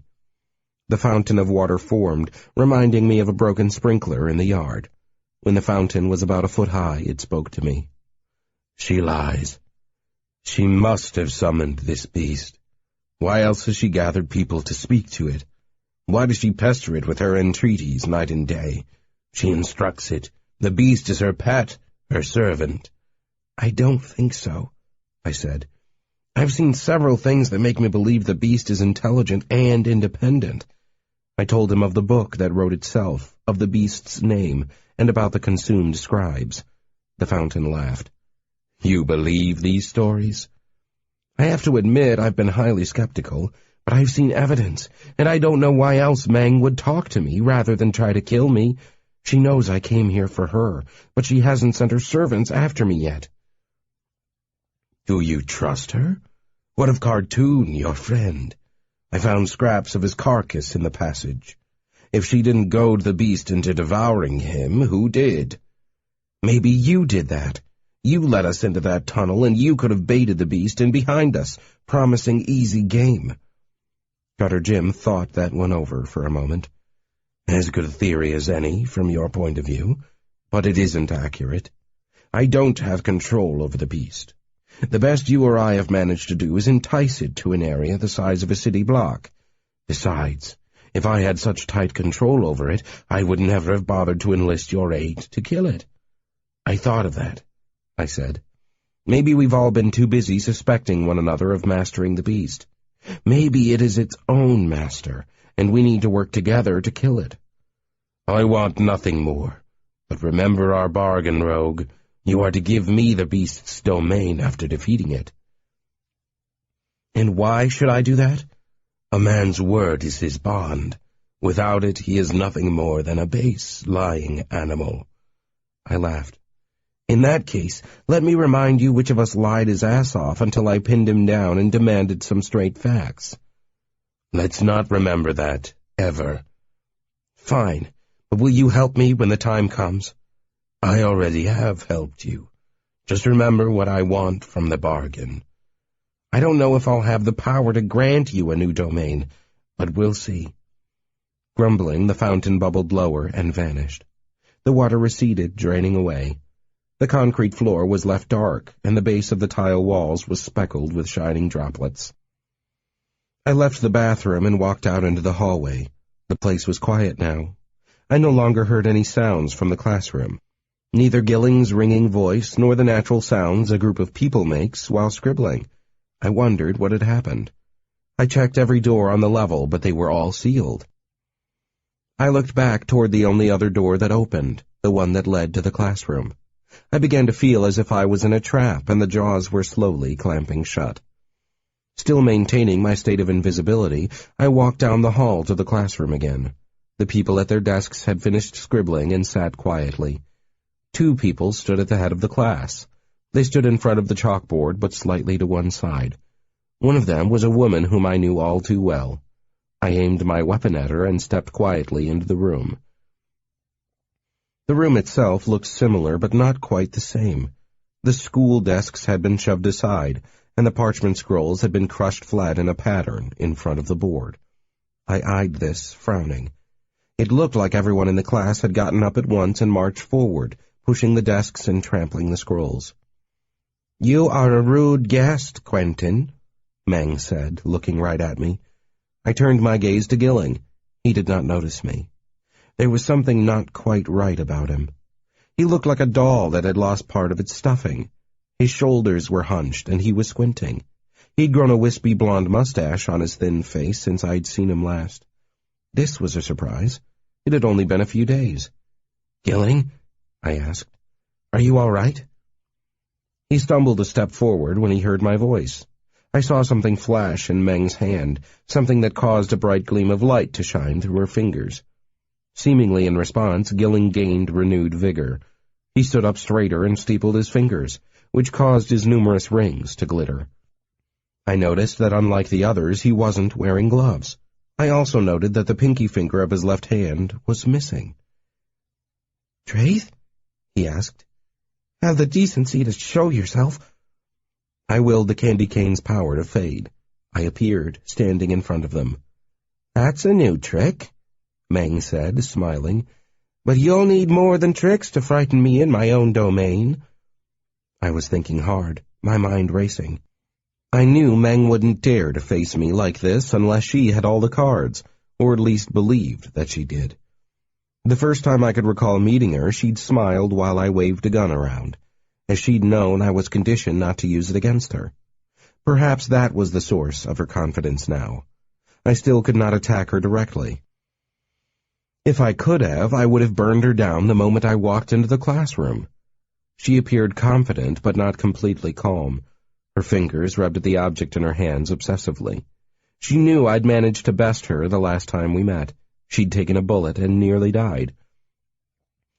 From her behavior, however, I had to assume she had some tricks of her own in reserve. Perhaps she wished to make sure she was in control before springing them on me. She didn't want any surprises, and neither did I. I decided it was best to bluff and simulate calm. Accordingly, I painted on a big smile. I endeavored to look cautious but confident. "I'm here to talk about the beast," I said in a tone McKesson might use when questioning a witness. "Insolence so grand," she said as if she wasn't listening to me. "Do you know what happened here, Draith? You like to investigate strange phenomena. Use your skills on this scene. Was there a crime performed? Should I be arrested?" I hesitated, then decided to play her game. There might be information at the end of it as a reward for me. "Your pathetic puppets scrawled nonsense on these scrolls due to delusions planted in their minds. The process was doubtlessly similar to that which you employed to enslave poor Gilling here." "Rudely but succinctly put. I must point out, however, that your statements have done nothing to solve the mystery. Where did the scribes go?" I frowned slightly. "I don't know. Down into the pump house below, where I came from?" She shook her head slightly. Her expression was grim. "You tell me, then," I said. "Perhaps you whisked them all upstairs. You had a secret door in your office. Maybe they are all up there, enjoying the booze you keep in your desk drawer for the bad nights." "What bad nights?" "The nights where you worry in your tower, fearful of my return to your domain." Meng laughed at me then, as I knew she would. She didn't want to appear fearful of me. I stared at her with a quiet smile the entire time. I knew I did worry her, and that worry ate at her. When she was done appearing amused, I spoke again. I've been to Mercury, you know. I've met people there, people who know us both. For the very first time, I saw her smile fade. It didn't quite turn into a frown, but I could tell she wasn't happy. There's no one left out there, she said. I hefted the bottle and smiled. I wouldn't say that. She eyed the bottle, and I saw her face draw tight. Lines showed around her eyes, and I wondered just how old she was. That's Trujillo's bottle, she said. You've met him? He told me about you and my parents. I know who I am now. More importantly, I know who you are. Meng's tongue touched her lips. Is that why you've come back here? Tell me, Dr. Meng, where did you find your most prized possession? Who drove that car with the flashy hood ornament of yours? I've done a little research over recent months. From what I can tell, that ornament comes from a 1920s Rolls-Royce. Do you know who drove such a car? Her lips pursed in annoyance. Dr. Oppenheimer? She said quietly. Yes, I thought you would know. Did he ever understand the power the ornament held? Or did you simply steal it from him without his ever having known what it could do? Meng hesitated. In her eyes, I could see she was remembering. We had a special relationship. Those were strange days. I was much younger then. I wasn't a scientist at the time. You have to understand. I was a computer. I blinked at her. A what? A computer. Before World War II, child, computers were people. It was a job description. The U.S. didn't develop electronic computers until the last days of the war, but many complex calculations had to be done. The professors often used students, mostly women, to do their grunt math work for them. Only women were available to do the calculations, as the men were all in uniform at the time. As she spoke, I tried again to guess her age. Could she truly be a contemporary of Oppenheimer's? Not even Trujillo was that ancient. If her claims were true, and she was a college girl during World War II, she had to be 90 years old, perhaps older. But she didn't look more than 40 tops. I know it's rude to ask a lady's age, I said, but this is a special case. She ignored my question for a moment, then dropped her eyes to the ornament in her hand. The artifacts often have side effects, cruel ones at times. Mine is no different. So it extends your life? Only while I'm in my domain. I thought about that. Do you mean that if you left the sanatorium, you would become your real age? She inclined her head slightly. I've done so in the past, but no longer. I understood immediately why she never left this place. She'd become increasingly reclusive for a good reason. Soon she wouldn't be able to step outside the walls of her fortress at all without dying. I wondered if she might try it someday, after being driven mad by boredom. Perhaps 50 years from now she would walk outside, feel the sun shine in her face one more time, then suddenly decay on the streets. At first, she said, I thought it was wonderful. As long as I stayed here, I never aged. But now it's become a curse. Sunset is my prison, and you can't know how tiresome it is to me. I nodded thoughtfully. The sanatorium was a gloomy place at best. My next question is predictable, I said. Why are you telling me all this? Isn't it obvious? I want your help. 37. I didn't know what to make of Dr. Meng and her new attitude. I'd come here to kill her, and she seemed to know that. In fact, I believe now that she had tried to engage my wrath to draw me in. What do you mean you want my help? I asked. You sent assassins after me. She shrugged. They were weak. You bested them, and thus proved yourself capable in my eyes. If they had killed you, I would have known you were an unworthy ally. As a side benefit, the attacks drew your interest and brought you to this room. I wasn't sure if I should feel flattered or not. I certainly didn't like her use of people as tools. She burned through their lives heartlessly.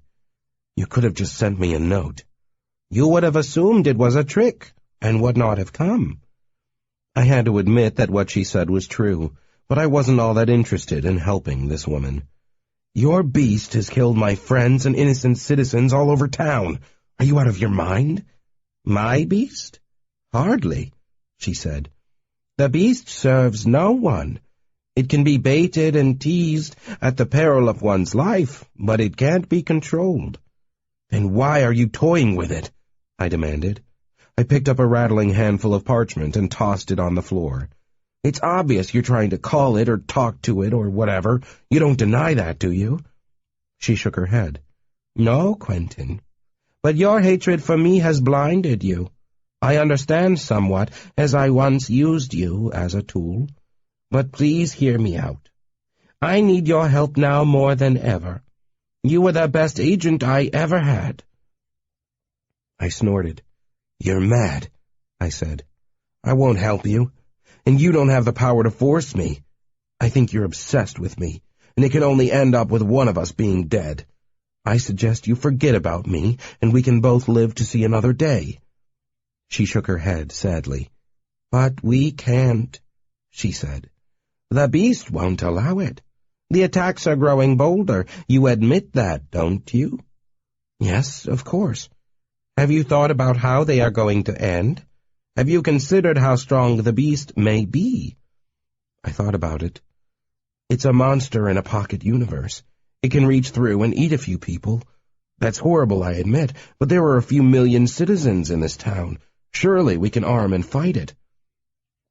"We could try that," she admitted, "but thousands of lives could be lost. The beast would attack the city if we failed." "Wouldn't it be just as pissed if I go in there and try to assassinate it?" She shrugged. "Not if it kills you. One failed man is a meal to the beast. An army, if it fails, would increase the level of the attacks. You would have a devastated city and a lot of dead soldiers on your conscience." "Not my conscience. I didn't summon this plague." "Neither did I," she said firmly. "Another factor to consider is our deal with the government.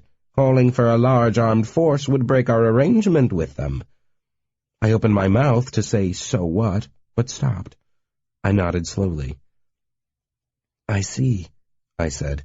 "You can't allow the government to step in.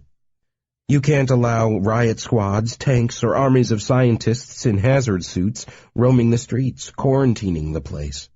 Because then you would have failed to keep a lid on the freaky stuff in this town. Have they threatened you with eviction?" "Something like that." I was beginning to understand how strong her motivation was. If she left the sanatorium, she'd age instantly. It would be a death sentence. "Why do you need my help?" I asked. "You're strong, unafraid, and you've already survived one trip into the beast's den." "You're wrong about the unafraid part," I said. I was terrified. The monster has some kind of aura. It projects a feeling of dread that is overwhelming. Dr. Meng nodded quickly. "I can fix that if you want me to." She lifted a hand, and I saw the ornament was there, like a scalpel hidden under her palm. I realized after an instant what she meant and took a step backward. "Ha! I'm not going to allow you to touch my mind again, not even for a good cause." "Are you sure about that?" "What do you mean?" "I'm talking about the payment for your services. I can return your mind for you, your memories. I can make you whole again." I felt a rush of emotion. My memories. I'd lived without a past for months now, maybe years. I often lay awake at night, missing my past, trying to remember that which had been erased. It was like searching for something you had in your hands a moment ago and never finding it. Faced with her offer to return my past, I felt the loss more than usual. Meng was the only person I knew of who could possibly fix the part of me that had been broken. What would I have to do? I heard myself ask. "We can transport you into the beast's lair. We can get you to the heart of it." I narrowed my eyes. "You mean you can send me to the real beast?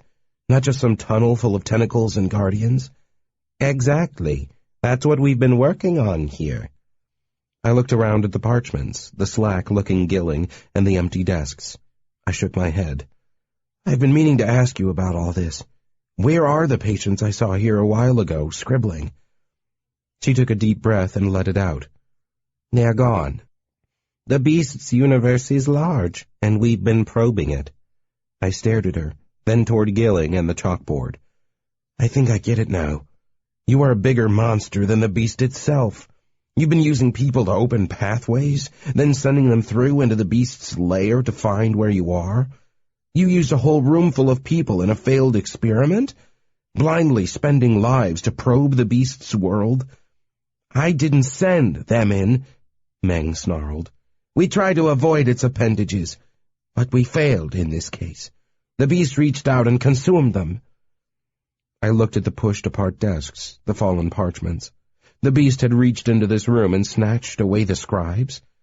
I glanced toward the door. I must have been busy talking to Gutter Jim and working on the sealed doors at the time. Meng turned to Gilling, whose eyes fluttered. I can explain, he said, coming to life. It was faintly disgusting to see a man so used, so mistreated. He was a friend, and that only made things worse. Meng handled him with callous disregard, like a puppet or a hand tool. Please do, I said to Gilling, mastering my emotions. You know that I have, as one of my gifts, the ability to open portals to other places, yes? I nodded. Well, the beast's lair isn't like any other spot you and I have traveled to. It's not a natural splinter of our world. It seems to be an artificial reality, a place purposefully designed to exist outside all normal universes. This makes it more difficult to navigate. It requires the best fuel and a lot of focus from a group of participants to reach out to that faraway place. I stared at him for a moment.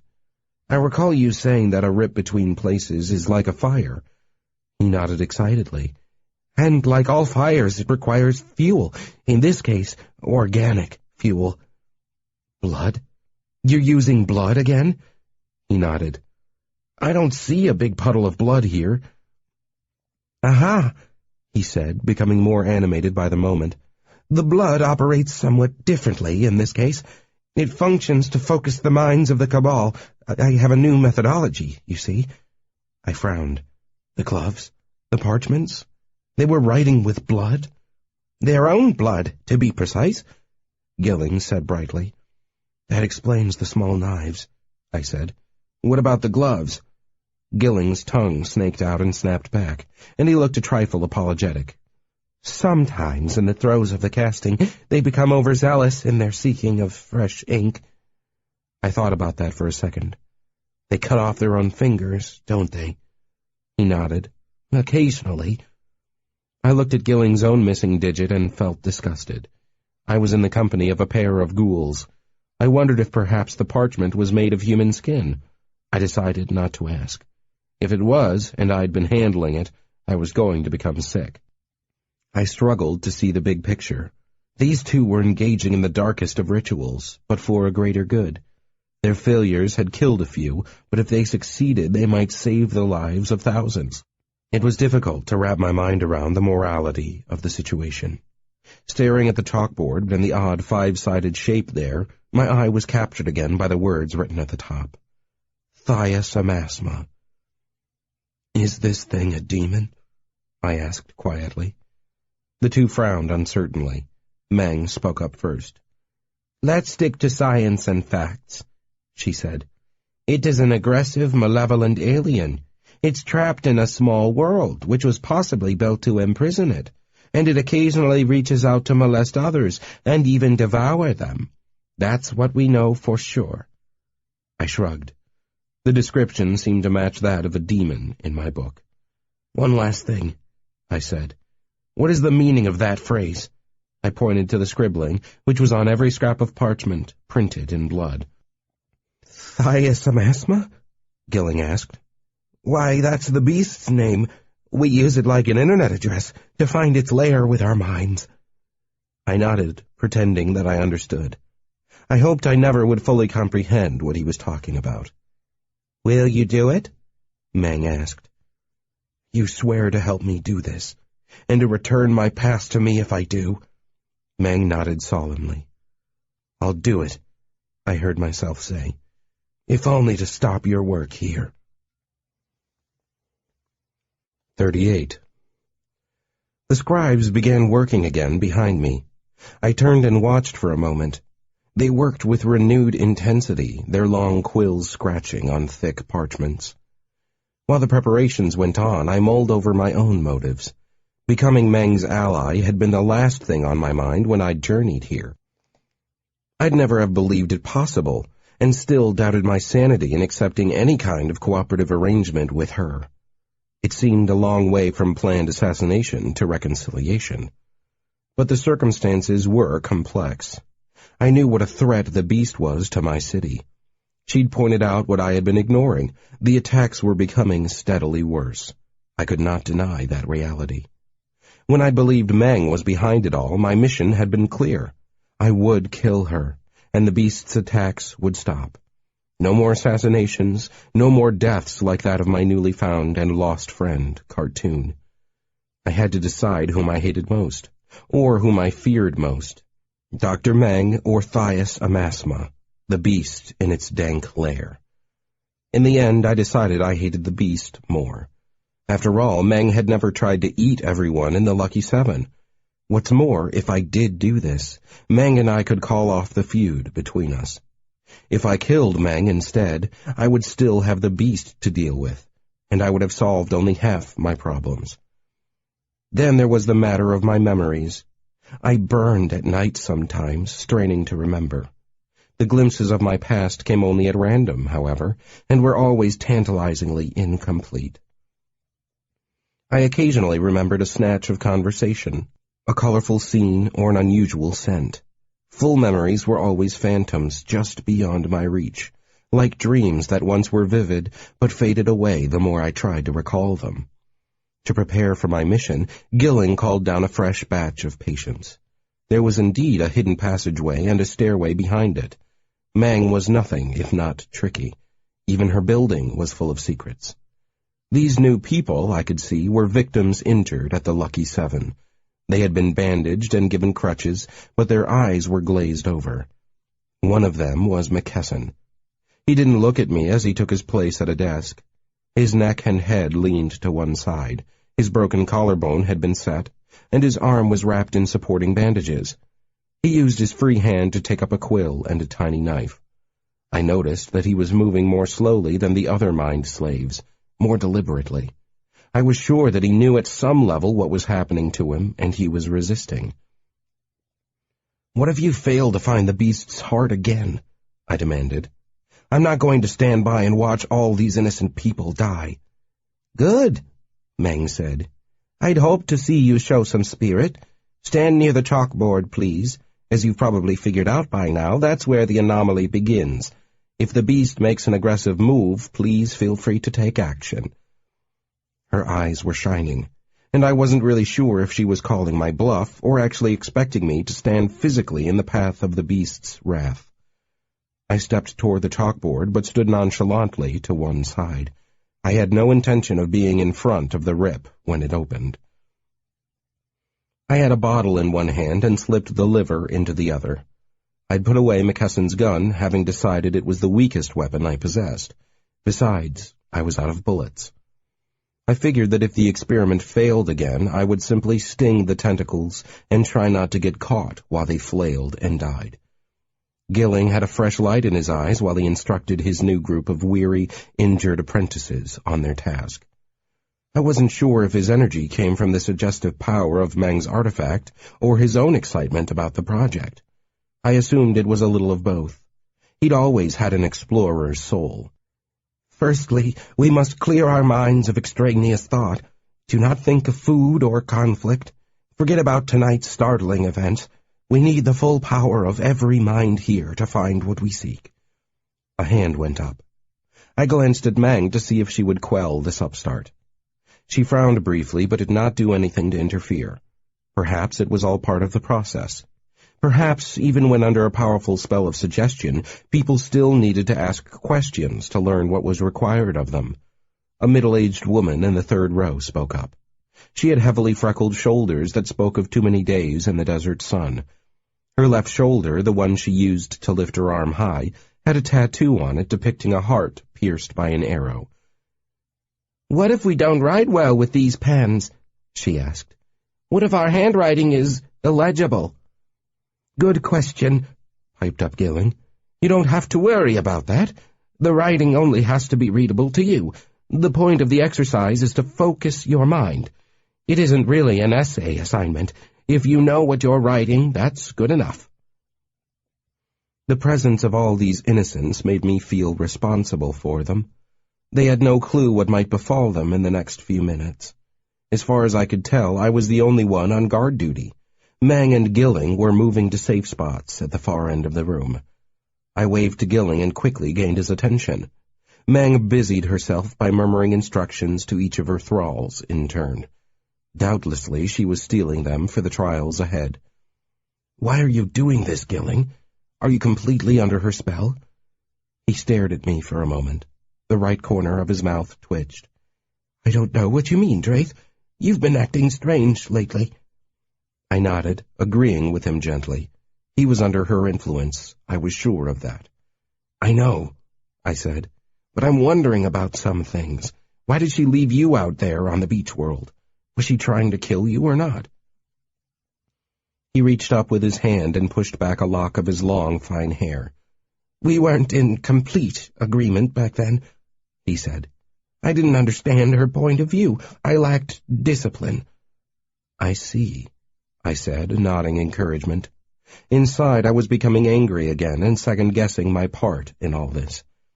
It was hard to watch friends under Meng's influence. Maybe I was wrong about allying myself with her.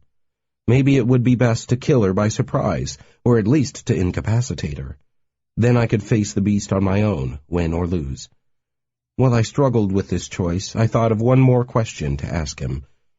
"What about the twin books? The twin flowers of evil? What about them?" "There's been new writing in the one Jacqueline has.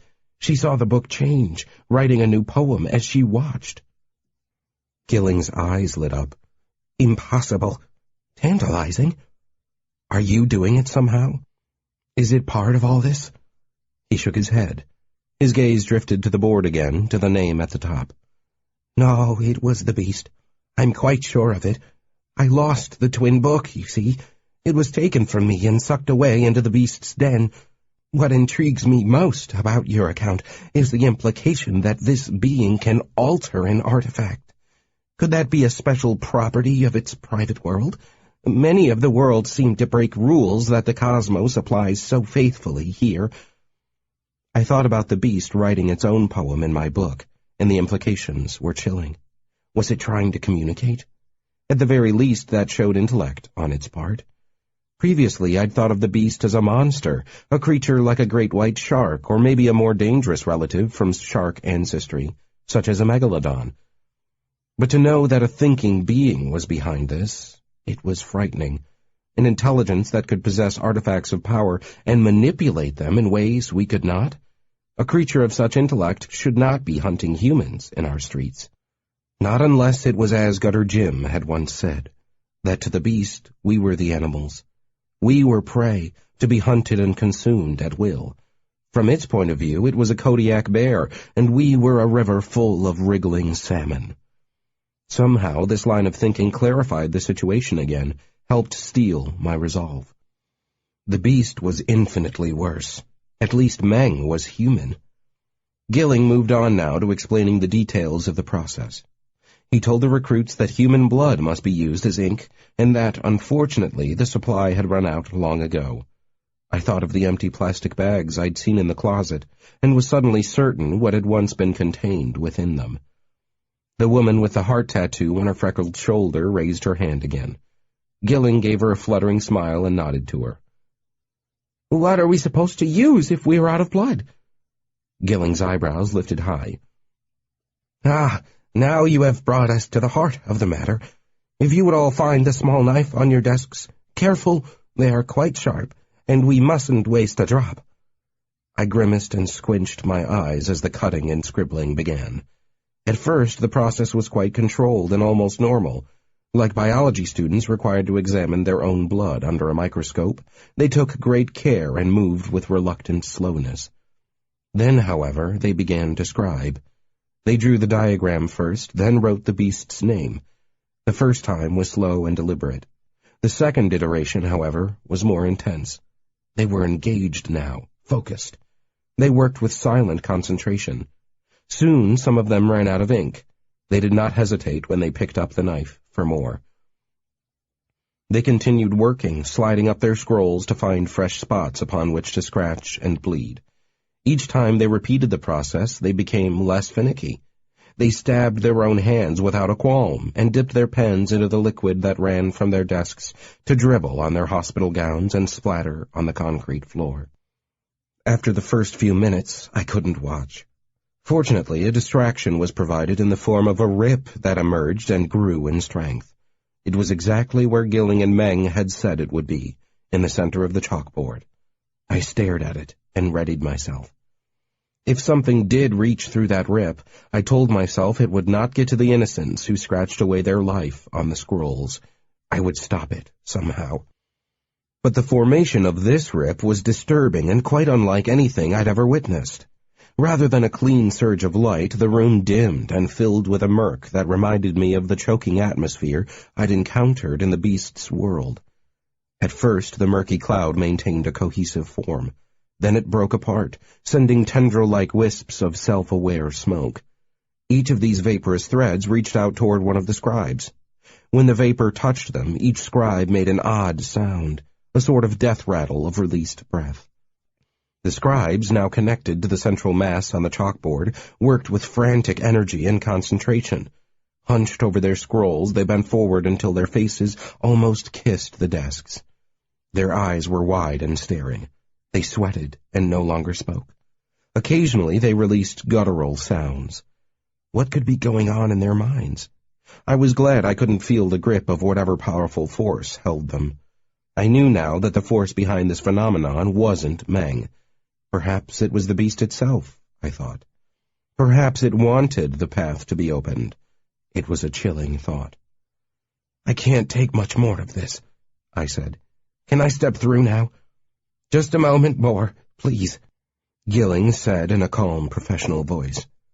I could tell Meng's grip upon his mind held Gilling in firm self-control. But after this was over, Gilling and I were both going to be treated to a lifetime of night terrors. I only hoped the scribes would be spared these memories. Moans and burbling sounds slipped from their lax lips as the spell, or whatever it was, reached its zenith. Even Meng looked worried, her teeth showing in a grimace. "Will these tendrils of smoke turn into tentacles?" I asked, wanting to know what I should expect. "Quiet, please," Meng said. "We are about to break through. The barrier—" I never heard the rest of the sentence. At that moment a gush of energy was released from the center of the rip. The vaporous region changed, becoming the spinning star pattern of burned orange light I was familiar with. The scribe stopped working all at once. McKesson leaned back in his chair. He was bleary-eyed, but looked to me like he was less exhausted than the rest. There was still some fight left in him.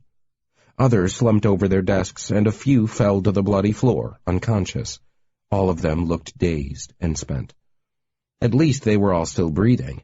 I turned back to the rip and saw it was dark, unusually so. In most cases I could see a wavering version of the world on the far side, but this time I couldn't see anything other than a swirling darkness. I tensed, expecting an explosion of something nauseating. The rip didn't disappoint me. Liquid spilled into the room. I stumbled backward as muck ran around my shoes. It wasn't blood, fortunately. It was something like the slime at the bottom of a swamp. The odor was overpowering. "No tentacles, no guardians," Gilling said in a hushed voice. "At least not yet." I glanced at him and back to the rip. My weapons were ready, and I wished right then I had McKesson at my side. He was a hard man to like, but he'd always come through when action was required. I thought of asking Meng to release him and let him join me, but I felt it would be unfair. Right now he didn't even feel the pain of his broken bones. Why torment him? He was too injured to do much good in a fight, anyway. "What are you waiting for, rogue?" Meng demanded in a loud, ringing voice. "We've upheld our part of the bargain. Finish it!" She rattled on about cowardice and deal-breakers. I didn't look at her. I barely listened to her. I could tell she wasn't accustomed to being ignored, but I planned to do this my way. I examined the muck, which still flowed around my shoes. The consistency of pancake batter, it had formed an inch-deep puddle around the rip. I didn't like the look of it, but I didn't see any way around it. I took a cautious step into the rip. The sound of Meng's voice cut out, which was a blessing. I entered another world, and I couldn't recall ever having done so with such grim expectations. 39. This deep inside the beast's lair, I could sense its presence. I felt the malevolent intelligence as soon as I stepped through the portal. I could feel the beast in my mind. I knew now what Cartoon had been talking about.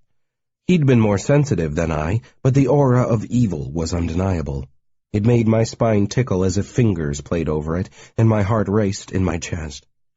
I recalled when I'd first encountered one of the guardians, the anamorphic things that haunted this place. I'd felt dread then too, but this was more intense. I stepped forward warily. My lungs filled with the heavy vapor of the place, a swamp fog of hot, thick air. I struggled not to cough, not wanting to give myself away to whatever might be listening. The tunnels were wide in this region, but still curved at the bottom and arching overhead.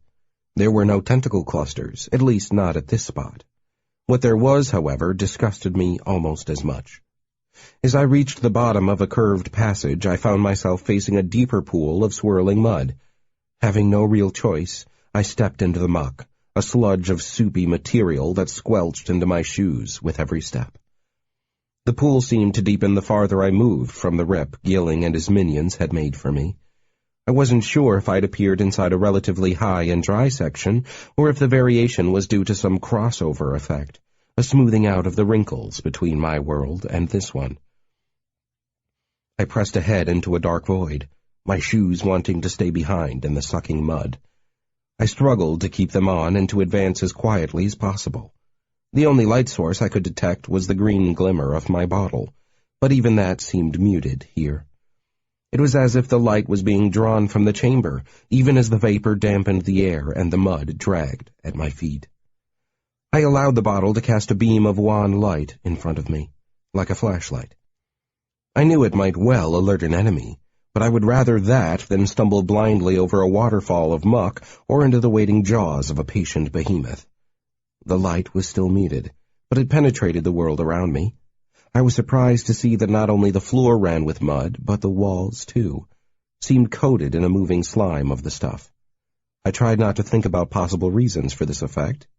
I knew I might be witnessing a living morass of self-mobile bacteria, or worse, venturing into the digestive system of a vast being.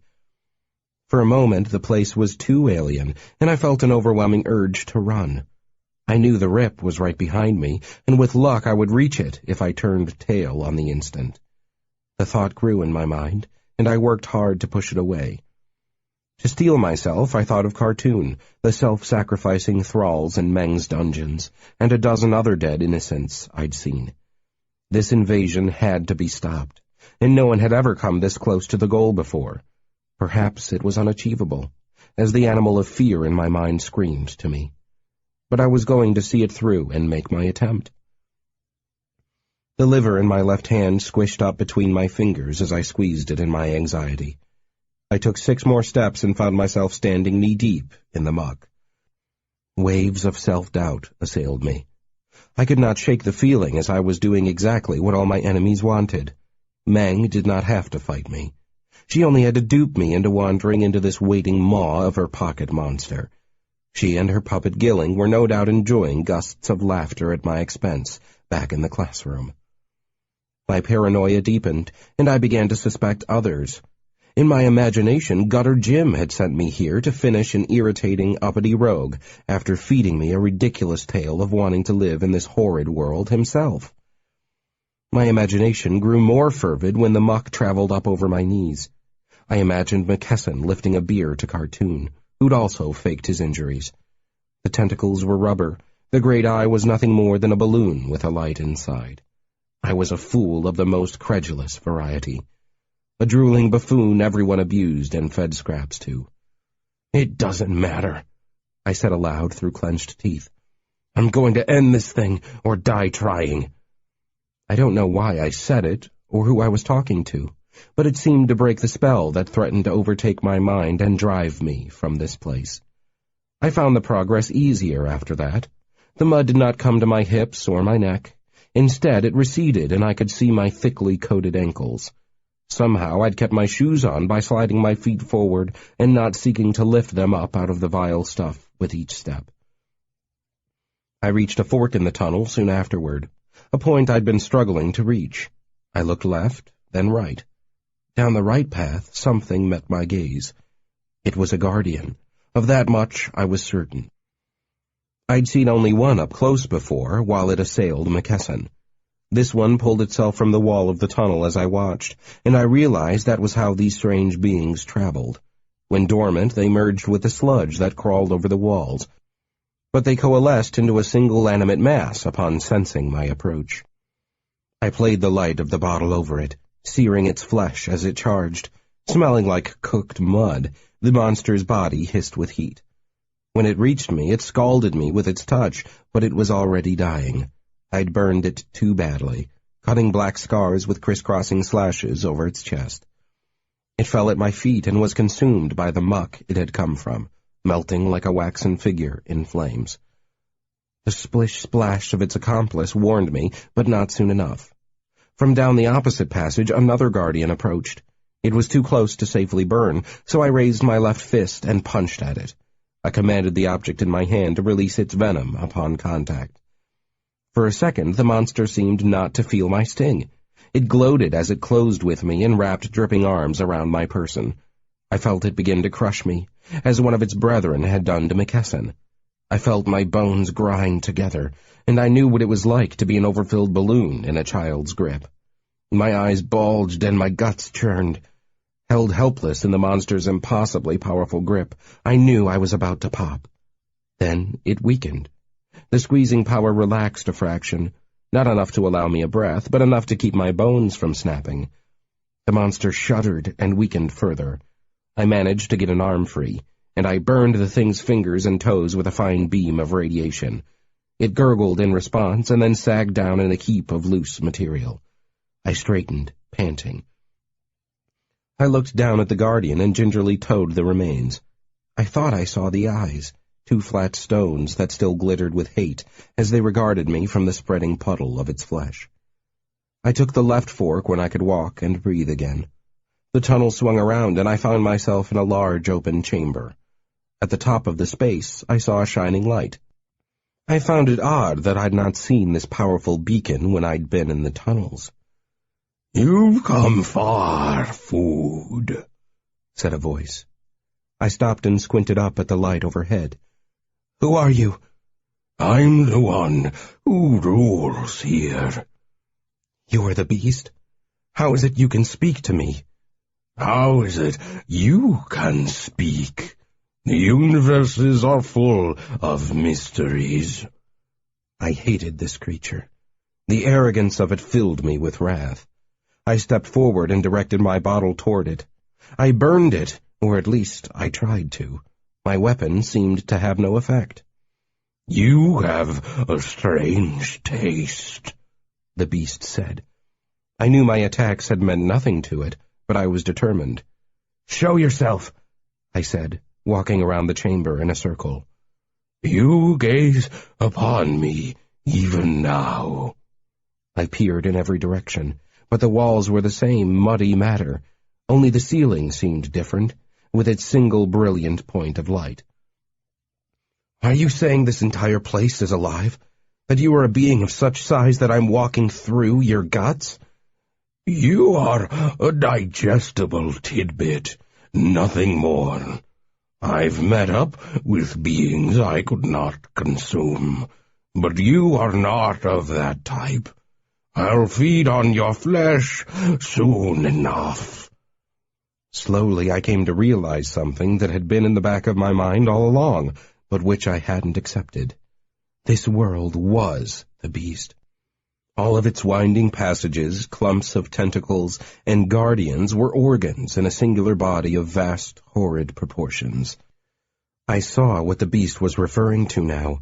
More guardians were gathering in both the tunnels that led to this place, the heart of the beast. I suspected it was closer in nature to its brain than its heart, but it didn't matter.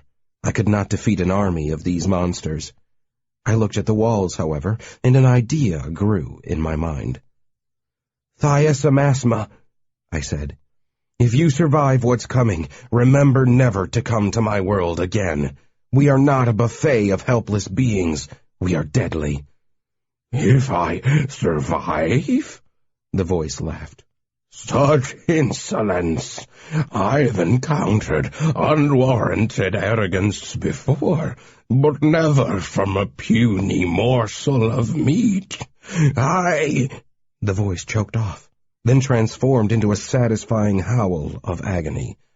I stood with my left fist plunged into the muck of the nearest wall. I made contact with the flesh of the beast and commanded the liver in my hand to sting the tunnel walls. The weapon Rostock had given me convulsed and pulsated in my grip. It pumped venom in rhythmic gushes. As it kept pumping, the monster that was this world began to undulate under my feet. It was beyond speech now. I glanced up and saw the single staring eye where the bright light had been. I could see it was trying to figure out what I was doing. I directed my bottle at it and seared the eye, which retreated. A gush of steam shot into the room, and then the light and the eye were gone. The beast went wild after that. I was lifted up into the air and splashed back down again. The walls of the chamber began to squeeze closer, shivering and throbbing. I didn't know what was happening, but I knew that if I was about to die, this thing was going to remember me. Unable to get to my feet due to the wildly rippling floor, I shoved my artifact into the muck under me and stung the beast again and again. I thought of Cartoon and everyone else I'd seen this thing eat, and I did my damnedest to kill it. 40. The beast ejected me, in a manner all indigestible things are ejected. A rip opened, and I was hurled down into a dark underground chute. I'd lost my grip on my bottle, but I still had the liver. I was in a mass of moving water, rushing under the ground. At least the water was clean. Gasping and bumping along, I felt relief, despite the fact I might drown in the next few minutes. I could tell I was back home on Earth, as the air didn't have that thick, vaporous quality, and the walls around me were made of rough concrete. I protected my head with my hands, found a way to stand, and braced myself against the rushing flow of water. I couldn't see a thing and felt blindly about me. I seemed to be inside a large cylinder. It was a pipe deep underground, I suspected. The water was cold and washed the muck from me. When I could breathe steadily, I saw something with my eyes as I peered into absolute darkness. It was a greenish glimmer, and it was about to float by. I reached out my hand and grabbed my bottle, pouring water from the mouth of it. The bottle brightened at my touch and lit up my surroundings. I walked in that claustrophobic hell for a mile or more. It was hard to tell in the darkness. I went downstream and tested each step I took in case the next one led me off a cliff into a deeper cistern. My back was bent and was stiff and sore. At times the pipe twisted, but I never found a route leading upward. I figured I was somewhere under Las Vegas, but I didn't know if I was heading toward the reservoir or away from it. Finally, I gave up on finding my own way out. I called upon the only being I thought might be able to help me. "Jim," I said, tapping at the concrete walls. "Are you listening? I could use some help." "You lasted longer than I thought without calling," said a voice. I whirled around. A hummock in the water rose up, then receded back into a smooth, flowing stream. "You've been here all along?" I demanded. "I could have used some help." "How quickly you forget our past differences. Unfortunately, I have not forgotten your abuse." I recalled thumping him with a bottle and sitting on him. I grimaced. "Oh yeah, sorry about that. At the time I thought you were helping the beast, or at least were in league with those who were." "I've told you what I wanted." And I've done my best. I battled the beast, I stung it and sickened it. The hummock of water rose again in response to my words. It was about a foot high, and I thought I could see a man's face carved in silver-black flowing liquid. You killed it? I can't be sure. I stung it 12 times, and I know I hurt it. But listen, you can't really occupy the beast's world. Why not? I proceeded to explain that the beast was a living world of sorts, a creature that lived between other existences. Interesting, he said thoughtfully. My plans may still work. If it is dead, then its carcass might remain, like a hollowed-out tree or a natural cave or a leather coat. I could use the remains as a home. Knock yourself out, I said, trying not to smile. Yes, it could be done. In fact, it might be better than before. From all reports, the interior conditions were unpleasant. Extremely. But with the beast dead, I could redirect a fresh flow of water into the place and cleanse it. Then, with certain other creature comforts added, it might work out extremely well. A unique fixer-upper opportunity, I said. Hey, any chance you could give me my reward now? Reward? What reward? I killed the beast, didn't I? Maybe you did, but I'm not in any position to. All I want is for you to get me out of here. Oh, I see. I'll help for a promise, a private arrangement between the two of us. Name it. I will not hunt you when you venture into the underworld, and you will not hunt me when I walk the dry streets above. I thought about it for a second. It seemed like a pretty good deal. I didn't have many allies among the community, and even to move up to the status of neutrality with one of them was an improvement. You've got a deal, Jim. Less than an hour later, I found myself walking on the strip again. I came to the Lucky 7, which was still behind a circle of yellow tape and flashing police barriers. Debris, broken windows, and a half-dozen bored-looking cops encircled the ground floor. I looked up to the highest windows. Was Rostock still up there, sitting in his dark office? I knew the lack of light wouldn't bother him in the slightest. I figured he probably was up there, like a stubborn holdout weathering a storm. One of the cops came forward when he spotted me. I eyed him warily. I didn't always have the best relationship with the police. "Aren't you Draith?" he asked. I recognized him then. He'd taken down my report in the Triangle, when the drifter had been turned into a pile of steaming bones. I nodded to him. "You look like a drowned rat, Draith. We've been waiting a long time for you to show up. Let's go on a little tour." I hesitated, my hand reaching into my pocket. I touched a single finger to the candy cane and seriously considered vanishing on the spot. In the end, curiosity got the better of me, and I followed him. The beast had really done a number on the casino. The bodies were all gone, but the rubble had not been touched. We passed a row of slot machines crushed by a fallen beam.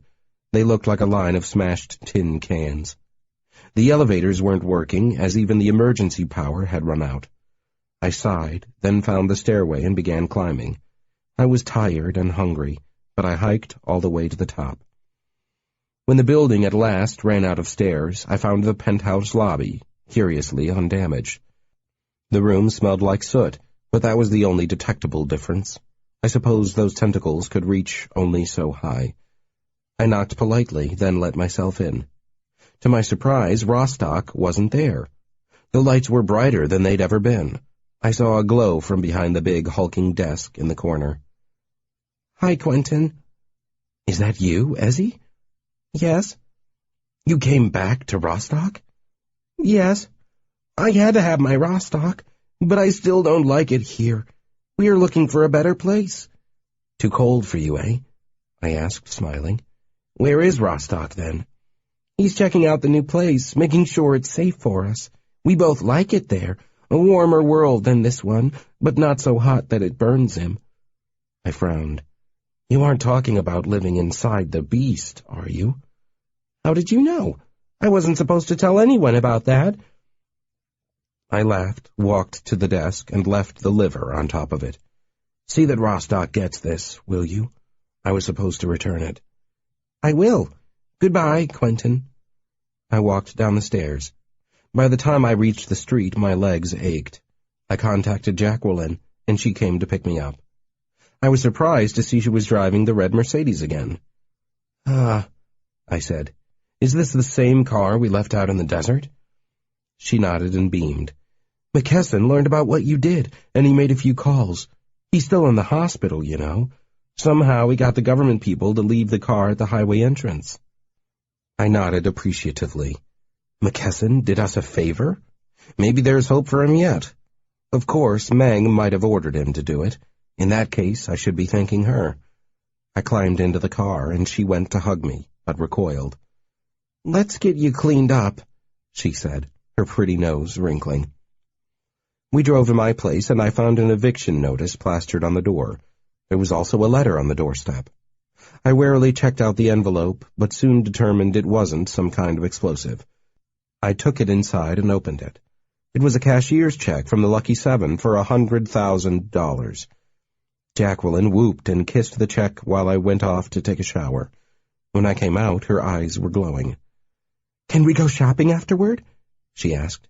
"I'm having serious withdrawal symptoms after going legit and giving up my shoe collection. Really, I don't know how you can control yourself with those sunglasses." I smiled. "After what?" She smiled back and jumped on me. 41. A few days later, I went back to the Sunset and asked the people behind the camera if I could talk to Meng. This seemed to fluster the security team, and they told me to wait for a moment. 5 minutes later, a familiar voice came from the speaker. "Traith, the Sunset is closed. You can come back for psychiatric services in the morning." I chuckled. "I have an unusual request. Some things are best done under the cover of darkness." "What do you want?" "We have unfinished business." She didn't say anything for a few seconds. "You'll never get in here. I've sealed the lower floors. Not even Gutter Jim can get in through our plumbing now." "I'm not breaking in. We were allies last time we met. Where's that history?" Another hesitation. I heard her ordering people away. Apparently, she didn't want any of her underlings to hear this conversation. "I'm buzzing you in, but you better not try anything." I felt distinctly mistrusted as I wended my way past their security cameras, unsmiling men in green, and doors reinforced by wire mesh. I headed for her office and met her there.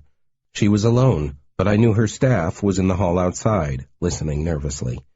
"What business do we have?" she asked evenly. On her desk blotter between the two of us was the hood ornament. It gleamed under the fluorescent lights. "Has the beast returned?" I asked. "No, I think you were successful." "Oh, is that why you are here? To ask for some kind of reward? What do you want?" I pointed to the hood ornament. It was bronze in color and looked well-aged. Staring at it, I admired the distinctive artistry of the statuette, which had the shape of a woman with wings raised in mid-flight. Distrustful of my scrutiny, Meng immediately grabbed it up and cradled it to her breast. "Are you mad?" she said, glaring at me. "I'd die without it. I won't give it up." I opened my mouth to explain, but she suddenly stood up, speaking faster and faster. I realized she was in the grips of paranoia. "You found something, didn't you? Something to make you stronger than before. Something from the Beast Slayer. You wouldn't come here otherwise. Well, let's do this then. We'll see if you can take everything I've got." She reached down to her desk and slipped a finger under the bottom lip of it. I knew she was about to call her army of supporters. "Calm down," I said. "You don't have to press any buttons. We don't have to go to war today. The war is over, and the battle was won. I'm not here to take anything." She stopped, but kept her hand on the desk, her finger poised. She frowned at me tightly. "What then?" I pointed to the hood ornament again, the one that gave her all the power. "First of all, I want you to release Gilling, McKesson, and everyone else you grabbed during the beast's attack." "What?" she sputtered. "You can keep your staff and any seriously dangerous patients you have around here. Really, Meng, what more do you need? If you want to return to the community as a hero—" "The community understands my critical role in the battle against the beast. I don't need to give up. I'm not just talking about Rostock, Gutter Jim, and the rest. I'm talking about the rogues, too, and our entire city, which has been bled white. If you want to be part of this world again, Let them go. She glared at me. What happened in there? What happened to the beast? If I show you that, you may not survive. Meng licked her lips. I knew her paranoia was working against her. She feared me and wanted a truce declared. Anyone who drove away that thing deserves respect. But you can't come in here and order me around in my own domain. I understand this is your territory. What I'm offering you are my terms of peace. I leaned back in my chair and looked at her confidently. It was something I was very good at. She knew I'd done what no one else could, and more importantly, she didn't know how I'd done it. The uncertainty was driving her nuts. I'll do it, she said at last. I'll let them all go. But don't think you can come back in here any time you wish, making more demands of me. I raised one finger. There is one more thing. It took an hour or so to set it up. I had McKesson there with his arm still in a sling. In his other hand he held a new pistol. He aimed it at the ground and looked grim. He'd been released of Meng's influence, and he wasn't too happy to learn he'd been under her spell for quite a while. "Are you sure you want to do this?" he asked me. "Some things are best left alone." "Let him," Meng said, smiling tightly. "He's earned it. A man needs to know who and what he really is." I didn't like Meng's tone. Both of them were hinting that I might not like my own past. I knew I should heed the warning and back out, but I couldn't. I had to have my past back. I had to know who I was. "Let's do it," I said. "I'll give you the talisman, Jay, and you'll be immune. Then she can go to work on me. If I go ape, feel free to shoot the good doctor." McKesson smiled grimly. "With pleasure." Meng gave him a dismissive glance. I could tell there was no love lost between these two, and that's just how I wanted it. I had to have a trustworthy man standing at my side in order for this to work. Otherwise, when I opened my mind to Meng, she might well decide to put me back into one of her little cells. I wondered again just how many times she'd done exactly that. I figured I'd learn the truth soon enough. I handed over the talisman to McKesson. The finger shifted its weight inside the vial. McKesson didn't bother to hang it around his neck. He just gripped it in his injured hand and watched Meng distrustfully. She sat at her desk, moving very slowly. She reached out her small hand and rested it on the back of the statuette. She ran a finger down the bronze wings, first one, then the other. I thought I saw a flash, and then I heard her voice, but soon after, everything went white. I found myself tumbling down concrete steps. I'd been here before, several times. I knew these stained steps, the buzzing caged light bulb overhead and the door in front of me. I climbed to my feet painfully, staggered to the door, and pushed on the panic bar. Sunlight blazed into my eyes. They hurt, and I groped in my pocket for sunglasses. The sunglasses! They no sooner shaded my eyes than I remembered them and their former owner. For the first time, I saw Tony Montoro in my mind's eye. He was a nice guy, not too tall, not too fat. He had a big head and big hands. He laughed easily, and not just when he was drunk. At that point, I was smiling. But the pleasantness soon ended. I remembered killing Tony. I'd done it on a cool night in the city, after driving away from his place with him. He'd been my friend, and that made it easier. He trusted me. Tony had been hard up for cash lately, and he'd taken to stealing. Unfortunately, he'd stolen from the wrong people, community people. Stealing was easy for Tony, with sunglasses that could open any safe, twist apart any lock. Money couldn't be kept from him if he wanted it badly enough. So he'd given in to the temptation and taken the cash. After they'd figured out who it was, the injured people called Meng and ordered the hit. Las Vegas, like all societies, had rules. When you broke them, the penalty was harsh. Meng had summoned me to Sunset, given me a bill from a restaurant, and sent me to visit my friend Tony one last time. The restaurant bill was from a diner in Indian Springs. It was dated September 13, 1951, but it was as fresh as the day the waitress had scrawled a little smiley face at the bottom. The paper was crisp, and the ink would never fade. As Meng had commanded, I had filled Tony Montoro's lungs with sand that night, and I killed him. As I recalled now, I'd done it with a vague smile on my face. My mind was a blank at the time. It was like being in a dream. I was only glad I'd been knocked out in the ensuing wreck. I was at least spared the painful memory of watching him die. My thoughts returned to the here and now. By the time the memory of Tony's death had played out in my mind, the door into the sunset had closed behind me. There was no handle on the outside. It was just a blank rectangle of gray-painted steel. I beat on the door, ignoring the security camera. Then I realized I still had the sunglasses on. I formed claws with my fingers and weakened the metal around the latch. It groaned, then tore open. There, standing in the stairwell in front of me, was McKesson. He had his pistol in one hand and my talisman in the other. I reached for my bottle, but hesitated, realizing he was immune to the radiation it emitted. He had my talisman dangling from his hand. "Time to let it go, Draith," he said. I pulled at my hair. "She made me murder my friend. I should have brought the beast back. I should have ridden its back while it ate her." McKesson nodded seriously. "Not a bad plan, but we both made a deal. She kept her part of it." "Why are you helping her?" I demanded. "Let me go up there and kill her. What's it to you?" He looked troubled and glanced up the stairway. He gestured for me to back up, and I did so, reluctantly. He came out into the sunshine, the painfully bright sunshine, and the door closed behind him. It didn't sound like it was in perfect working condition. It screeched as its springs dragged it shut. McKesson started walking down the sidewalk, and I fell in beside him.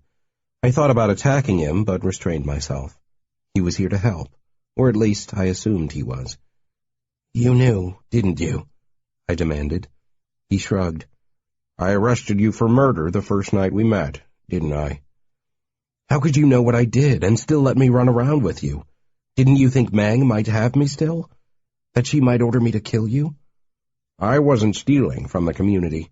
I was working for them, just like you. I was around to stop invaders. You were used to keep people in line." I remembered then that there had been others. I'd been an assassin more than once. I'd been good at it. "Meng's a monster," I said.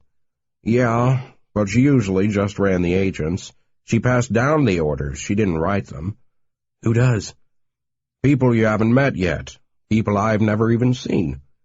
I heaved a sigh. "Give me back my talisman," I said. He handed it over reluctantly. "You aren't going to do anything stupid now, are you?" "Not today. I've got to think about this." He walked me to where a red Mercedes was waiting. Jacqueline was driving, and she looked worried. McKesson shook my hand as I got into it. "You aren't the same man you were back then, Draith. You've changed. You didn't have to risk your own neck to drag me out of the belly of the beast. I won't forget that." I nodded, and Jacqueline drove me away toward the center of town. She kept looking at me worriedly as we cruised along. "Are you okay?"